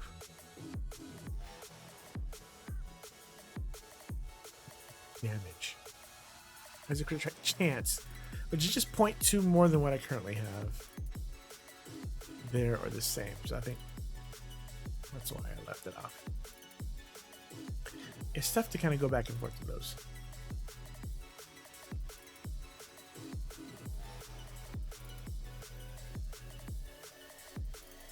They're close to doing that one though. Vicious is the same thing. Vicious socket. So it would be the same thing that I need in that one.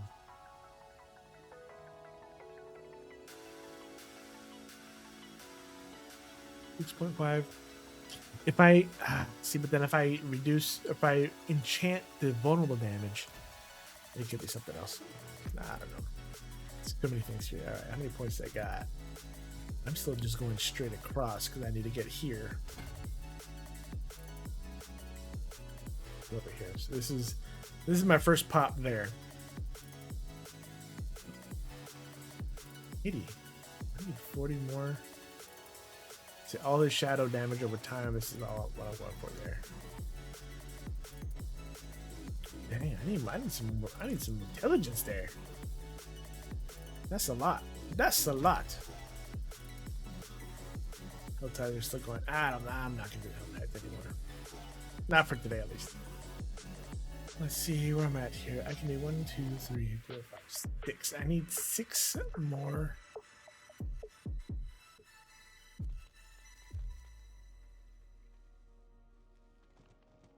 Dead Man's Dread? Okay, so I can do. I think I have a nightmare version of that. I can do. Hold on, wait, that. Mortal Elimination. Okay, so I have that. Immortal. Dead Man's Dread. Okay, so 13 there.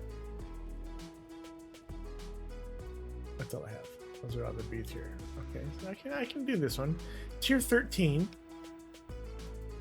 Fine Gold. Drifting Chase, not bad. The deal is 75% more damage to barriers, which is fine. 20% faster. Sure, let's do this one. And that one goes in there, but that one is at 12. I'll just keep that. That's right. That's fine. Let's do this cheapy one here, just to get the potion going. I didn't do it in time, so where the hell is it? It's right here. Okay, so this should count for the Whisper. We'll knock this out real quick. Level 13, and I have that one coming at me with the Shadow Dread. Make it out me. Tamper. I got what it does. Okay, we good. Clamper.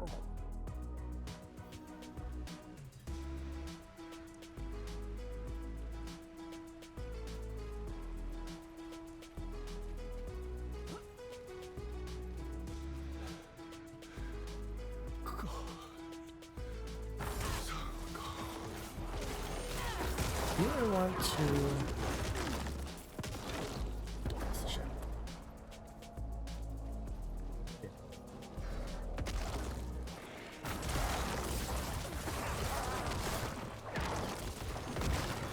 So either the tendrils don't pop as much as they. Okay, I think they nerfed that. Or it just wasn't working properly and nerfed it and going all the time. So I think that's something that's changed, because I don't see that going on as much as it used to. Because before it would go on so. Okay. I thought I was dodging the fire. I was not. Well, I get 12 revives on there. There's one. Jeez. Nope, get over here.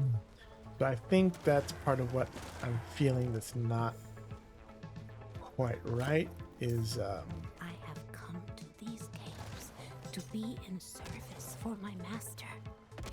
He has promised me both life and blood. yeah, it's not proccing The world crumbles. the tendrils I enough. crave such Either it's not proccing it because I don't have it on my weak into a world that has no I don't have it for it. on my skill I continue to be list at the bottom. feed my master. But I know that one day, soon, I will be reborn anew. His equal and his I have ally. it's gone off a couple times, but not as much as it used to. So that's definitely This day will come.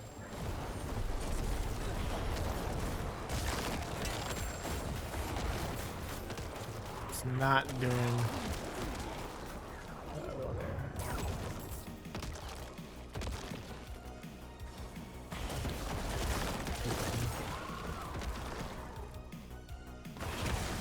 I wonder if that's it. I wonder if it's because it's not on my spell sheet.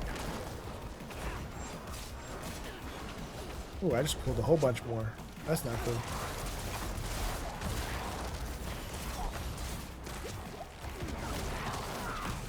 Okay, those things are killing me. Bro. Okay, looks like that just popped there. Okay. Better not get killed by that stupid thing again. Okay, don't hit the heart. Not yet. Get out of the way of that stupid thing. It killed me last time. Let's try this heart again.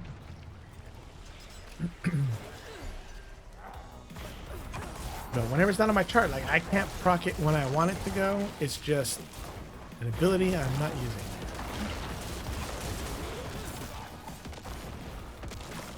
And I didn't realize how much I used it. I think the only reason why it's not quite working the way it is because I have to have the race skeleton on there.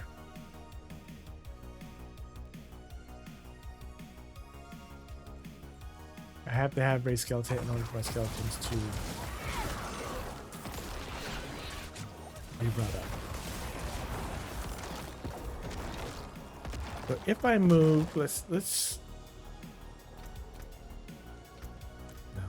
one. If I move tendrils there. What?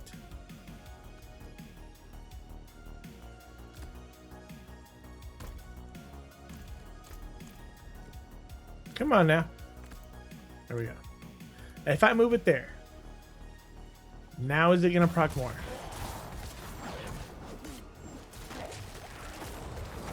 Let me get a whole bunch of corpses first. Of course, you're gonna pop over there.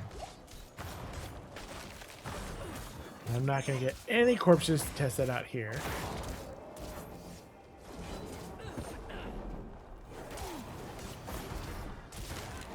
Oh, please, okay. Well, get out of that way.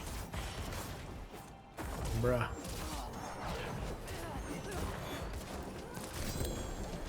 Okay, drop some pants. Let's try that again. I need, there we go. Okay. That's gotta be it then. Because, yep.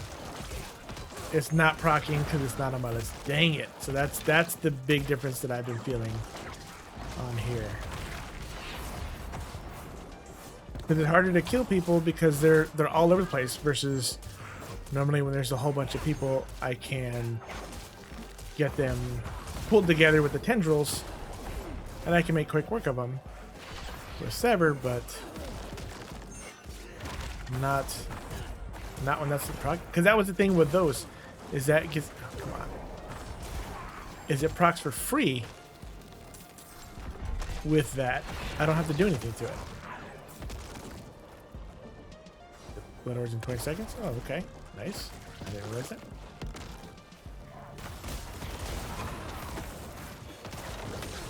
Yeah, okay. So then either I use Bone Storm or I need to go with what this build online said I need to do and get rid of the skeletons.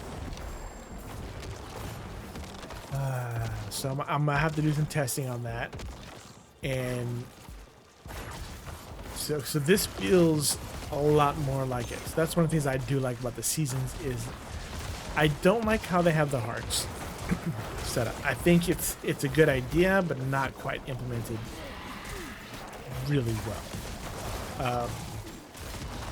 It's close, but not quite. But like this one has the ability to where anytime I walk by a corpse, it'll use one of my corpse skills, and it's not one of my cooldowns. So that's why I was hoping that it would use, even though yes, I have the tendrils as a skill that I have points in, but because it was not on my skill list here at the bottom, it was not one of these official skills, it would not proc. So Bone Storm is great because it gives me extra crit. However, it was making it harder for me to see because they all pull in right there, and I can just nuke them all at one time, even if it's just with my my small skill and not the big one. So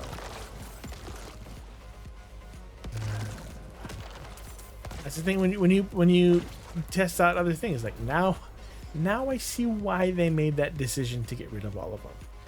I really like the extra spell damage that my skeletons do because they can freeze things, but the ability to just pull everything into one area where I can do one big sweep and just hit everything or kill it, that's what I need. So either I respec out of Bone Storm to keep. Wait, what? I hit that early. I say I do it again.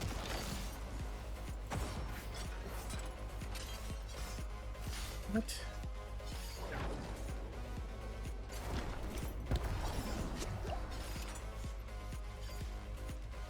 But I don't know, man. I know they're meta ones for a reason because that's been vetted. People who play this professionally or like for their job or put in a lot more time than I do. But sometimes you're like, I like this playstyle. I like it. I want it to work, but now I see why it doesn't quite work the way I want it. I can't have everything that I want. They just allow one additional spell. It'd be a game changer. I mean, they'd change it up for everybody because then you can actually take, a new spec with new skills and some extra stuff. But just the ability to pull everybody in so I can do one big sweep. Easy peasy. Wouldn't have made it without you. Okay. All right, let's see. I need 6 more prisoners. Yeah. Okay, so it was the spec. That was my bad.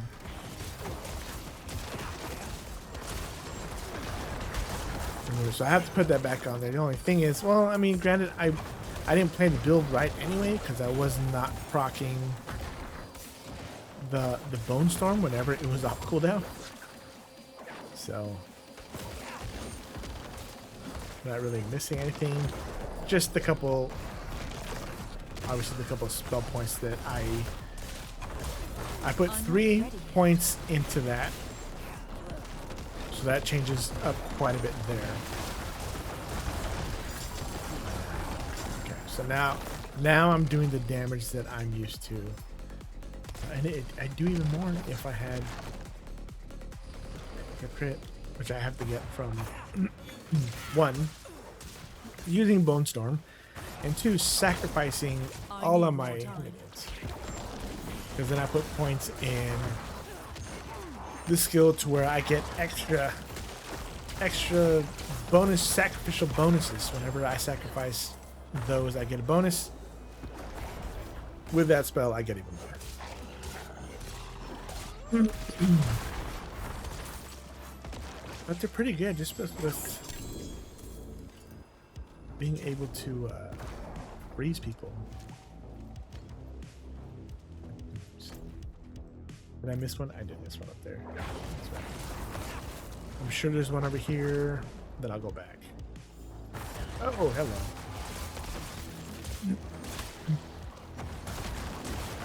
See, look at all that damage I can do with just everybody in one area. That is too good.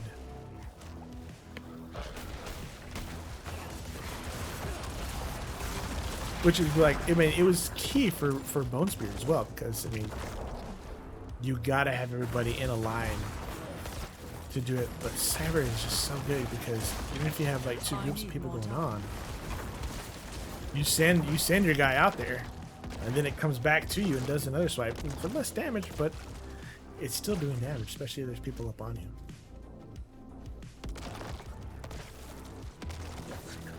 Are we still going that way? Yeah, okay, one more. Go back. Get the one that I missed. Bless you.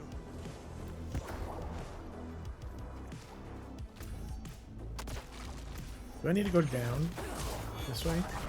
Maybe. It's possible. 45 guys here. Damage resistance. Okay.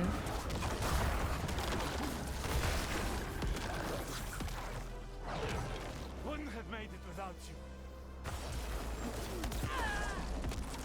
Okay. There's 3. So there's one up top I still need. Can I make it? Nice.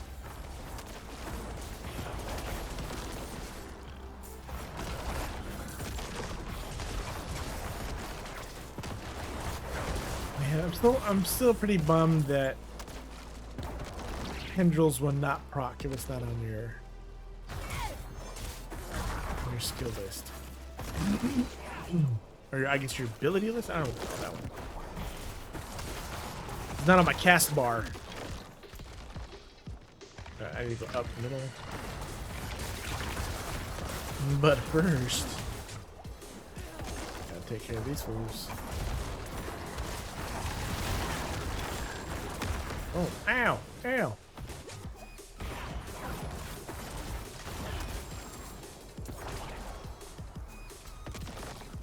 Base. I have 2 more, so there might be one this way. Up there it is.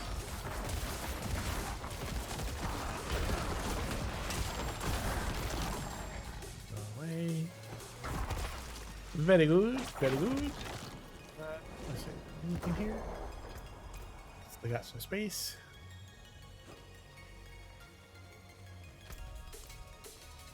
I'm not ready yet. I'm glad I didn't circle back to do this one, because I would have circled back and then been like, oh, okay, I got this one. But now I still need to keep going that other way. I guess it wasn't too. Oh, hello. Okay. Okay. I'm just gonna fade that for a second.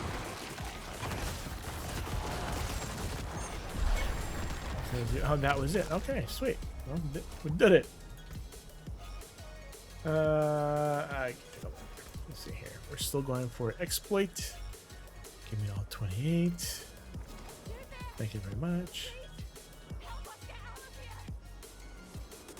It's an event? Sorry, yo. Nah. Abominable. I do have those. Okay. I wasn't sure, but I do. Okay. Did that give me the 5 for this? It did. I only have 1 left. Sweet. Okay. Look at it. Weapons. Nope. Nope. Nope. Nope. Nope. Nope. Main thing I'm looking for here is just DPS. And right now I have, not that my thing that I have is so good, but I mean, these are about 600. The one I have is 711. I forget where I got that one from, but none of these are coming close to what I need. And I don't use any of those. No health. That's a shield. That's a focus. Don't use those. And the ring, crit damage, I don't know, bone skills. Shadow damage is great, but that's it. All right, so all of that is going to be a sell. Here. Max dodge, mini life, pushing capacity. No. That has no movement speed. That's not the same thing. Alright, we're looking for crit strike damage. Yes, but no chance. Lucky hit chance, but that's not good enough. I could. No, there's too many things there I have to change up. Barrier, no. Damage shadow might be alright. Skeleton major, no. Okay, none of those either. All junk. What about those? Down for 11 seconds.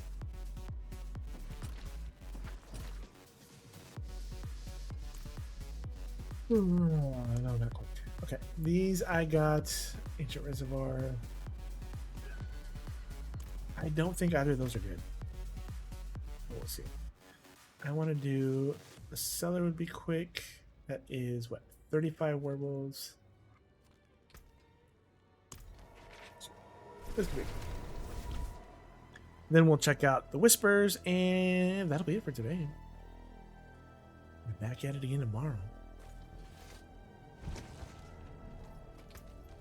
Side quest here. I don't want side quests. Kill 35 werewolves.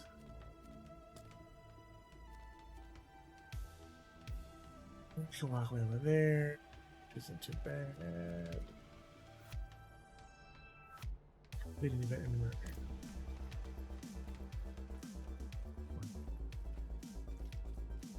Killing the 35 shouldn't be too bad. However,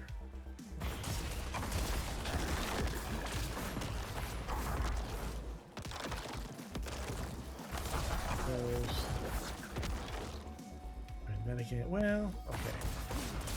Maybe not. Maybe not. This might go quick enough depending on what we got here.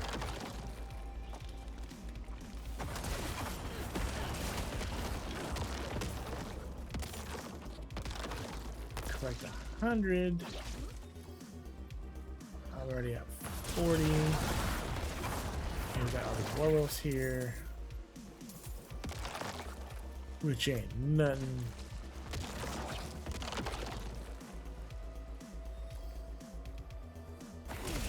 There. It's such a huge difference with that thing.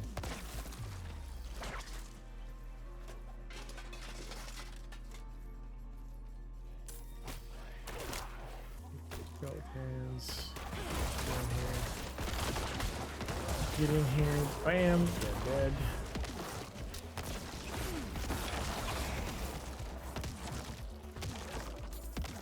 You hear me? I was like 5 minutes.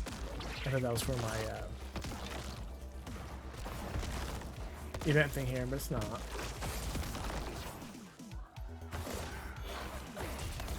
88, 89. So close. Oh, hello. Okay. Well, that'll complete that. Okay, does that actually finish that up? Or is that not going to count? Counting it? No.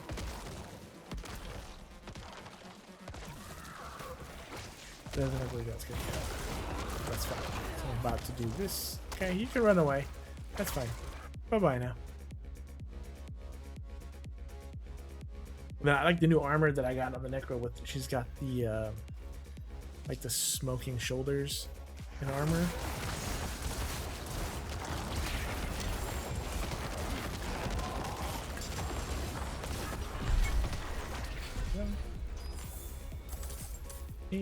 I'm gonna go ahead and pick all those up just because I can and I have space.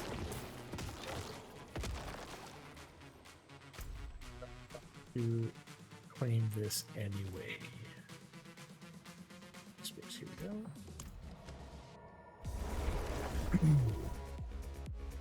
So last time I did, I got just like 1 bar for completing the quest. So if this is still rings true, I should be probably right around there.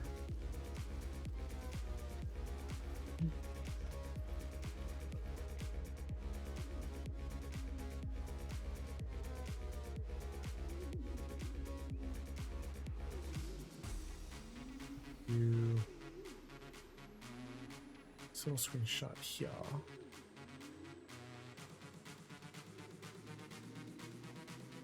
Or a whisper. It is done.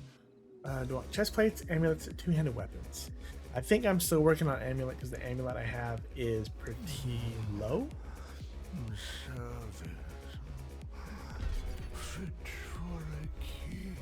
Okay, so that was not as much as I thought it would be.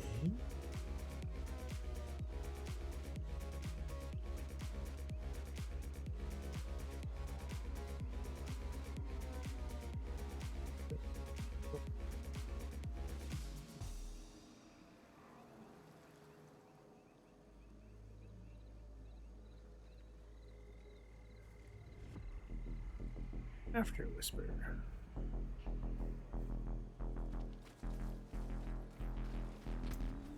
See what we rolled here. Stockades Nightmare. Stockades is trash. I'm just gonna get rid of that one. Alright, don't need that. Don't need that. Damage. Nope. Nope. Don't need that. Crit strike. Nope. Alright. Moment of truth. Damage reduction. Movement speed is good. Just less. Shadow damage. Curse skills. The sacrifices is pretty nice. Bonuses are increased. That's for sacrificing the golem, sacrificing the mage warrior. However,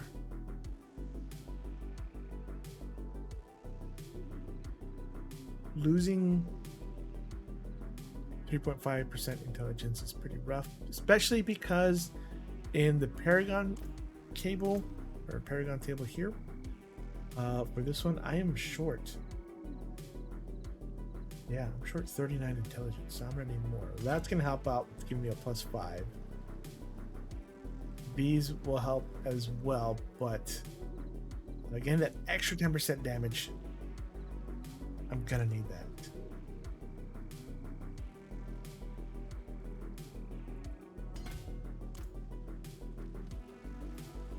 Oh, so we go here, dump off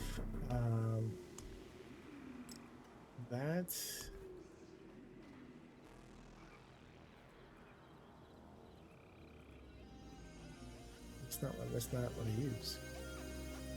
This one I do. I need that one. Do I want to mess with this one? Movement speed is low though.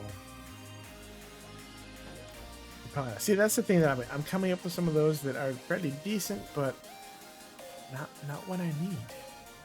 I carry this way. Some of those. Shards of the heaven. And then we will trash this. Right. Okay. I'm gonna go back to heal shot. So I almost got to 63. So I got. Let's see what we had here. We had quite a bit.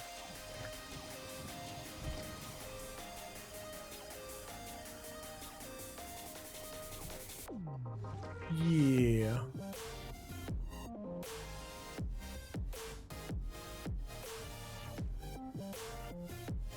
That's some good XP on there. The Whispers didn't give me as much as they're supposed to do a boost on it as far as XP goes. I don't know how much that was, if it's really worth it or not, but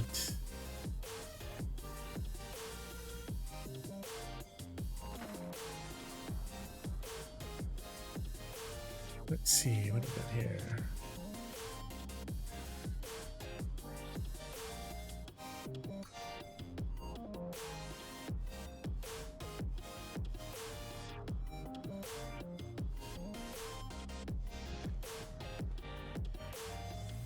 Trying to see what we got here.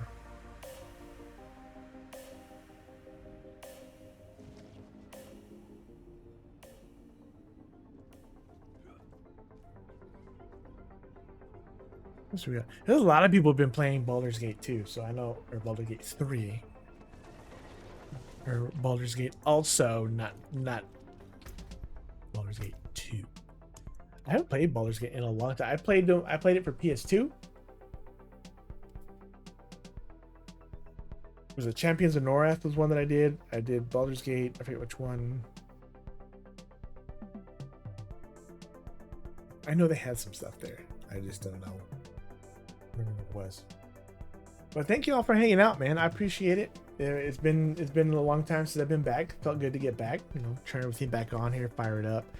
I have been playing Diablo off stream, so you know it's not new, but you know it was good to show off some of the stuff that I got from Japan, some of the pictures and all that. I know I put a lot in Discord, so I have a lot there. I might keep another thing, so you know, check out my socials there, my beacons and Twitter, Instagram. I will be putting out more pictures and videos from the Japan trip on Instagram and all that. And I'll probably create a new channel specifically for Japan pics like Cupid did on hers, because initially I just put them in general.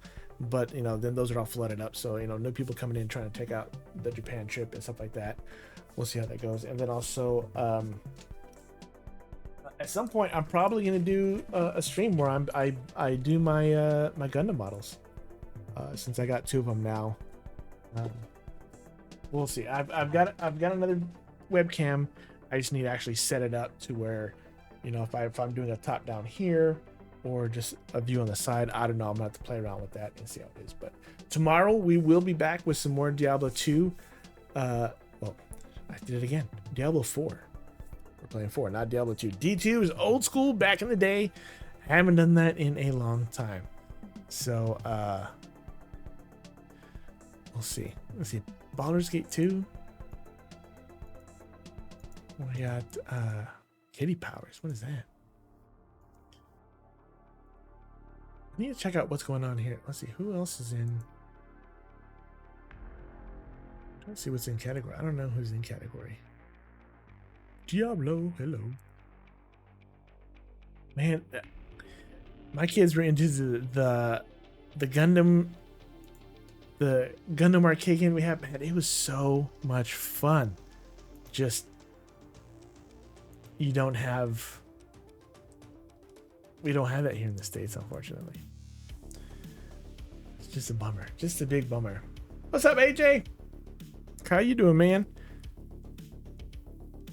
We're just getting ready to raid out. I'm trying to find somebody who's just starting, but are playing Diablo as well, but I don't know.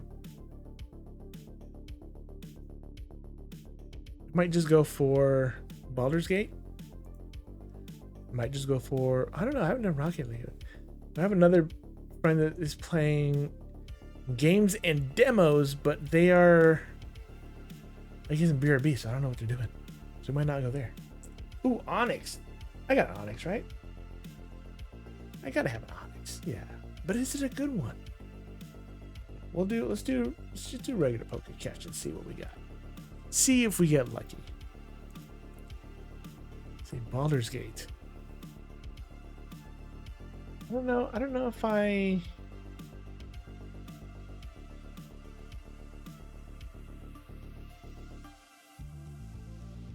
no, I don't want that one. All right, let's see. What we got? Who we got? Come on. And they just rated out. And they're still on another one.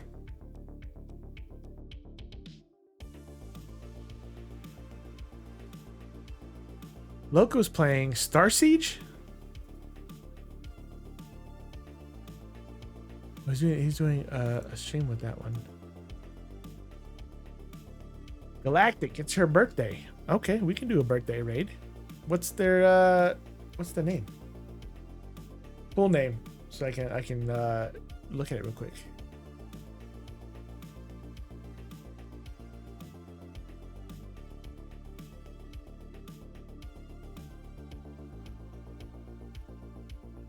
Here. That is bright. Jeez.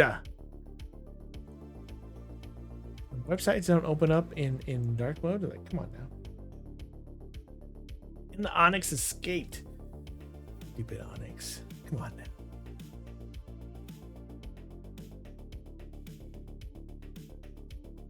He's playing Fall Guys. All right, what's the name? What's the name so I can take a look at that?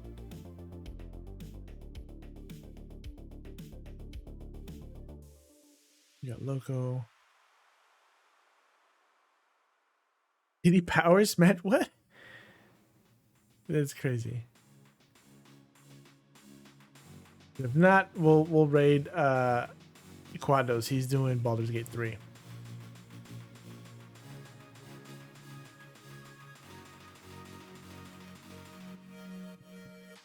It's there in a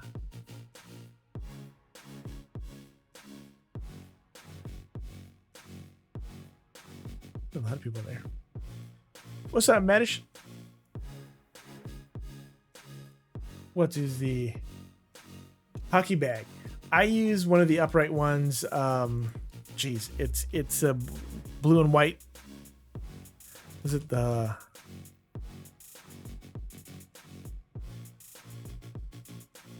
What do they call it? Like the hockey, the locker bag.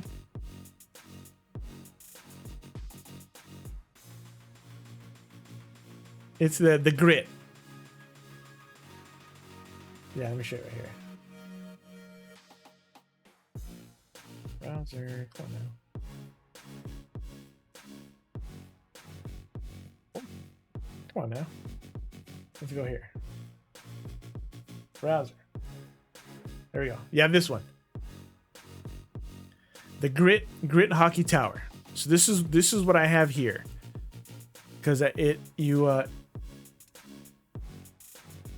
gonna load? There we go.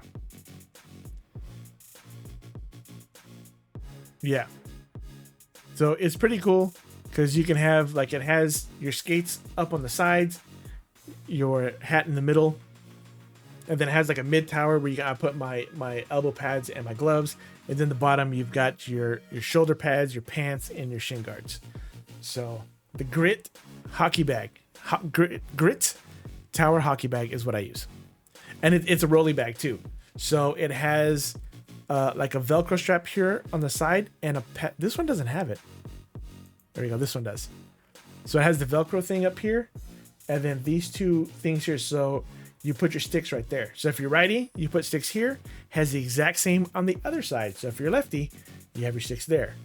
I've had it for probably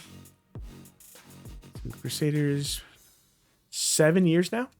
So it was like $200 to get it, but I've had it for 7 years and I still use it. Now, like these pouches up here. So here it has this bag that's detachable. I don't use that bag. I took that out. This platform here, I usually don't use that one. I don't use that. But yeah, so I use it 2-3 times a week. Granted, for the year or two with COVID, I didn't play, but this here, the zipper's worn a little bit because inside I do keep screwdrivers, I keep scissors. So as you open and close the bag, it it wears on it and it cuts the mesh a little bit. But then down here, I have my plastic guards to go over the skates, so I don't get hit on the skates. When I play it, then I have my tape. I have extra shoelaces. I have an extra cup in there. I have I have a ton of stuff. And then at the top, I have the gear for my helmet, an extra chin strap because they won't let you play if you don't have a chin strap.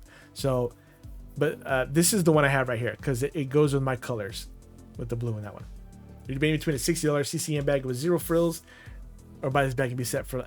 This bag is pretty awesome. I mean, like here that you can put sports bottle and towel and stuff there. I don't because I put, stick tape. I put sock tape. I put, like I said, the two skate shields that I have. I put extra laces just in case anyone on my team breaks a lace. If my laces get cut, if anything with my helmet up at the top. So yeah, and it's filled. And then I have the jerseys, and then in the front it has this pouch that's pretty big.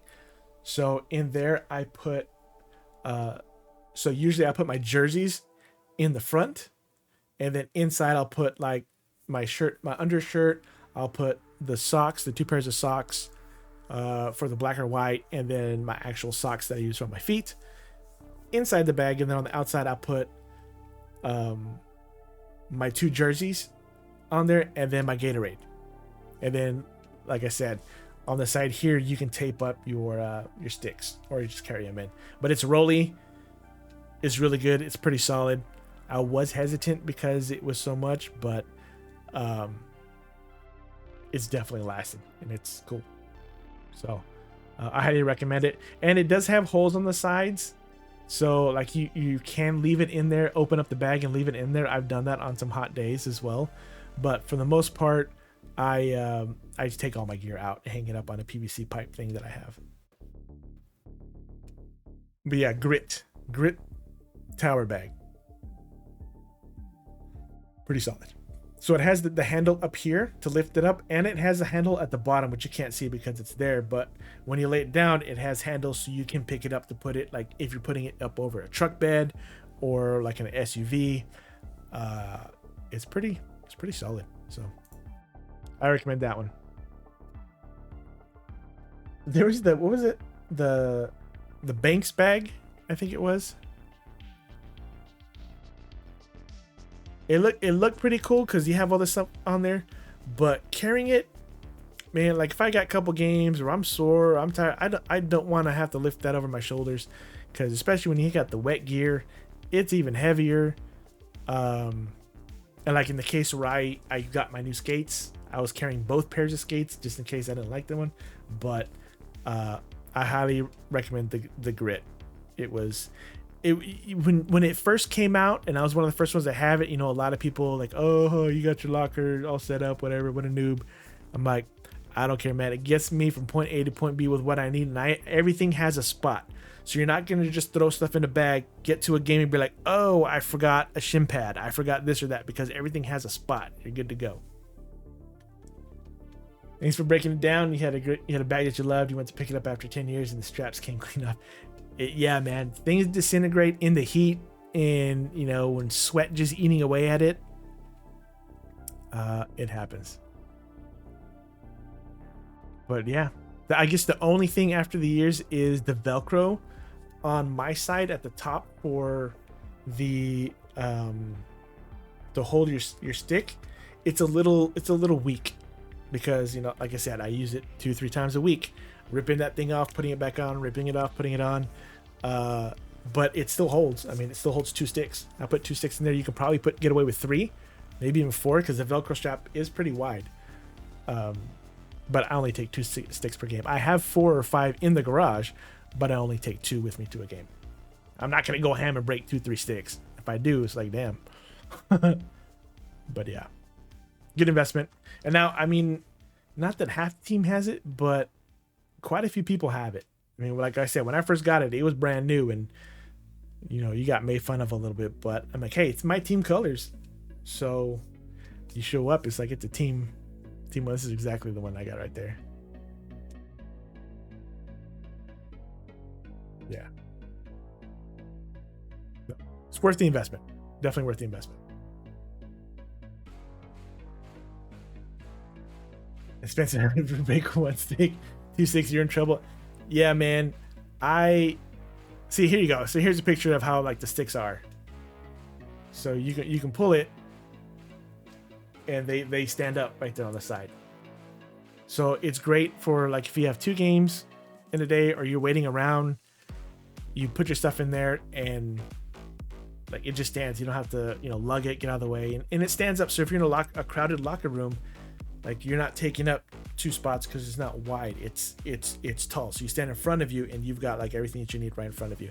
And that bag in front, like I said, it expands quite a bit. So you can put, I've got 2 big jerseys that go in there, and I can put like my Gatorade bottle and all that in there. So it's a good bag.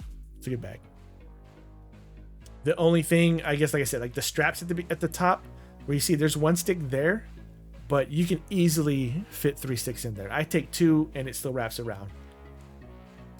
But the only thing, I guess, after the years and the heat, is that plastic part on the handle at the top that you pull, that's kind of disintegrating, but the strap is still there.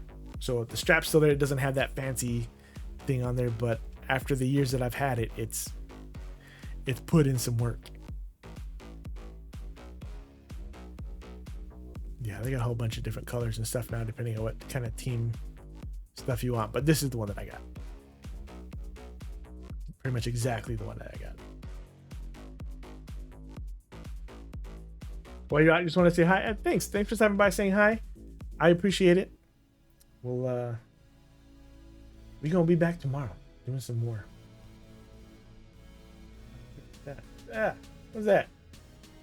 Browser, out of here. Boom. Yeah,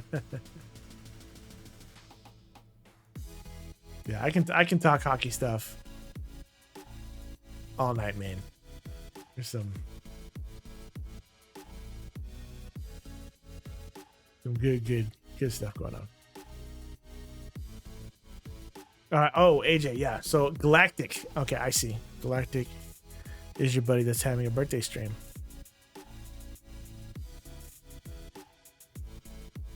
Oh, they got a little banana dude PNG.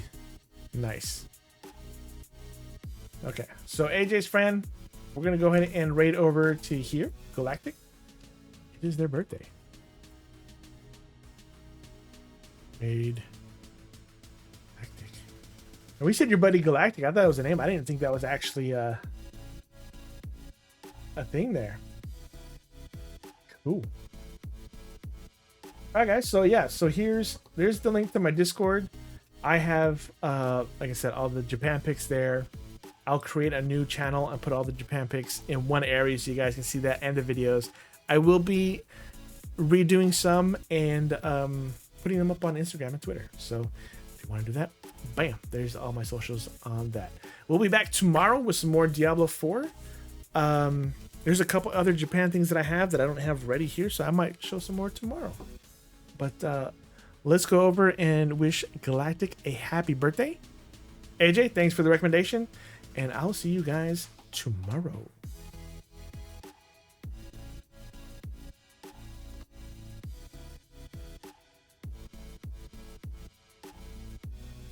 Oh yeah, raid commands. Raid commands. Follow the raid commands. Copy paste.